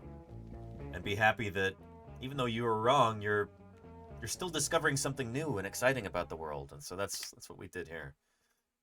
These small tyrannosaurs running around Montana 66 million years ago. And we set out to determine what exactly these animals were. And what we found was that this controversial species called Nanotyrannus was actually a valid, legitimate species of dinosaur. The dueling dinosaurs Tyrannosaurus, because it is 100% We're on the same complete, page there. It's a Rosetta Stone for connecting this fragmentary, isolated skull that represents Nanotyrannus with the growth series of Tyrannosaurus rex. I want more examples too, Claire, but I don't know. I don't... Oh, no, shoot. That just don't fit with what a juvenile T-Rex would have. What we did is we made sections of the limb bones and preserved in the limb bones of dinosaurs. So they're actually doing histo here. So they're using a saw to cut the limb bones open and then count the growth rings on the inside under the microscope. Are rings. I'm wearing the same like shirt the rings in this of clip. a tree Okay, that are laid down each year as the dinosaur grows. And no, there's So no we were DNA able in there to anymore. Produce DNA those is sections and take a look inside. And far too count the fragile to rings last and for 60 determine million that this years. was an individual that had been alive for at least 14 years when it died. But not just that, because we're able to see that the growth was nearly stopping. The distance between the rings was getting very small. So this is an individual that was almost as big as it was ever going to grow to be when it died. And yet, it's still way smaller than a Tyrannosaurus rex. The validity of Nanotyrannus allows us to ask questions that we didn't previously have. So for example, now we have... So again, before she gets to this, there have been other people who have claimed that Nanotyrannus is a valid genus based on, oh, the skull looks like it's fused up, or it looks like this is a certain shape and it should be that other shape. The arms are too big, whatever. And there could be a lot of individual variation. I don't necessarily buy any of those arguments. The real kicker here is the histology. That is the silver bullet, and that is what has convinced me. I can't argue against that in good faith. This is at the end of October. Histology is one of those methodologies that, beginning of November, it's as close to like objective and, you know, non-interpretive, cut and dry as we get in paleontology, almost. It is pretty cut and dry for the most part. You're counting the growth rings. Yeah, anyway, where's the champagne? Remember, this must have been a long stream. There we go. Negated by the evidence. Falsified. It's kind of what science is all about, you know? We're trying to figure out what's real. And if a favorite hypothesis is disproven, if it doesn't fit with new evidence, Not only is that okay, that's actually really cool. It's something... Anyway, open up the champagne, Danny. Really yapping here. But thank you, Spark. There we go. We're all trying to figure out what's real. We all want to know what the truth is. That's the most important thing. And thank you, Spartan, for the 100 bits. Got a towel, Danny. Yeah. Warm champers can be vigorous. This is very cold. It just came out of the fridge. Scientist yapping on Twitch? Weird, says Rico. There you go. Alright. Ready to pop this? I didn't shake it or anything. I did run downstairs with it. And Classic Jaden, thank you for the follow. Where's the alert? Stream Elements has been really struggling lately, it seems. Alert should be... whatever. But hopefully it's settled by now. I guess we'll see. Here.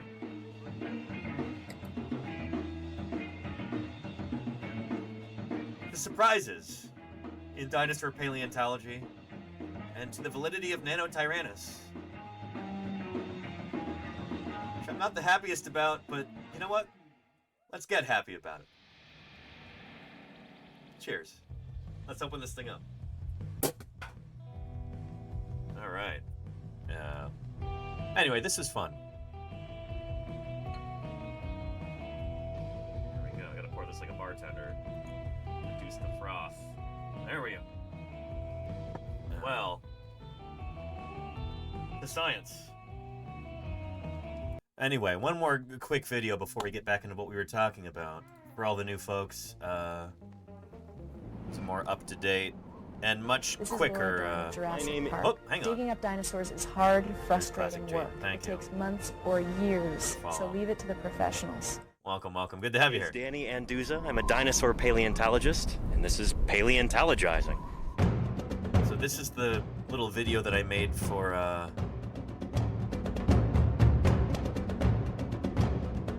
They asked me to put together a video to go with the ambassador announcement. Test tubes and beakers and white lab coats. What we're doing out here is science, too. We're testing hypotheses by excavating these fossils. Join me for museum tours, interviews with other paleontologists, audience Q&A, 3D printing. It's pretty big. Who thought this was a good idea? And of course, live dinosaur digs. A limb bone from a new duck-billed dinosaur. I invite you to tune in and experience the adventure of fossil science. Anyway, that's who I am. That's what we're all about here. Yeah. Let me know if you've got any questions, especially for the new folks. Trixie Buttons, Shane. Yeah. Can you tell me your most fun fact about Triceratops or Ceratopsidae in general? I love them the mostest. Triceratops is one of my very favorite dinosaurs, too.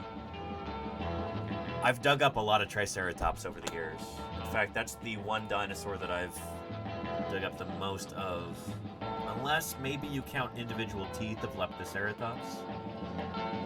Then Leptos would be my number one, but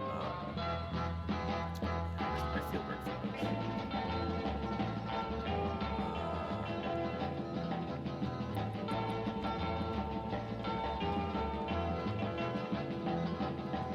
Fieldwork photos, here we go. But yeah, one of my favorite things about Triceratops is just that we have so many specimens of this animal from different stratigraphic horizons to the point where we can actually start to reconstruct how they evolved over time. We can essentially watch that evolution over time, which is really, really cool. Triceratops was also the first dinosaur I ever dug up back in 2011. So I don't have many pictures of me in the field. There's probably some up on Facebook, but I'm not on Facebook anymore. But,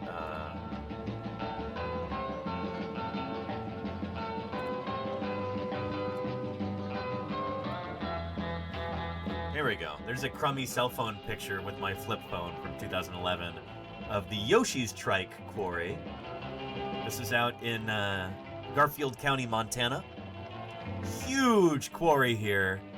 There's my mentor, Denver Fowler. There's Lee Hall, who now works at Museum of the Rockies. I think he's their lab manager there. Their like head field guy. Yeah, the Yoshi's trike specimen.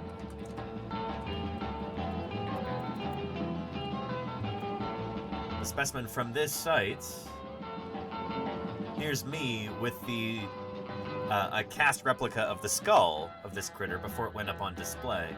This is the Triceratops with the longest brow horns of any Triceratops ever found.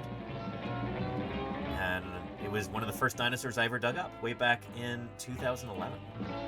Now here's the art I did on one of the jackets. This has a couple of vertebrae in it. And yeah, so this is the protective plaster and burlap cocoon that we put over the fossils to get them safely back to the laboratory without them crumbling. So yeah, Yoshi's trike is that's one of my babies. And now there's even like plastic models of it that you can buy. Let me go. I have one here in my office. Right back.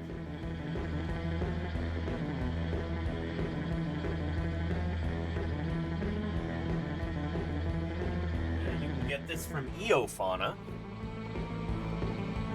but people love the stupid long horns. They're just crazy long on this critter, but that is based on the Yoshi's trike site specimen.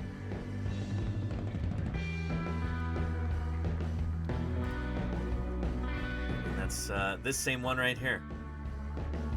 Yeah. And Shane says, I don't think anyone can say they've dug up a Triceratops without it being a flex. It is one of the most common dinosaurs in the world. There are probably more specimens of Triceratops that have been dug up than almost any other dinosaur. If we're not talking about individual bone beds, if we're just talking about like isolated specimens, Triceratops has to be number one, I think. More specimens of Triceratops than like literally any other dinosaur, if we're not talking bone beds. A bone bed is when you get like a bunch of individuals all from the same site. With Triceratops, they've been found in Montana, Wyoming, the Dakotas, Colorado, all over the place. Even up into Saskatchewan, I think. And so we've got a whole bunch of them. Probably between 500 and 1,000 different Triceratops specimens that have been excavated by different museums since Triceratops was first named back in 1889. And this is I think one of the first dinosaurs where we can reasonably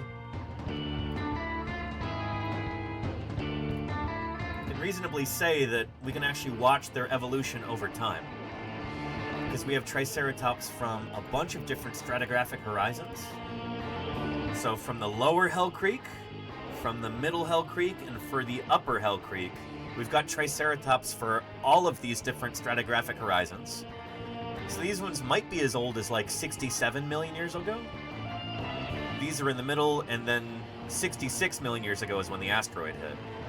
So that's the upper limit for how young dinosaurs can be. We've got Triceratops running all through the Hell Creek, probably over 1 million years. And so we see changes in them.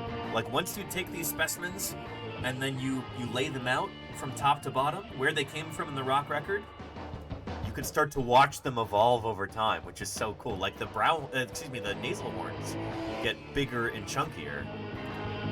So from the lower Hell Creek, they tend to look like this. The middle Hell Creek, they tend to look like, this is the one at Berkeley.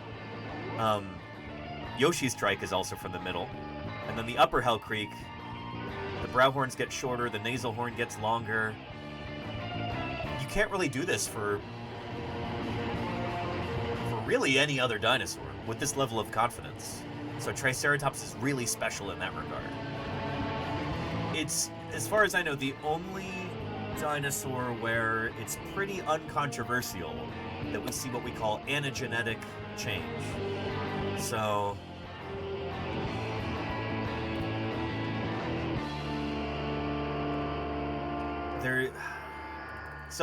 in evolution, here we go.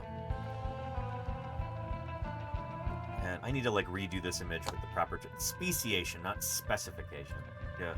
And is it really speciation if it's anagenesis? Anyway, anagenesis is when you just have one population slowly changing over time. The older ones look different from the ones that are from more recent strata. And it's just a smooth transition. You've got one population just slowly changing. Cladogenesis is where you have a splitting event, where you essentially get a split that happens, and the change happens when that split occurs, and you probably still have change occurring as they're evolving after that too. But cladogenesis means that you get the population splitting into from one species into two or more. Anagenesis is just slow change of the whole population over time without a splitting event.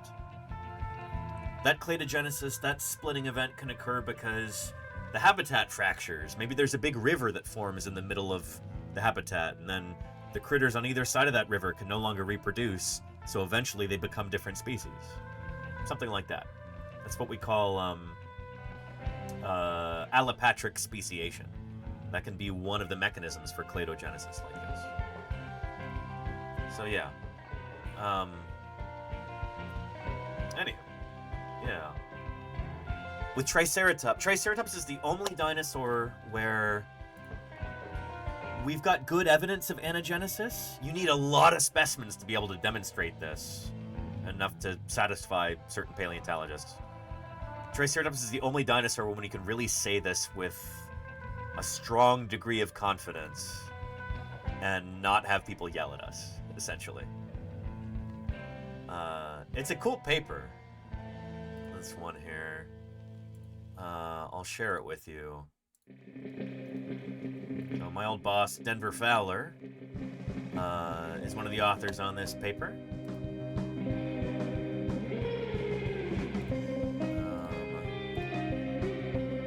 Yeah, there we go. Good stuff.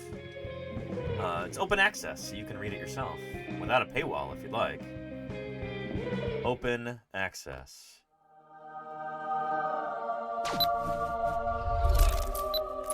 Access granted.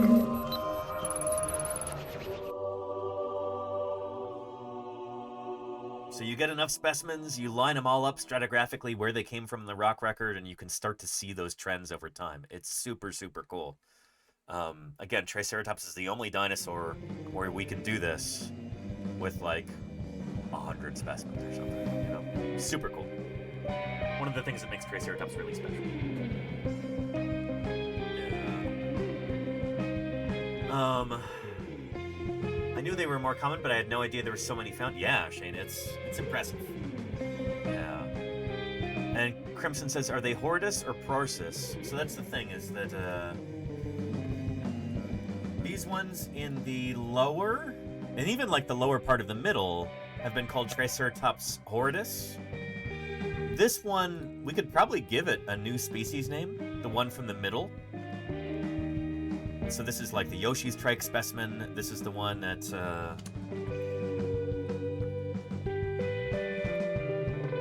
it's the one in the library at Berkeley.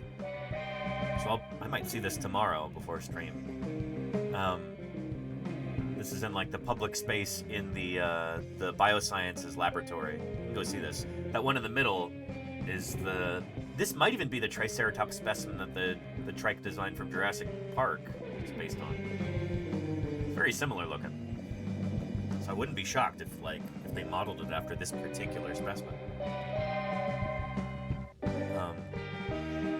Anyway, that one's not been named yet. Like, we could probably name that as a different chronospecies if we wanted to. In fact, some people might currently be working on that. I certainly hope so. I think that'd be really cool. Anyway, so that one's from the middle. And then the one at the top is Prorsus, Triceratops prorsus.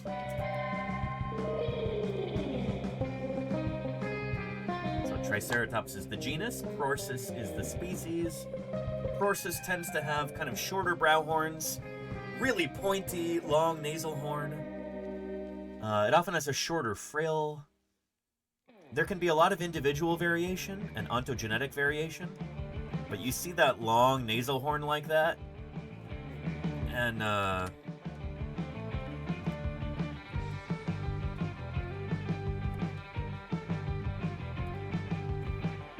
and you can do this. Here I come. Oh, here I come. Oh. That's Triceratops prorsus. You see that long nasal horn? You know that's prorsus. Here's one too. Yeah. There's one as well. Sketchfab model. That's cool. But yeah. Here's a lovely model that they made for the Saurian game. This is based on Triceratops prorsus. Really curvy brow horns like this. Long nasal horn. Yeah. Some of you who are watching this who might, maybe it's been a long time since you've thought about dinosaurs, and be like, well, how do you tell the difference? What? You start looking at these enough, and it'll click for you. I promise. There's another prorsus right there. See how far forward the nasal horn points? That's prorsus. Yeah. Anywho. And the Trek Nerd says, could you extrapolate what they might have looked like if they'd continued for another million years? You could extrapolate if you assume that they're going down the same path. Like, if these trends continue, here's what they'd look like. You could draw up a sketch like that, sure. But that's the thing, is that evolution is not that predictable. Like, sometimes it'll zig when you think it's gonna zag because conditions have changed, or, you know, something's different that you weren't expecting, and then evolution goes in a completely different direction. So, yeah. Yeah, and Sketchfab model. Yeah, let me see if that's downloadable. Is that? It'd be cool to be able to print one. Maybe not life size. I don't have room for that. But,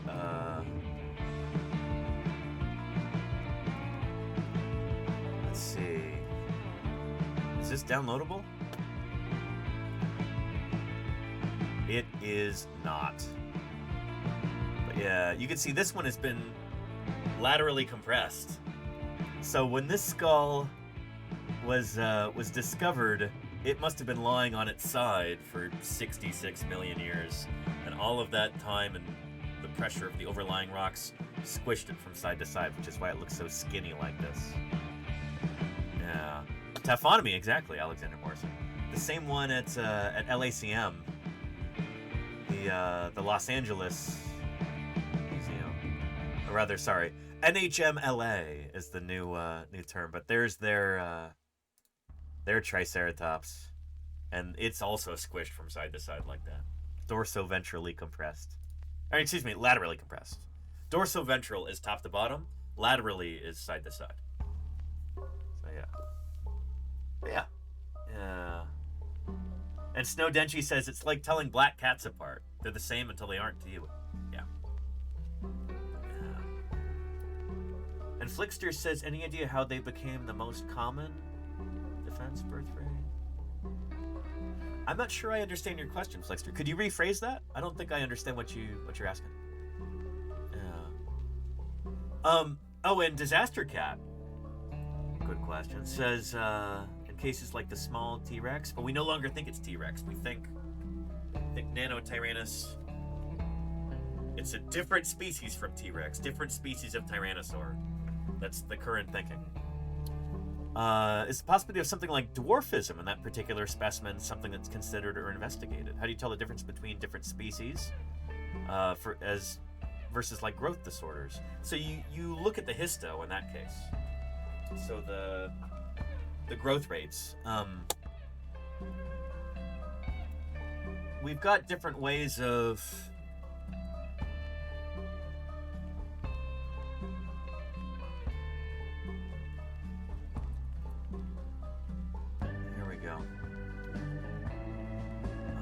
do I not have a...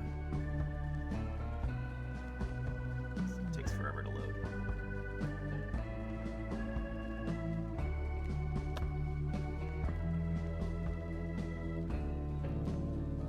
I guess I don't have a clip for that. Oh well.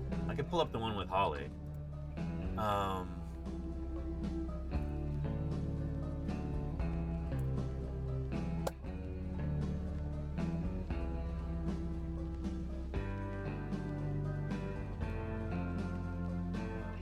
Here we go. But you cut the bones open and you look at the growth rates. Predecessor of the Tyrannosaurus. There's lines laid down. Jurassic Age. Lines of arrested growth. Meat eater with long dagger-like teeth. And Tatsu, thank you so much for the 5 months of support. Greetings and salutations to you too. Thank you for keeping me here online for the past 5 months. Holy cow.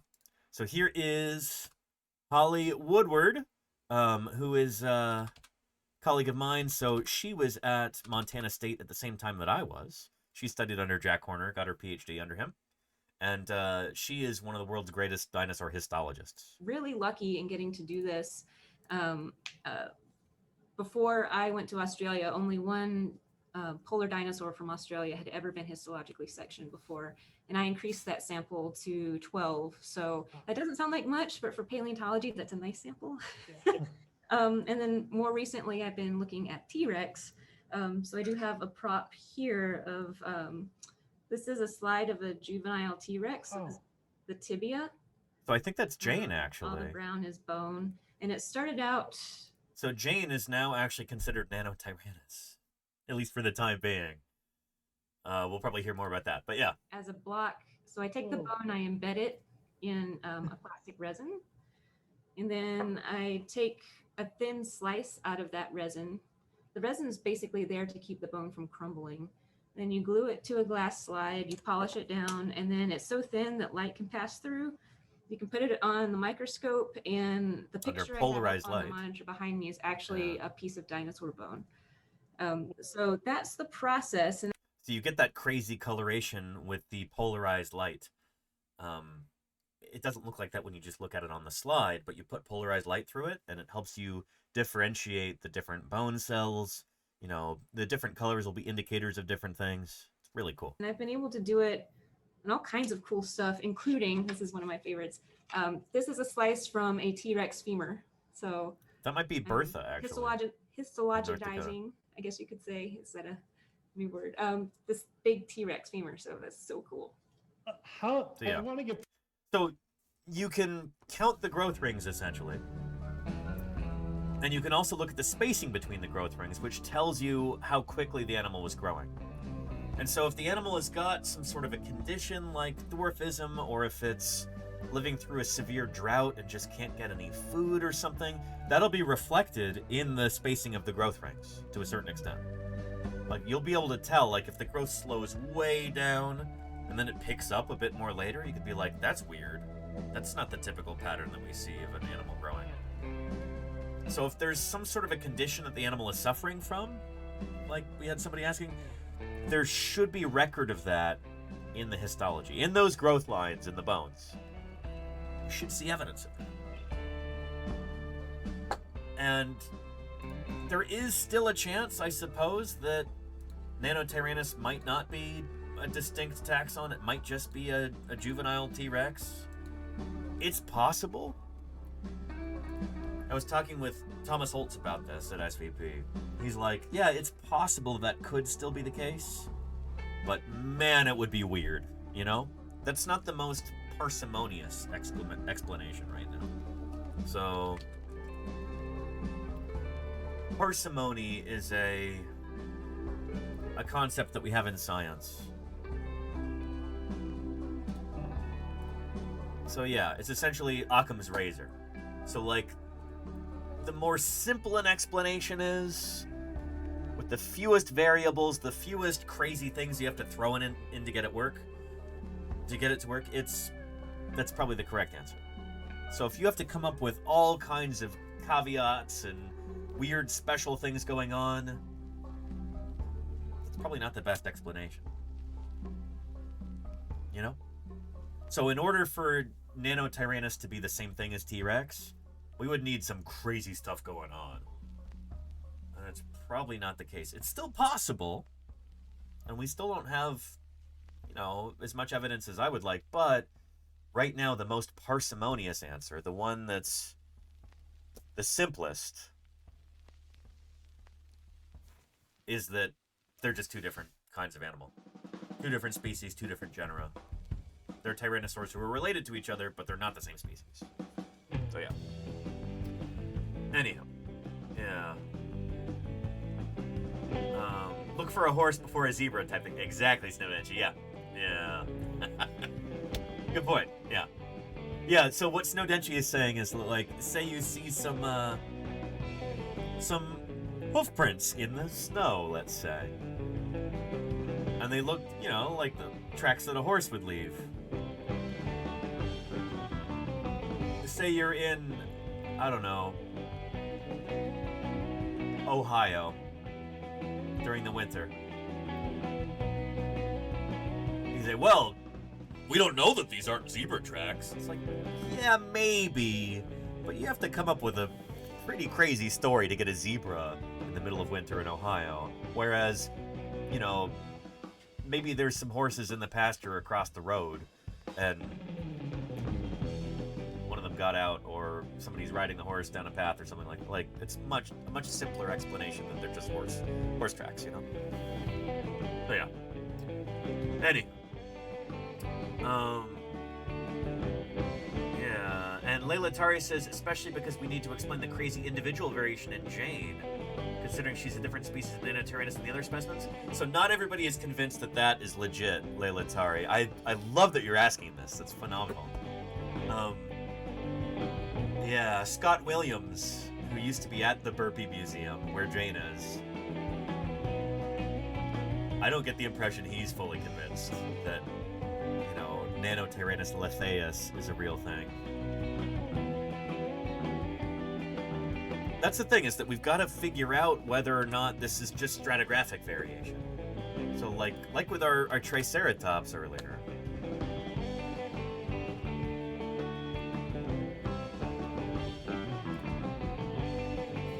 Like with our Triceratops, this is a species that's changing over time.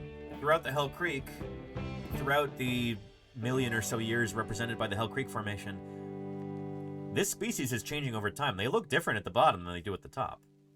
Maybe that's the same for Nanotyrannus, you know? Maybe some of those differences are only stratigraphic. So we have to be really careful to note where these specimens come from in time. Some of them might be from the lower Hell Creek, some of them might be from the upper. It's crucially important that you gather those stratigraphic data. You know, what do I always say? Stratigraphy is important. You need to know when your fossils are from. Crucially important, you know? Jump! It's Marvin! Matt M33, thank you for the raid. Appreciate that. That new sound you looking for? Yeah. Well, listen to this! How was your stream, Matt M33? I hope it was really good. You were doing some Oregon Trail. Very nice. Hope it was fun. Thank you for the raid, Matt M33. Excellent. Yeah. Good stuff. And Layla Tari says, yeah, hadn't heard much about stratigraphic variation. Well, that's the thing. Oh, man, this is like a personal soapbox of mine, and especially people like Denver Fowler, you know, my mentor who's now in North Dakota. I really want to do like a sit-down stream with him at some point where we just talk about this sort of thing for a while. Stratigraphic variation. His philosophy on all of this, because he thinks that anagenetic change in dinosaurs, anagenetic evolution, one lineage changing over time,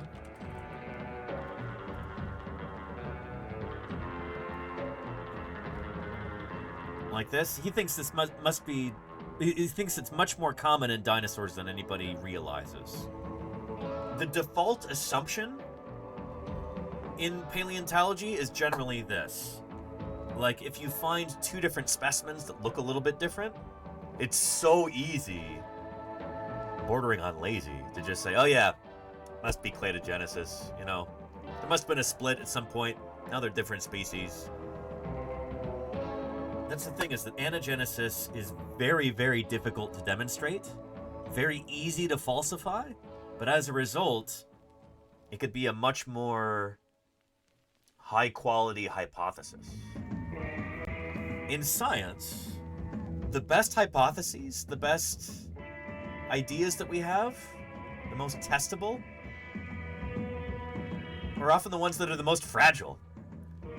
So, let's say that we're trying to argue that, you know, these dinosaurs here, this is anagenetic lineage. In order for that to be the case, a bunch of things have to be true.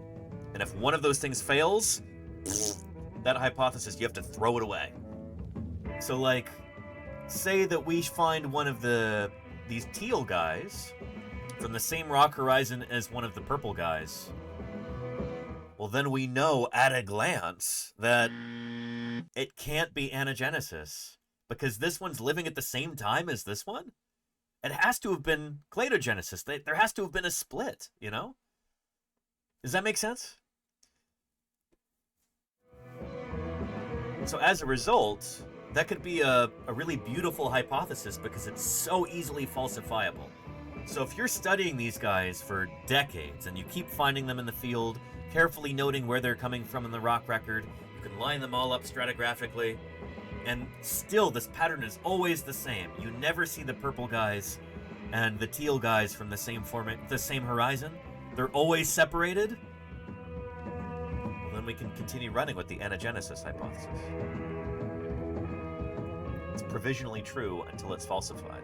And if you keep doing this, if you keep repeating this experiment, finding more and more fossils, and that pattern is always the same, then you could be like, well, looks like it's true. But that requires a lot of data. For cladogenesis, you could just say, well, I know we only have 2 specimens, and we don't really know where they come from stratigraphically. We can't really line them up, so we're just going to assume that it's cladogenesis. That's kind of a weak hypothesis. Like, because it's not easily falsifiable. You know what I mean?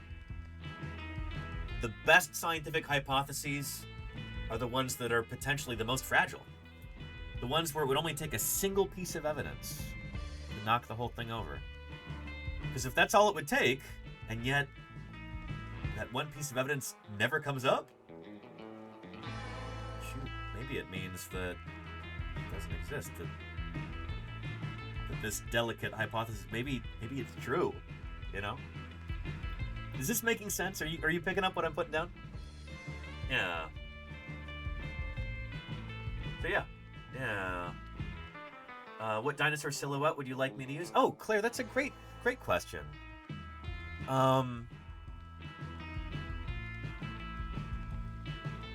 You know what? Let's use... Claire, go to Philopic and find me, I'll give you one. Or you know what? No. DM me after this, Claire, and I'll send you a silhouette. I made a leatherback turtle silhouette that I'm trying to upload to Philopic, and they haven't gotten back to me with an upload link.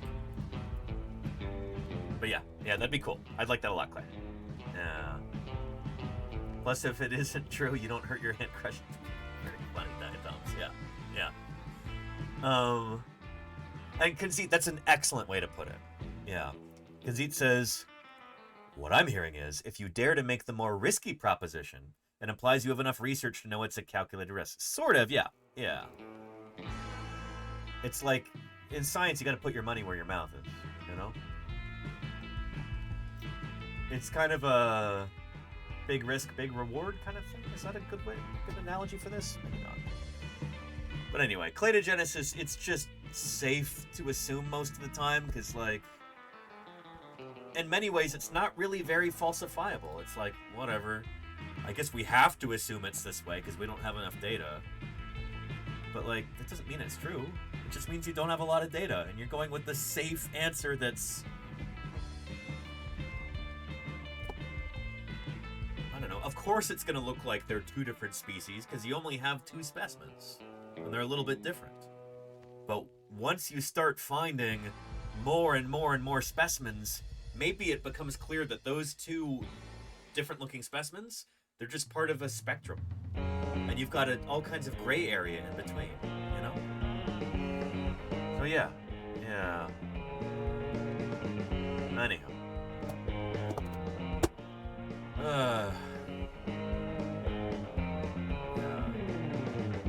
We're no strangers to science here.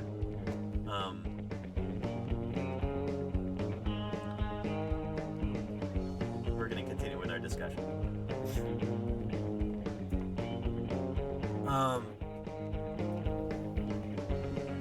Honesty lies. I can't tell if you're kidding or if you're being earnest with this question.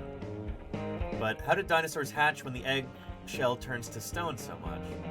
So that turning to stone takes years and years and years, and that would happen either after the eggs have already hatched or after the eggs have been buried and the embryos have been killed.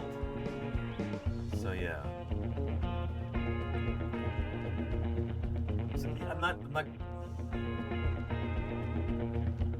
Yeah, dinosaur eggshell is, in many ways, think of it like bird eggshell. Birds got their eggshell from their dinosaur ancestors. And it's not very thick. Like, a hard-shelled egg is kind of a marvelous evolutionary adaptation. It has to be thick enough that it protects the growing baby inside, and also it helps keep in all of the nutrients, the yolk, the amnion, everything else in there. But it has to be thin enough that the baby can actually break out.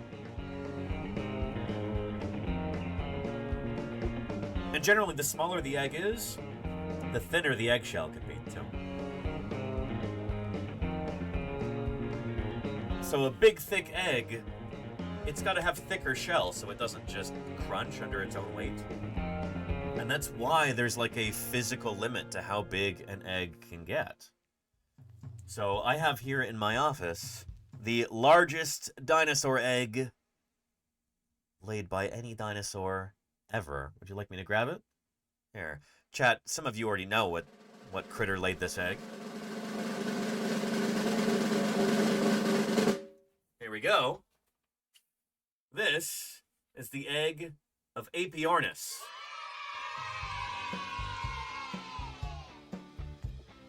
Somebody in chat knows who this egg belongs to. Which kind of dinosaur? Diatom says, I've seen bigger. I wonder about that. Eli says, raptor? I mean, kind of. It's from a Maniraptoran dinosaur, yes.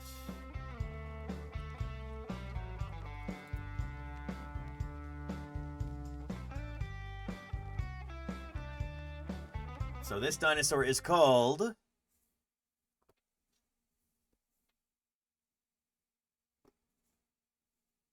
Here we go. Apiornis. AKA the elephant bird. So this is a very recently, well, in the grand scheme of things, very recently extinct flightless bird.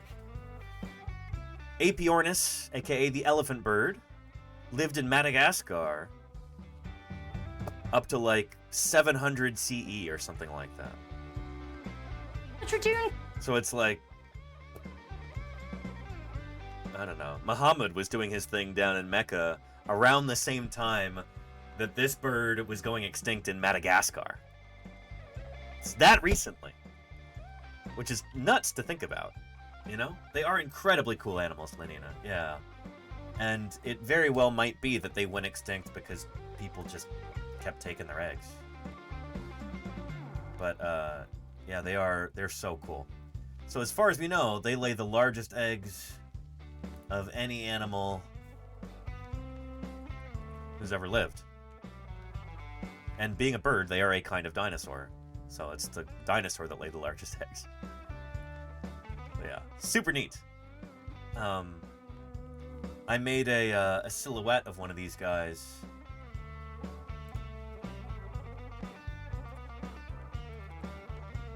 For the Badlands Dinosaur Museum in North Dakota. Here we go.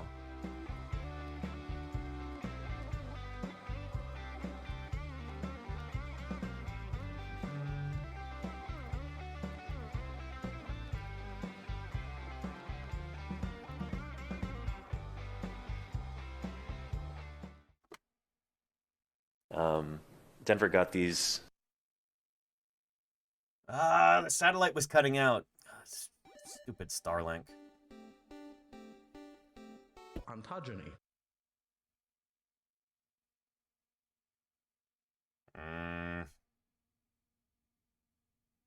That's frustrating. Exhibit hall. And, Here we go. Yeah.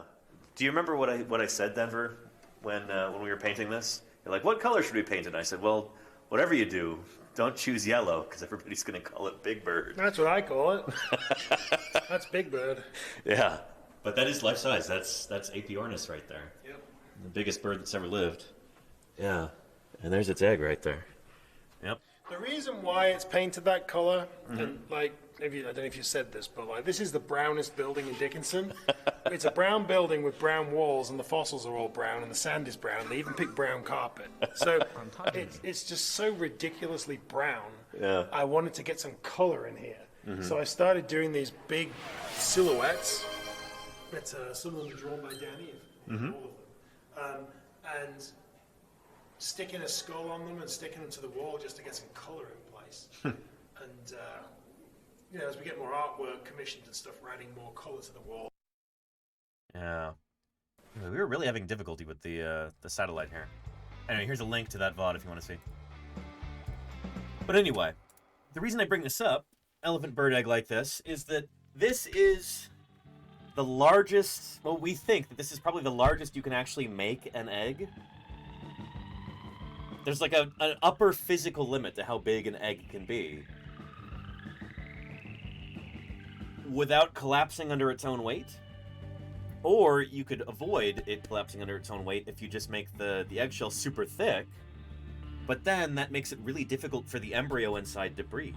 Eggs have got little pores on them, and so they have to exchange gases. They're taking in oxygen and they're expelling carbon dioxide.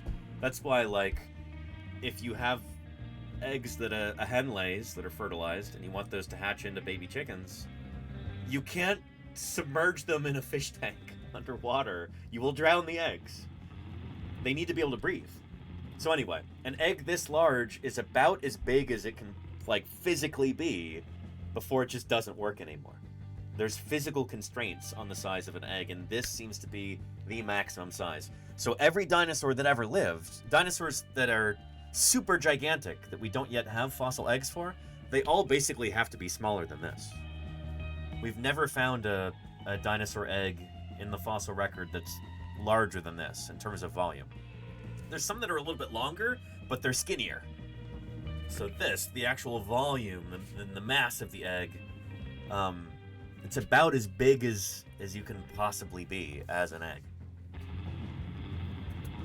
Even the very, very largest dinosaurs, things like Patagotitan, dinosaurs like this, they're as big as a jetliner.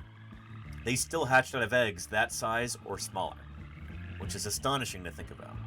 Because you're talking about an animal that's maybe 130 feet long when it's full grown. But when it first hatches out, it's going to be like Chihuahua sized? Maybe the size of like a small corgi or something like that. So yeah. And Tatsu says, I wonder if dinosaurs had those egg teeth that chicks have? Some of them did. We have direct evidence of that.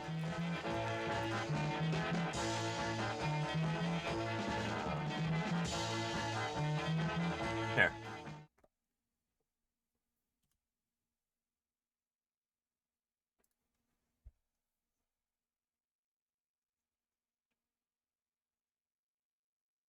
So this is an embryo inside of a dinosaur egg.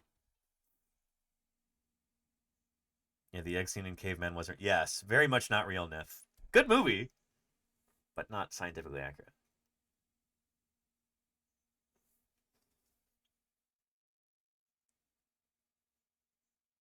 It's the egg tooth.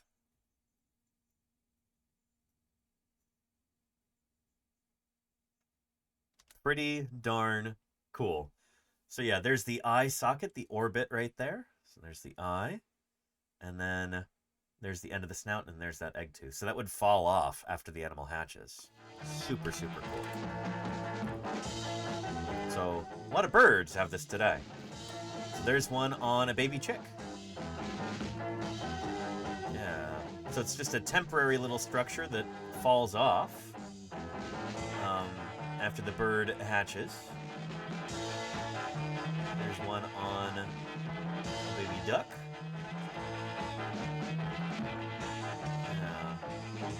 There's one growing on an embryo. You can see the egg tooth on the end. Super cool. So again, that just helps them peck their way out of the egg. Because that's... Here we go. There's a Twitch analogy for you there. People will appreciate this. Video games. That's a quick time event that you cannot fail, or you do not pass your genes on to the next generation. That's one of those hurdles you got to get over. That quick time event, got to peck out of the egg. Got to get your way out of there, you know? That's the first level. You fail that, you're not completing the game.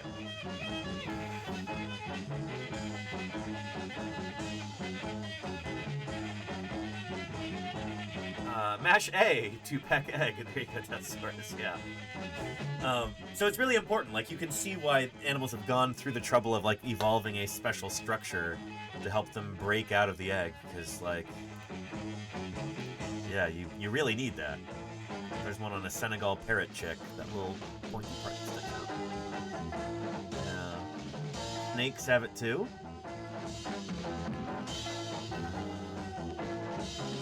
Not the best images. Somebody should, like, compile a bunch of really good images of baby sauropsids with egg teeth. It does make me wonder if the platypus have them. That's an egg-laying mammal.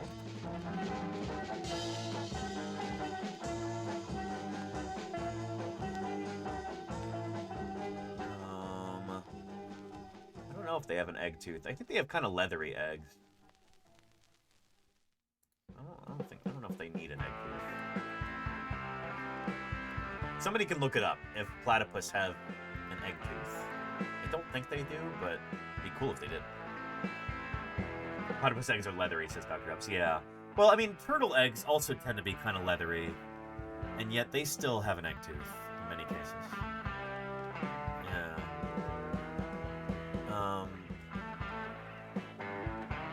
And Disaster Cat, was this you earlier asking if dinosaurs had parental care? Because many of them did. Yeah.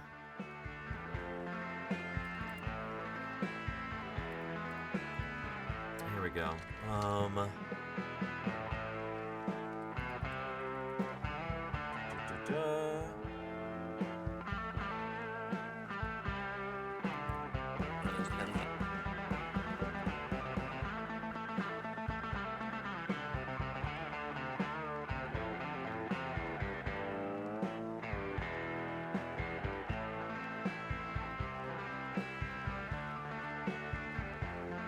Here we go. Here, I'll share a little story with you. This is pretty cool. This is my old boss, Jack Horner, who was Denver Fowler's PhD advisor. This is from, what, the late 80s or early 90s? Jack Horner and Walter Cronkite. Then in 1978, an eager young fossil hunter stumbled on clues which would transform our ideas about dinosaurs. Jack Horner was looking for eggs and baby dinosaurs in America, but he didn't find them right away. I went to the American Museum in New York City and looked through their collections, looked at the material that had come from Mongolia, and got an idea of what baby dinosaurs ought to look like. And people were writing papers about baby dinosaurs being extremely rare, and so I took it upon myself to go find some. At first, he had no luck, but then a chance visit to Marion Brunwald's fossil shop gave him the break he needed. This is in Bynum, Montana. And well, I said I got some of these funny little bones, so I showed him some of these bones, and he wanted to know if I had more of them. I said, yeah, over at the house. She produced two small pieces, and one was the thigh bone of a duck-billed dinosaur, and one was what I believe was a rib fragment. But the thigh bone was the wrong size. It was the right size for a baby. She had a coffee can full of little pieces. Coffee can full of we were looking at were, as far as I knew, North America's first true baby dinosaurs. Horner had been searching in the wrong place. Dinosaurs nested in the hills, not in the valleys. When he realized that, he found whole colonies of breeding dinosaurs. Jack, you've got a reputation of the keenest eye in paleontology, of being able to pick out things from a bunch of rocks like this. How about showing me how you do it? Pick out one for me. I want to see an eggshell. Well, let's go for a walk and see if we can find something. See, here we have what? Eggshell fragments. Those? Yeah. Well, now, how in the world did you see that? I would never see those little tiny things. Eggshell is really pretty common out here. In fact, it's one of the most common fossils we have in the formation. But when we find a real concentration of thousands and thousands of pieces, then we know we have a nest. Mm-hmm. So let's see. Time out. Oh, I could just continue this, and we'll get to the point that I was trying to make. And what we've been doing is combing the areas, looking for other nests. So in finding dinosaur nests, Jack is able to actually determine these dinosaurs nested in colonies. Horner had discovered the eggs of a behavioral evidence dinosaur. It grew up to 20 feet in length and produced eggs in clutches, 20 at a time. Weighing in at about a ton, how did these dinosaurs incubate their eggs? Did they care for and feed their young, or simply abandon them? The answers have revolutionized our ideas. The name Jack Horner gave this plant eater, Maiasaura, sums up how he believes dinosaurs behave. Good mother lizard. Can you tell me what this is? It's nest of a Maiasaura. Nest of a Maiasaura. Maiasaura means the good mother lizard. When did Maiasaurs live? A real long time ago? 80 million years ago, right? Yep. Late Cretaceous. You think dinosaurs sat on their eggs to incubate them? Nope. Like birds do? No. Why not? Crush them. That's right. They'd be flat, wouldn't they? That's right. So, what we think is that the mother dinosaur, covered the eggs with vegetation, and then maybe mother and father dinosaur. Rot. And when things rot, it creates heat, and so that heat would have warmed the eggs. It's a pretty neat way to do it, isn't it?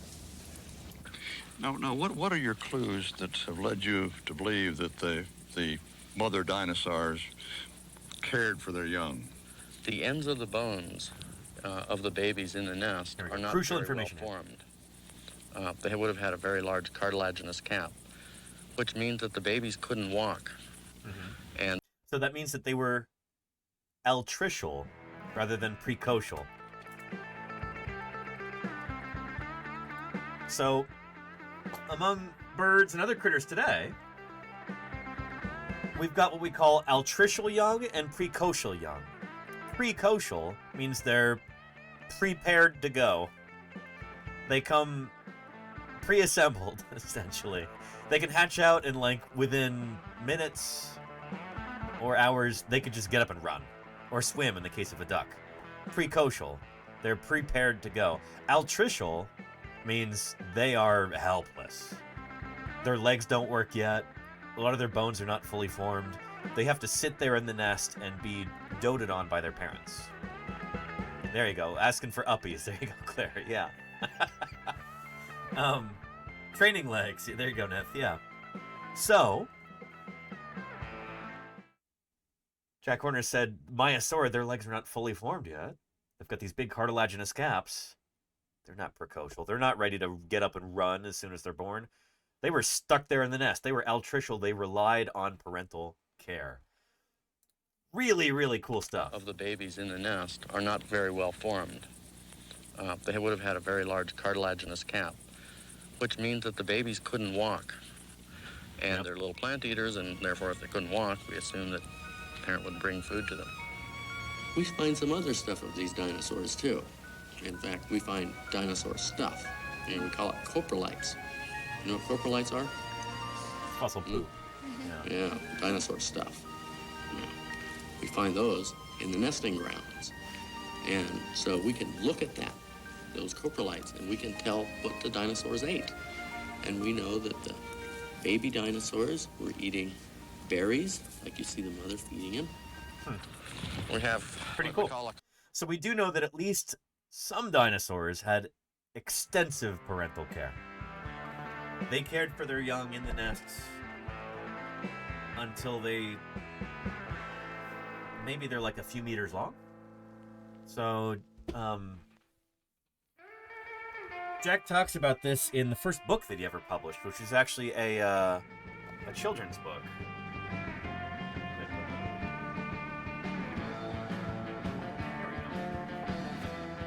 Maya, a dinosaur grows up. It really is a lovely book. The art in it is phenomenal. And,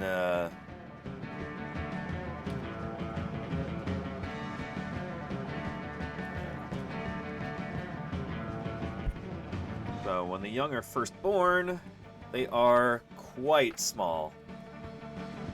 They're in the nest. So they're, I don't know, they're roughly like this long, something like that. Very, very small. But then, there we go. They're much larger by the time they get pushed out of the nest. So they're like over a meter long. I don't know, they're the size of what, like a golden retriever or something like that? Maybe a little smaller, maybe a border collie, I don't know. But they're like dog sized by the time they get pushed out of the nest. That's a long time to care for offspring. That's, sure, they're growing really fast, but it's like weeks, months, probably. Yeah. But when they unroll from the egg, they are double the length, maybe. Something like that. I don't know if they're double the length of the egg, but they're... Oh, maybe. These are not eggs that are long. They're almost spherical.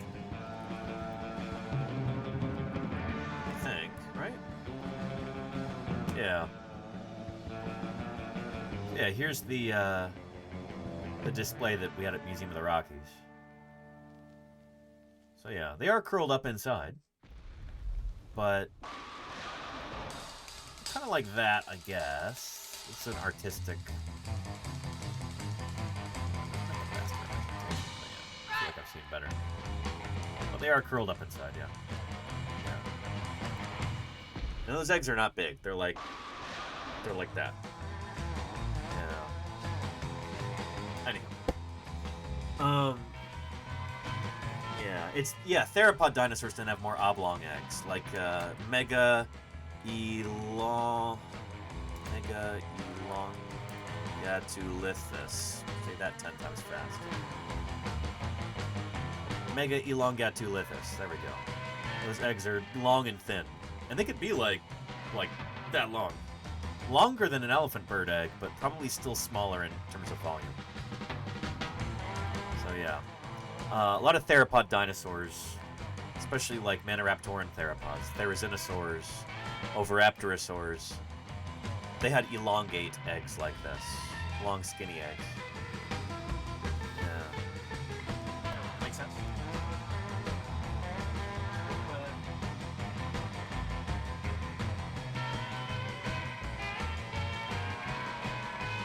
Anyhow, good stuff. So yeah, and that was kind of a revolutionary idea at the time that Jack Horner put forward, that some dinosaurs cared for their young. They had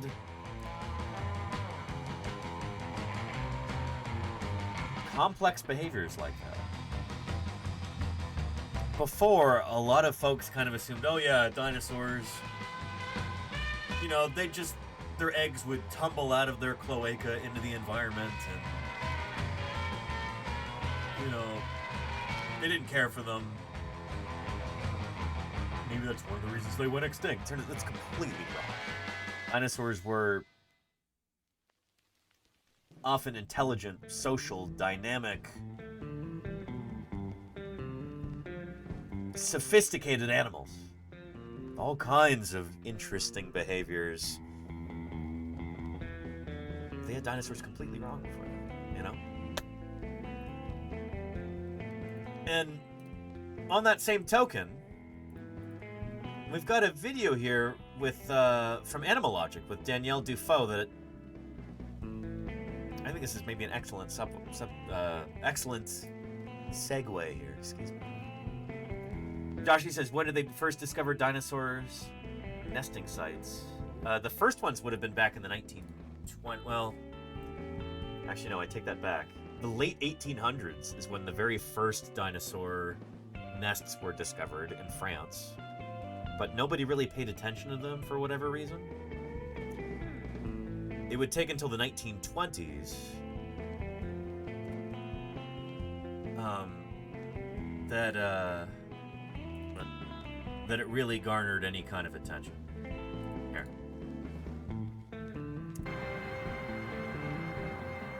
I'll show you.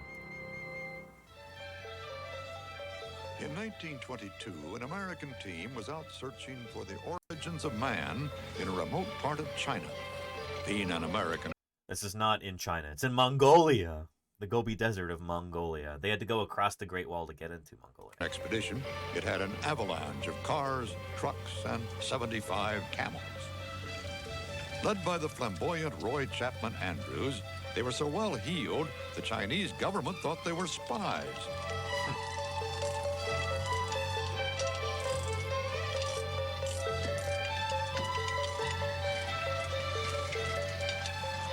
After bandits, breakdowns, and the weather, the fossil hunters found a treasure trove.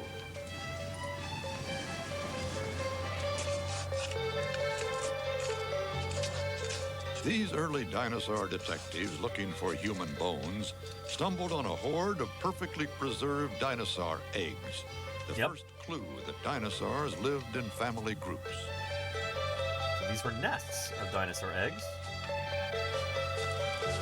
And the funny thing is, at first, they thought these eggs belonged to a dinosaur called Protoceratops. So here's that famous Charles Knight painting. This is the idea that, oh yeah, these dinosaurs they keep finding all over the place in the Gobi Desert, these must be their eggs. Turns out they're not. Yeah. Here.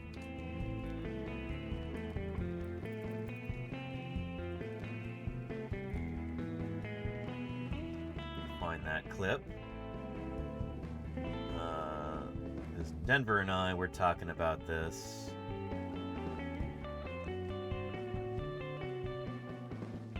During that stream.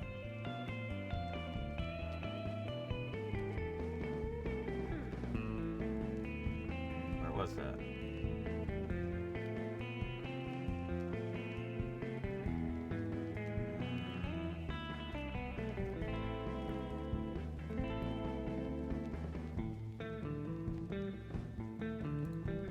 Yeah, here we go. So little facts and things. Museum. That'll be about 20% difference. Yeah. So panels. Definitely, yeah. Displaying them. Neat. And I recognize that piece of artwork there too. I've shown this on screen before. No, Protoceratops is a thing. It's just those are not their eggs. Here. That Oviraptorosaur? Was that City Patty, I think? Yeah. Or Oviraptor, either one. But yeah. I tell people that this is my favorite display in the museum. This one? Yeah, and these days maybe it's one of the newer ones, but this was at the time my favorite, and because it shows the process of science. Here it is. Mm-hmm. Yeah. That back in the 1920s, the American Museum went to New York. Mm-hmm. They found dinosaur eggs. They went to Mongolia. They found baby dinosaurs, these Protoceratops babies, and they said, "Oh my God! Like, Brent, we've got nests of Protoceratops." And so, when this museum opened in 1992. In 1993, this is one of the models that they had, and it's a bunch of baby Protoceratops and a bunch of those eggs that were found by the American Museum. And the same year that this model was made, the American Museum had been back to Mongolia, and they'd found more of these eggs, of course, and they cracked a few open, and inside they found Oviraptor embryos. Yeah, not Protoceratops. Yep. So here's the thing: is that you look at any dinosaur books that are published between, say, 1924 and 1995,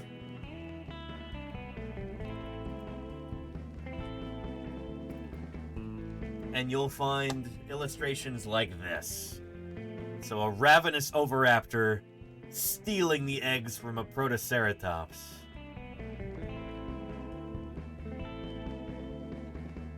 That's what the name oviraptor means. It means egg thief, stealer of eggs.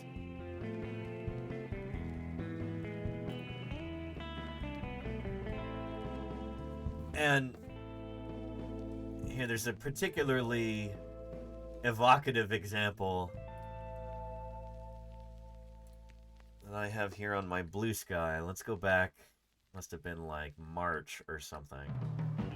But really makes me laugh.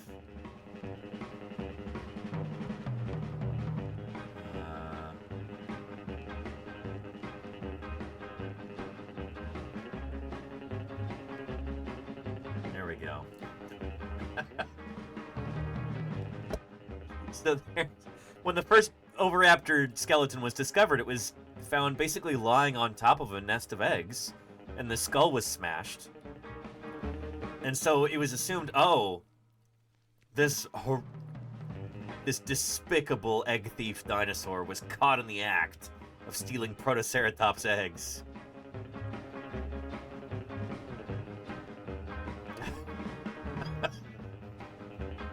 And so for years, this was the story. Oviraptor, the egg thief dinosaur. And then, in the 90s, the American Museum goes back to Mongolia, and they find this. Another oviraptorosaur on top of another clutch of eggs, and they realize, oh, shoot. Those are its eggs. That first one that was found back in the 20s, it didn't get stomped by a mother protoceratops. It was guarding its own eggs.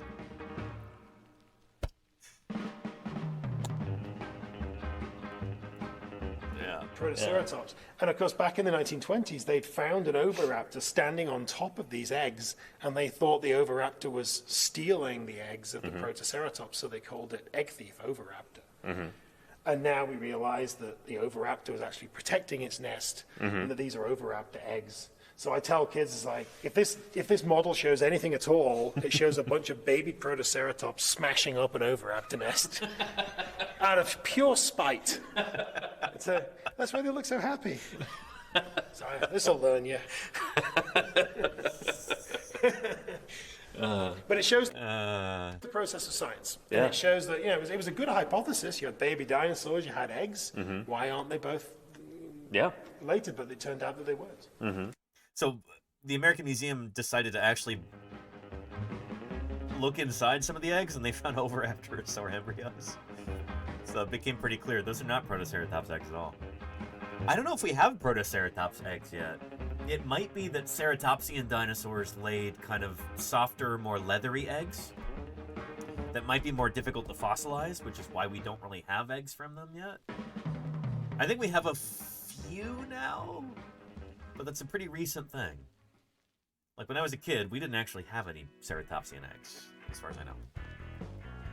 Exceptionally spherical eggs. I don't know if we actually have ceratopsian eggs. Yeah. Yeah.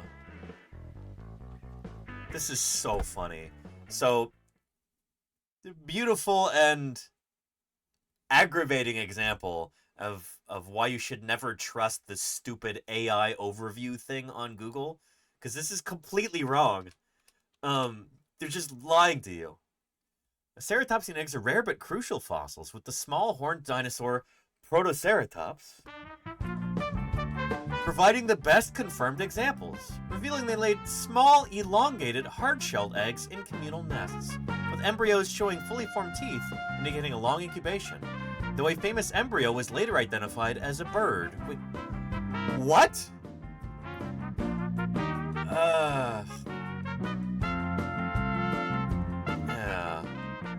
What?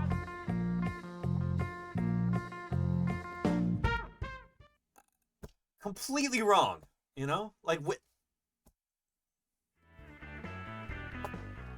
Ugh. Yeah.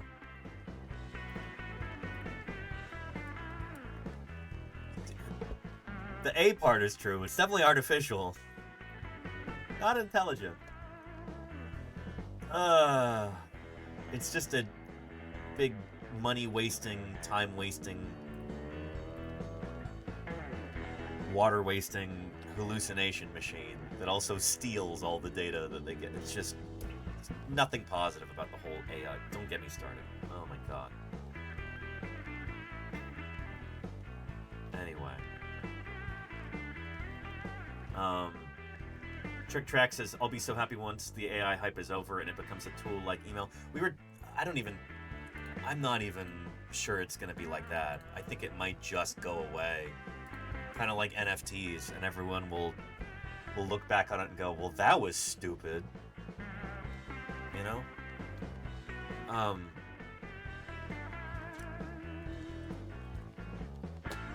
We were talking about this during our science collab. I'd point out too that, you know, when you're asked to review a paper, for those.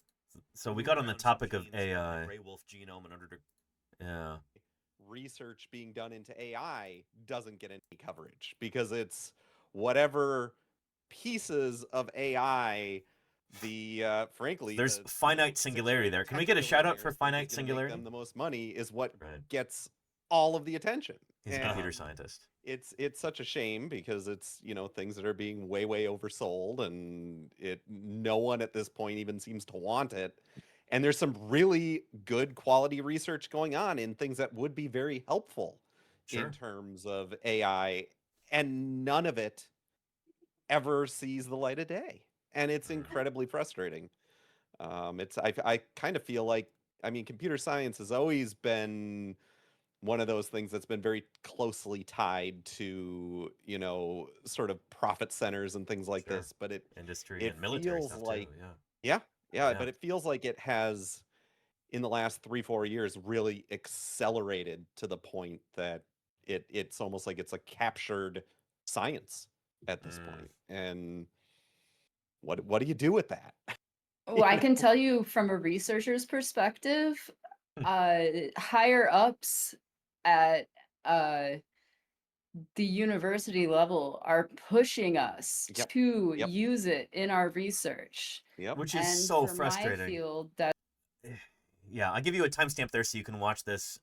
Let's see what Volcano Doc says, and then I'll make this point. that's not necessarily the best thing, at least in my opinion.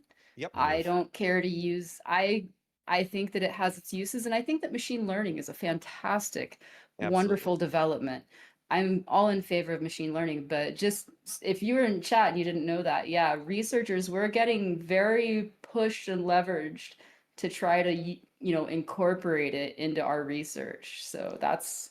And it's really frustrating because there are some researchers where, like, they had a lot of their work stolen by these, like, you know, to put into these large language models.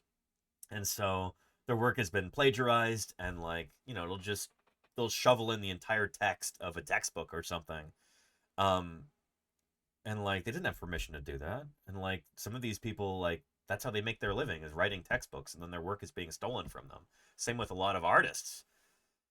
And so there are some academics who have active lawsuits against these AI companies, like class action lawsuits. And then their employer, the university, turns around and is like, hey, we're partnering with these same AI companies.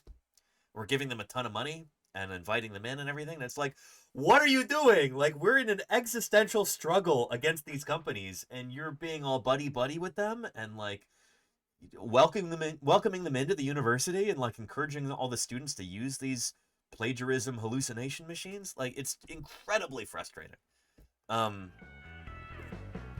Anyway, I made a point here about, let's see,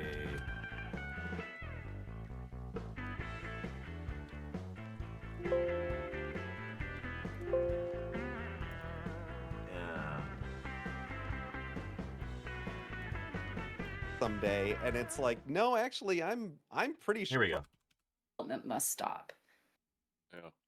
Well, and that's what you're also seeing with AI in general with these LLMs is it's now the snake eating its tail and it's regurgitating its own So this is a computer scientist, finite singularity, saying this right now. You know, this is not me. It's not some Yahoo who doesn't know about these things. Like, I know a little bit. Like, I actively follow these things, but this is his field. He knows what he's talking about. So I felt really validated that finite singularity's got a similar viewpoint to me here. Well, and that's what you're also seeing with AI in general with these LLMs is it's now the snake eating its tail and it's regurgitating its own regurgitations from 5 years ago. And it's like people say my position as a programmer is going to get replaced someday, and it's like, no, actually I'm pretty sure that in 5 years those of us who know how to program are going to be brought in to fix all the crap that we've messed up in the past, decade. Yeah, the analogy that I've heard is that it's almost like asbestos, where it's like it's being used for a while, just put into everything, and it's going to be tremendously expensive later to remove it when it becomes obvious just how detrimental it is. Yep. It's actually a very good, that's a very good That's analogy. a fantastic analogy. Dr. Nerd is actually having the same thing, and this is like another aspect of this. So these AI companies are trying to push, I presume physicians also, but veterinarians to get these AI assistants, right? That it'll basically do all the grunt work. It'll take notes. It'll be like a note taker. It'll do diagnoses and all this other stuff. And her first question was, okay, so who's liable when this thing gets it wrong? Right. Yeah, and somebody dies. Who is liable for that? When you publish a scientific paper based on this AI that is wrong, are you the one that's going to look foolish, or is the AI the one who's going to look foolish, or potentially worse, right? Like in her case, or a medical professional end up in court, and you're like, oh, I trusted the AI. They told me it was going to work. It's like, okay. Yeah. What was that old phrase from? I think it was somebody in in the leadership of IBM back in the day, but it was. A computer should never be allowed to make management decisions because a computer can never be held responsible for the consequences of those decisions. Yeah. Anyway, I hope I didn't talk too much during that whole collaboration, but that was a lot of fun on Saturday. Again, big thanks to Nerduino for putting all that together. Yeah. Anyway. And OtterDoIt says, as a technical tool for programming, AI can be helpful, but it requires a lot of rework. Oh yeah. I was looking at a study that was done pretty recently where they actually looked into this. People who were using AI to help write code, how much of a time saver was it? And the answer was, it wasn't a time saver. They ended up using about 20% more time to correct all of the badly written code that was produced by this LLM, this AI model, large language model. So it's a time waster. I'm sure that very clever people can come up with certain ways to use it in a limited capacity so that it actually does save some time. But for the most part, it's like asking somebody to do a task for you and they don't really know how to do it. So you end up having to redo most of it anyway. So not only does it waste your time, but it's also kind of demoralizing too. Like, it just sounds like a nightmare. I don't know. I would hate that. So yeah. Anywho. Yeah. And there you go, Chris Crawley. Yeah. Anyhow, don't get me started. So we were talking about mistakes, misinterpretations, things like that from the history of dinosaur paleontology, like the Oviraptor, Protoceratops eggs, all that stuff. Yeah. And there you go, Charlie's Dragon, yeah. Here's a video that Animalogic, Danielle Dufault produced, and I haven't seen it yet, but it seems like it's kind of right on topic for this, and I think this might be a nice way to kind of close out our stream today. Let's take a look. In the past 200 years of paleontology, there's been some pretty incorrect educated guesses about dinos. And this is that's a plesiosaur, but anyway, yeah. An outcast, 1502. We overestimate AI's capabilities in the short term and underestimate its capabilities in the long term.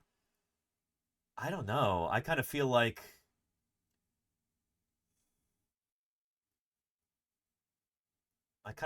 the long-term ramifications are being way overstated. It's my opinion. I don't know. I live here in the Bay Area, you know? The beautiful, sunny San Francisco Bay Area. Why did the lights not shake? Come on. Speaking of technical problems.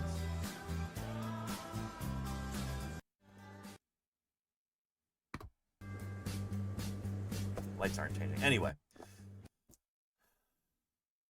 I'm kind of here in the thick of it, and like many of the people who are like the biggest cheerleaders for the AI revolution are completely delusional. Where it's like a religious cult, you know? It's like, oh, we're going to invent God by, you know, making the biggest computer. And these are people who are utterly divorced from reality. I don't know. The loftiest things that I hear about the future of AI, it comes from people who they stand to make the most money by overhyping these things, so they have a vested interest in being as bullish as they can be about this kind of thing. But then B, there are literal religious cults here in the Bay Area built around this kind of thing. It is really disturbing. Like, look into it if you're interested. It's bonkers. But yeah. Oh boy. Yeah.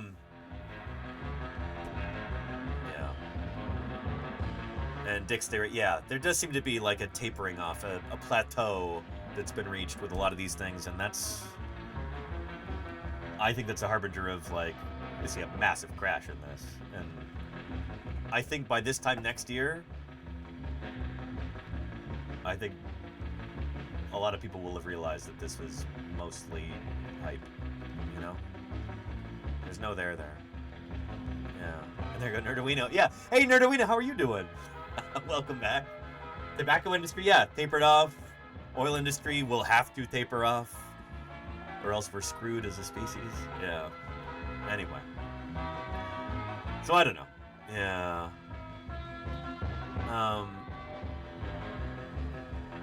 Don't catch yourself. I totally agree with you there, Outcast. Yes, absolutely. Don't catch yourself falling into group 2. Also, and don't become too reliant on it even as a tool, because I don't know if it's going to be around next year. Like, so many of these huge companies that are propping up so much of the U.S. economy right now are not. They're not financially tenable. It's a bubble. They will crash. They will go out of business. And more people are starting to realize this. Like, it's gonna be bad. It's gonna be really bad. It's gonna be really bad.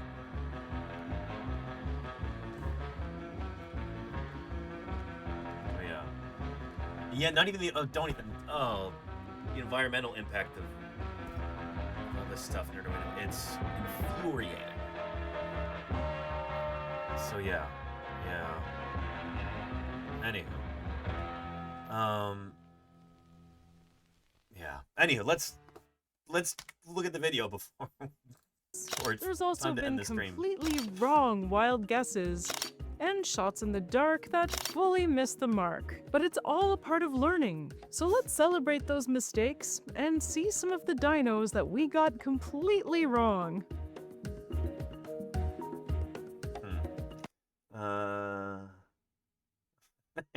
Diatoms. No one need me to advertise on there.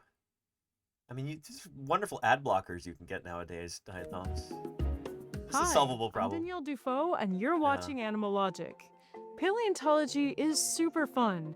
Oh, wait, I know what you mean. You mean, like, if there's no human beings using these websites, then, like, the ad-supported internet will... No one will be clicking the ads, and yeah, I think I see what you mean. Really? Thank you, Golganek, for gifting Diatom's attack. Yeah. Ugh. The dead internet theory, essentially. Right? Oh, boy. Yeah. Anyhow.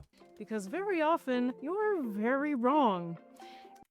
I am. Wait, what? Let's go back. What was she saying? It is super fun, because very often, animal logic. Paleontology is super fun, because very often, you're very wrong. It's very easy to I mean, yeah.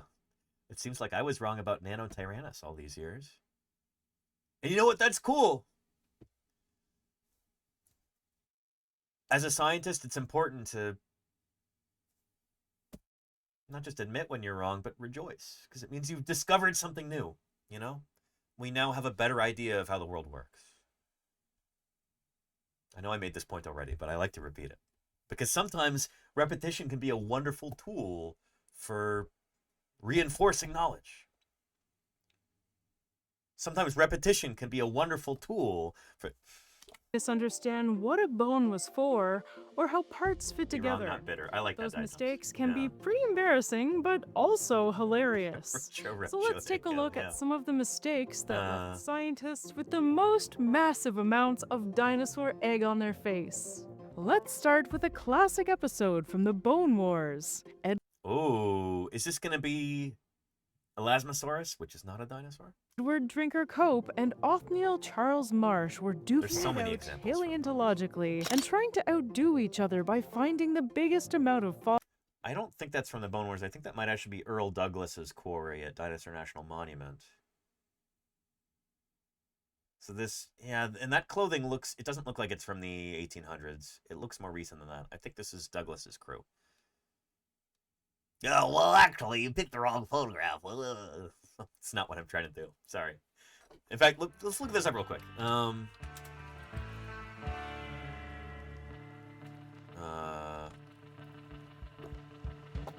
See if we can find that same photo. Here, if we filter by black and white, that might help narrow it down. Let's see if we can find the same one. Oh, maybe not.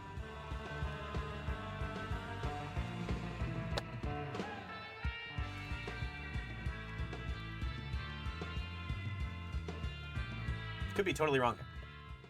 Anyway, let's continue. And Drinker is a valid middle name, says Diatom. Was like, yeah. Edward Drinker Cope. Right there. Good old E.D. Cope. Wait, were you here, Diatom's attack, for my my big stream about Cope and the posthumous journeys of his skull? It's quite the tale.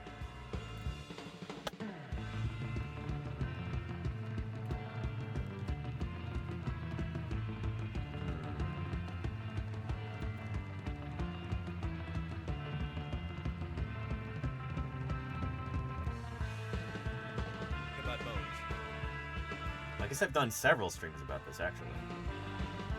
Yeah. A year ago.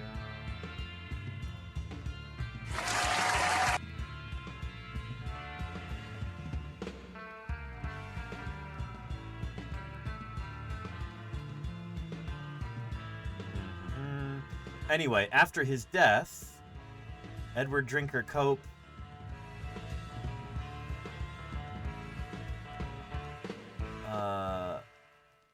you know what? Here.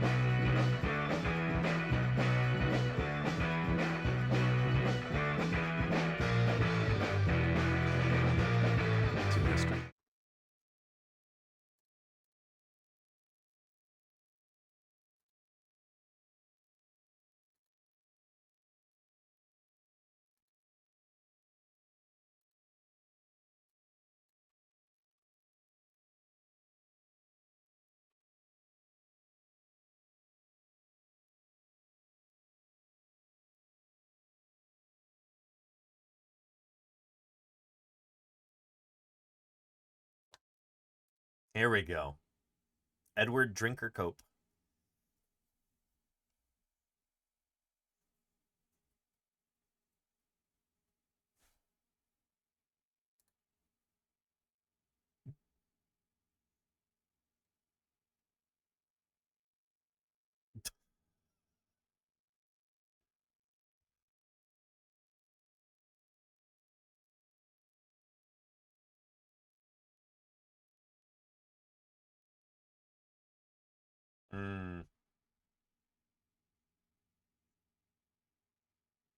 Hmm.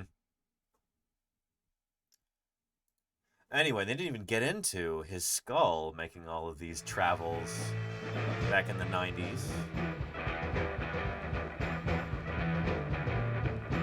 Chronicled in this book, Hunting Dinosaurs by Luis C. Hoyos, who was just speaking there a minute ago.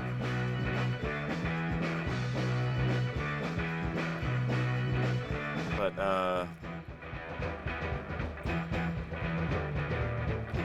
that skull, which was in the collections at the Academy of Sciences in Philadelphia, somehow Luis C. Hoyos got permission to take the skull out on loan, and he took it on a trip across the United States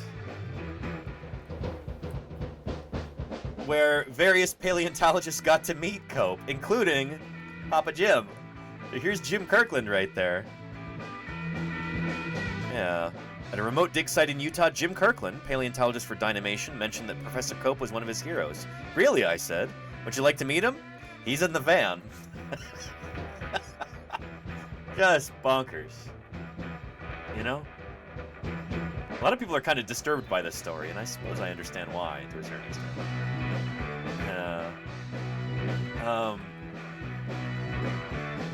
Yeah. Here's Martin Lockley, who just passed away a couple years back, holding Cope's skull.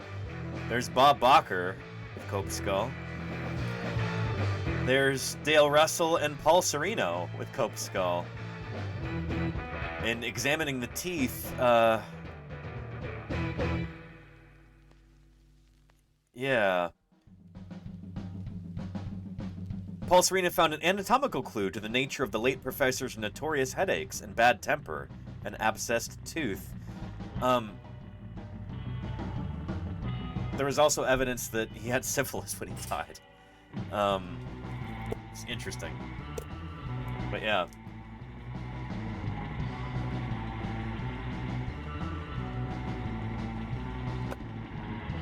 Anywho, the Bone Wars. We'll talk about this again this next spring. We've got the anniversary of Cope's death, which is usually like, we might even have that on the calendar already.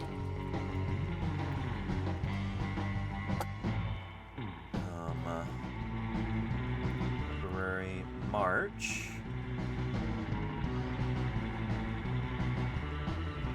Maybe not. Okay, I guess we don't have it yet. But it's like March or April, there's some interesting anniversaries, and we might do some special streams on those dates.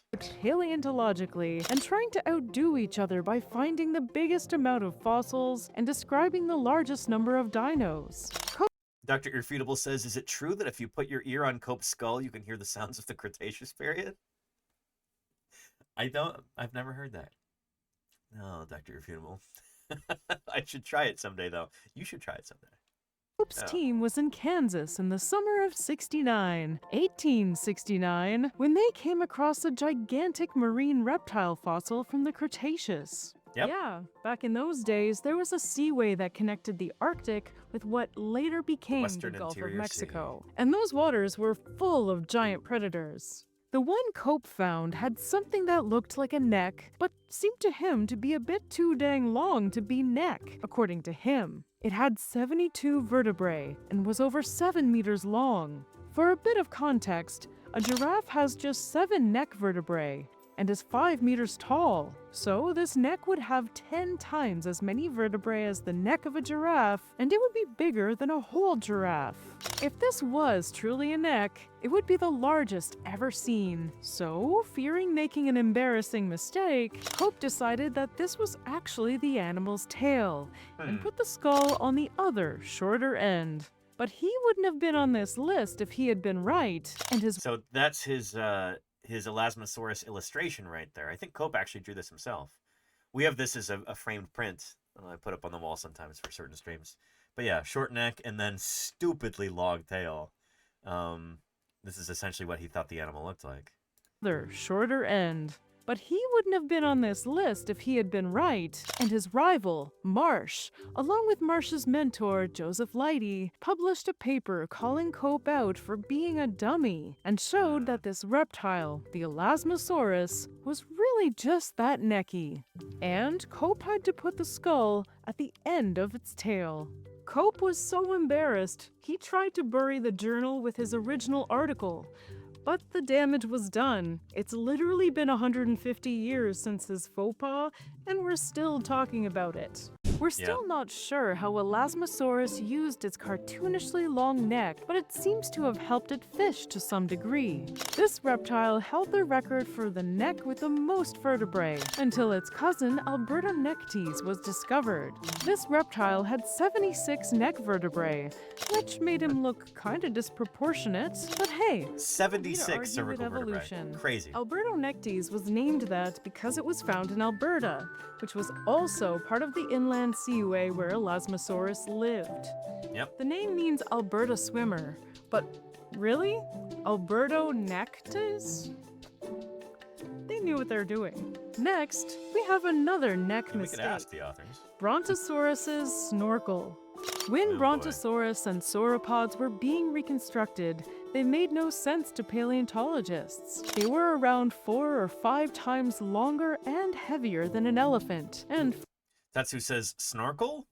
Yeah, I think this is, I always forget how to pronounce the first name. Danny Anduza, famous Czech, maybe Polish artist? I want to say Czech artist. Danny Anduza.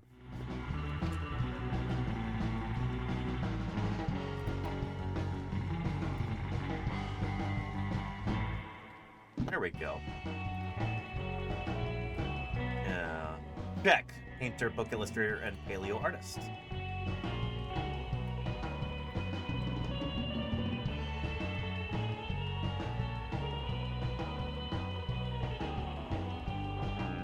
How do we say that? 58 seconds long.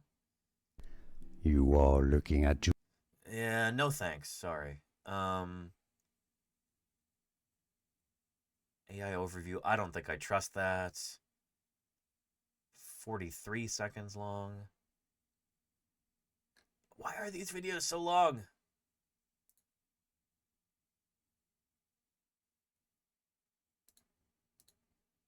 Yeah. Secondly, they had Zdeněk Stybar, Florian Seneca. Line out there.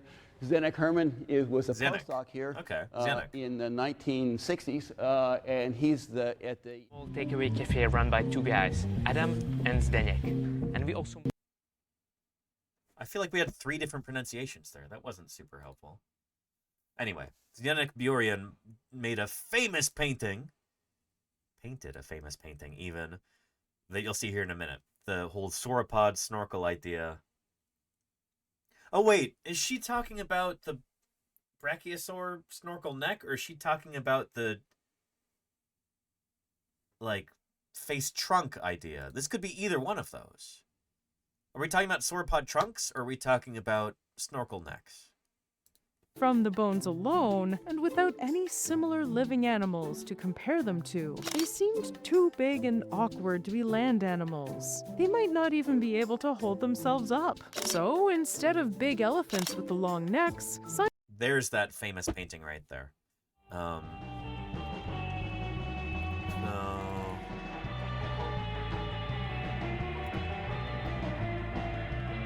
There it is. Look up Zdeněk Burian. Probably one of his most famous paintings is this right here, which is, it's a beautiful work of art. Like, I love just how atmospheric it feels. There's so much going on in it. You just feel like you could dive straight into this environment, you know?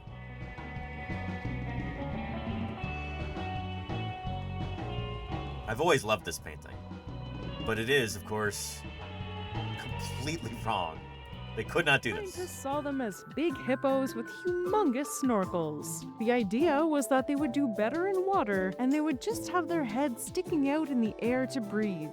After all, the largest animals living today are air-breathing marine mammals, so sauropods could be a variation of the same evolutionary strategy. This is one of those ideas that makes sense if you don't think about it too much. Yep. And aren't those the best ideas? The ones that, yeah, they make sense if you don't think about them too much. I mean, let's not be crazy here and do any science or anything. It's not like we're going to test any ideas, right? That legitimately is like it's so frustrating that in so many different parts of everyday life, it's so many different like fields, honestly, that is the prevailing view. It's like, well, you know, we're not going to let the facts get in the way of a good story. Whether it's like legal arguments or religion or like politics or whatever. It's like, well, it's a really good story. We're not going to think about whether or not the facts fit with it, you know? So sauropods could be a variation of the same evolutionary strategy. This is one of those ideas that makes sense if you don't think about it too much. Yes. But paleontologists do think of all of these things way too much. And it was not way too much, the correct amount. Thank you very much. Like, we want to figure out what's real. That's the point. Wasn't long until they started poking holes at this whale of a tail. The first issue is that as you go deeper, water pressure increases really quickly. And as animals with such long necks, it would have been virtually impossible to breathe on the surface if their lungs were 10 meters deep. Yep. That's the thing, is that, well, it's also that your neck would get compressed. Like, I would not recommend doing this. But, and what cartoon was it?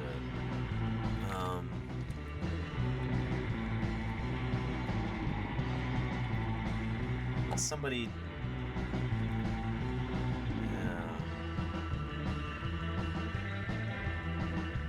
The whole, like, bamboo snorkel idea.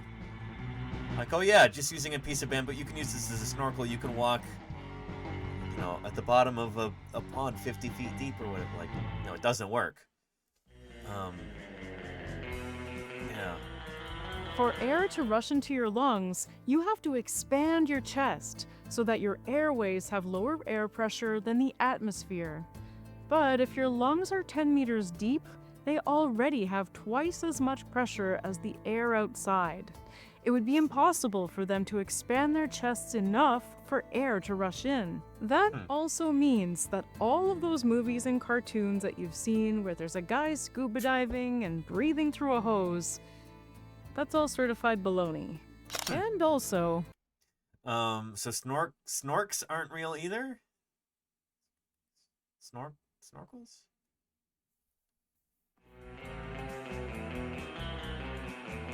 Snork.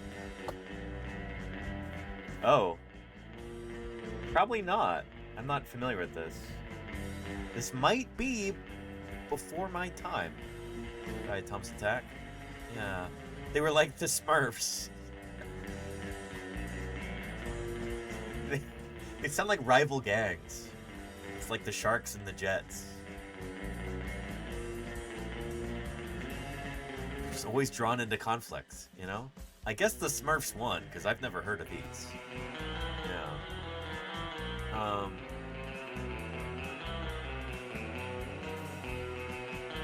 Yeah, I'm not familiar with this at all. It's the first I've ever seen this in my life, I feel. Are they like sea monkeys?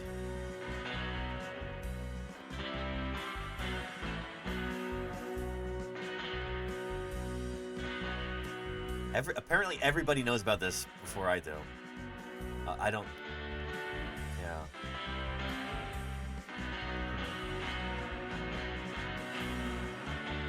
I'm Big Daddy's dad says, you may not be old enough. I mean, I know about all kinds of different cartoons and stuff like that from long before I was born, you know? You know, classic Scooby-Doo and Pink Panther and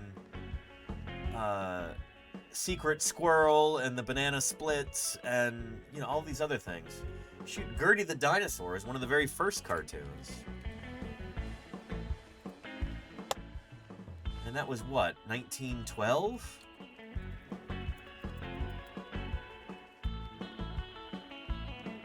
$1914. My apologies.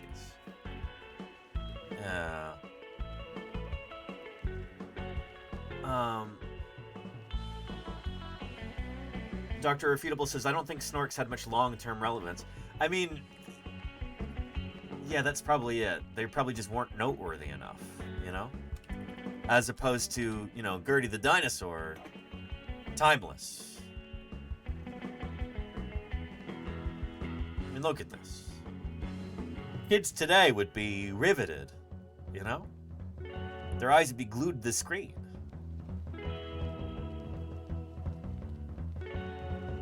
Look at this. Classic antics.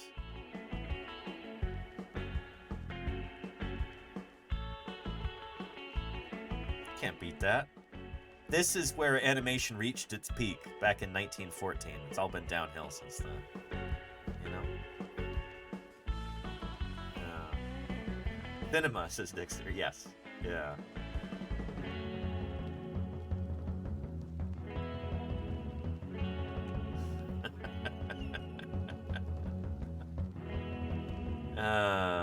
This can't be real, says Spin Bifted. Believe it. Yeah. The newest, hottest thing is animated dinosaurs who don't listen.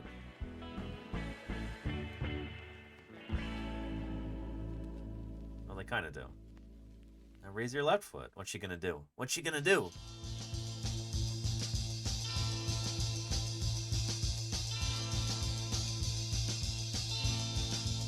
She's not listening.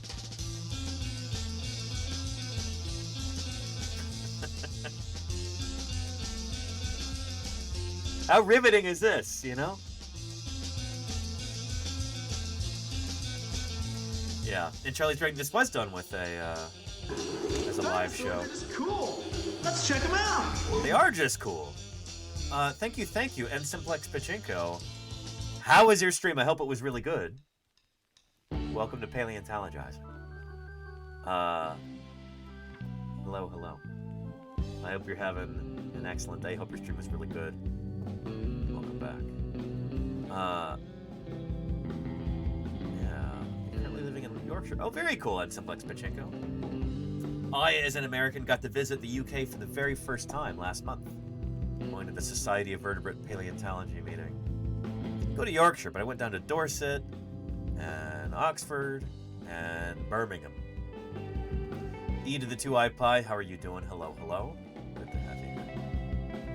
Yeah. And Math Archive tonight. Checked out some linear geometry. Oh, very cool. I have no idea, but I had some. Okay, nice. Nice. Well, we were just looking at Gertie the Dinosaur. Truly, animation peaked this year in 1914.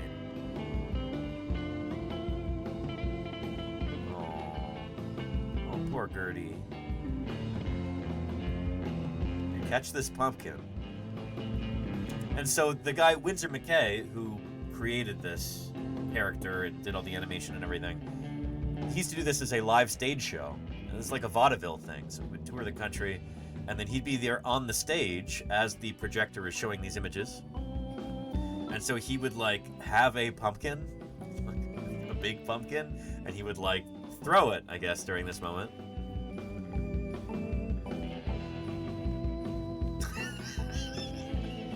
See, it's a size gag. You get it? Classic. Yeah.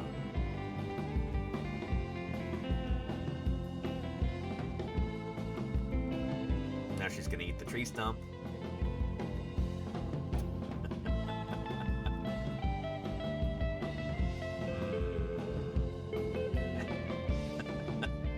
It is still amusing. You know, even what? 50 years later? 1914 until today? There's a mammoth. Oh, so there was... Oh, this is like a very timely gag because I think there was a rival to Winsor McKay, the animator at the time. I forget his name, but he had a character called Jumbo the Elephant. It was like an animated elephant. It was kind of a ripoff of Gertie the Dinosaur. And so this is kind of a nod to that.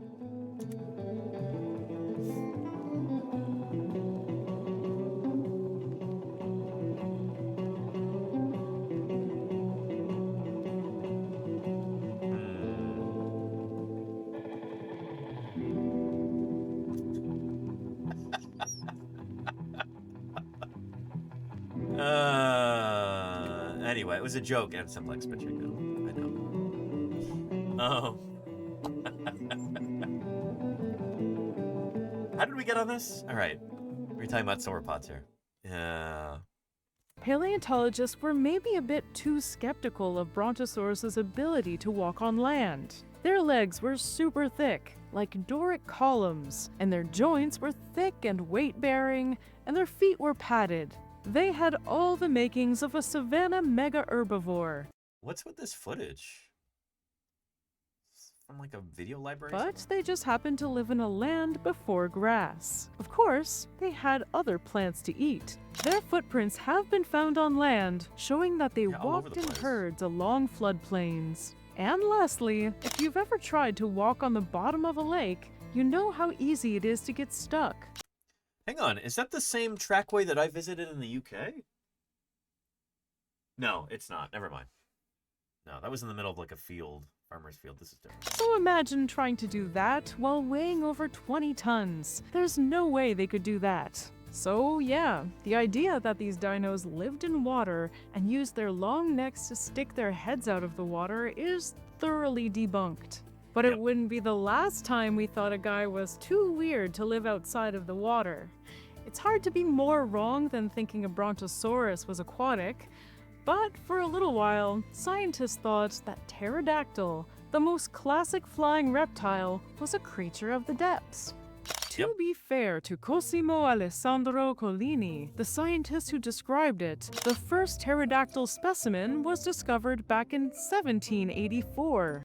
Yep, and it was discovered in a like lagoonal limestone, so alongside a bunch of fishes and marine invertebrates and things like that, you know? So like you could kind of see where they would get that idea. Napoleon hadn't graduated from military school, Spain still owned most of the Americas, and Charles Darwin hadn't even been born. So when he saw a weird animal with a long skull with teeth, it reminded him of a croc. The elongated arms with membranes around them looked like flippers to him. And the pterosaur's body plan was so weird that it didn't even register as reptilian. But to Collini's credit, he correctly rejected the idea that this was a sort of bat or bird. He just admitted that he had no idea what he was looking at and just called it an unknown sea creature. It took 50 years before there was enough evidence that these were reptiles with self-powered flight. And then I think it was a German artist who portrayed them with basically as bats, like with external ears and stuff like that. And not weird bog frog croc hybrids. Besides thinking that all weird reptiles must have been aquatic, one of the most common mistakes was not knowing where to put their weird appendages. This was the case with Stegosaurus. And it is a really good illustration, Petrodactylus. I think I have that somewhere over here. Where is that? It should be Peter Woldenhofer's Pterosaurs Encyclopedia, which is in the second half of this book. We've got that illustration somewhere, and this will also tell us the name of the artist and everything. So let me find it. I don't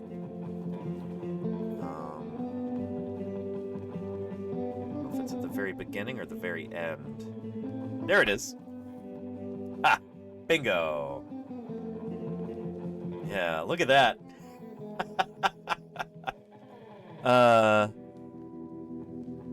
Yeah. The caption says, bottom of page, a rather strange life restoration of pterodactyls was presented by Edward Newman in 1843. Sounds like maybe an English name. He thought that pterosaurs were warm-blooded and covered by a coat of fur, and so concluded that they could not have been reptiles. Instead, he restored them as flying marsupials with rather elegant little ears. Look at that. Yeah, Newman! Newman. Good stuff. Yeah. So yeah, I don't know. When we're first uncovering critters like this, that's, you know, the time that we'll have the least information about them. So of course we're gonna get some things wrong at the beginning. You know? Yeah. There you go, Snowdenchi. Anyway, let's continue here. Knowing where to put their weird appendages. This was the case with Stegosaurus. To us, it's one of the most recognizable dinos ever. But to the... What's with these stock videos? Like, these are not the best. You're better than this, Animal Logic. First paleontologists who studied it in the 1880s, it looked like an impossible mismatch of weird features. The first thing they noticed was that... What are these? Ugh. Relative to body size, their brain was tiny. Maybe too tiny.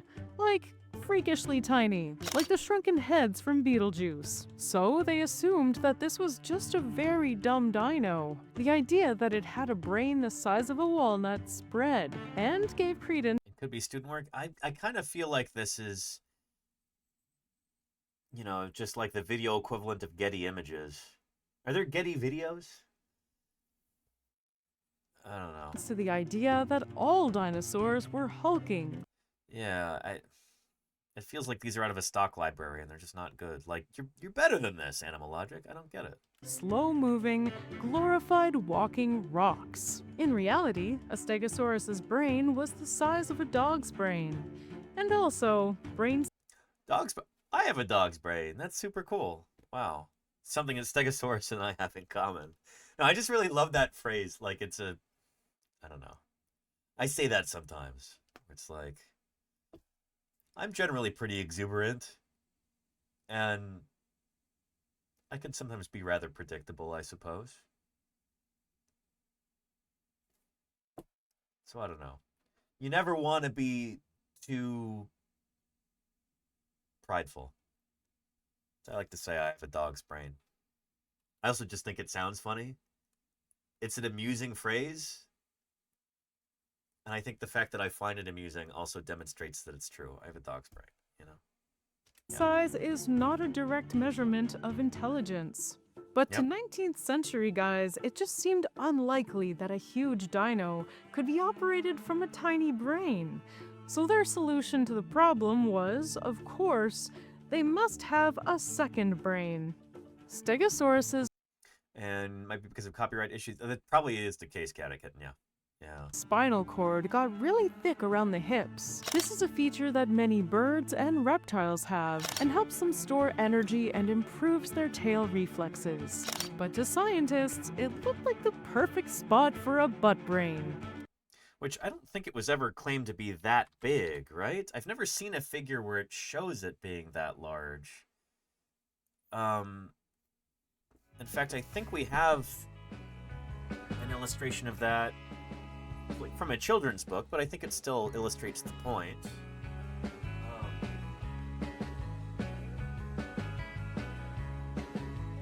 Yeah, there we go.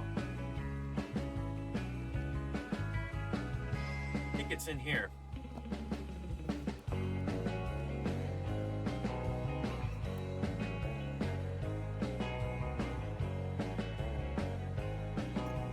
Different one.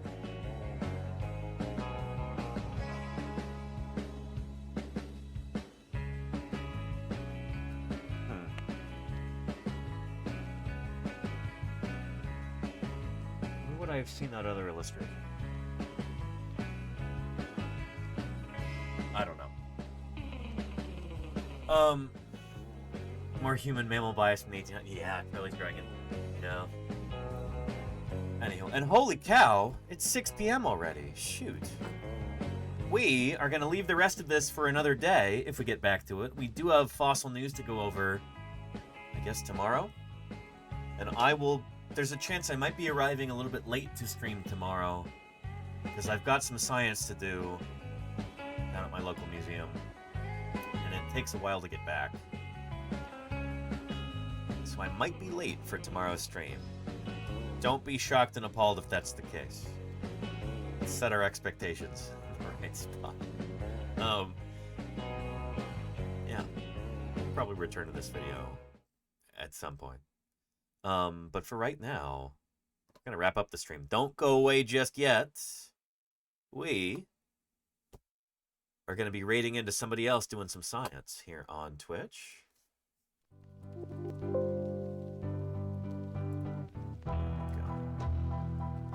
Who else is on right now? And big thank you to everybody who's being named in our credits, from raiders and new followers to subscribers, resubscribers, cheerers, gifters, everybody who helps keep these streams going through their support. I appreciate that more than you know.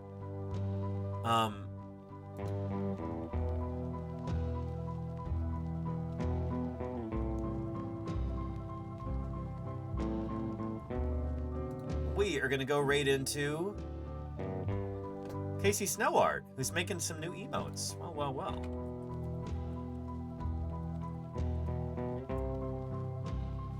Excellent.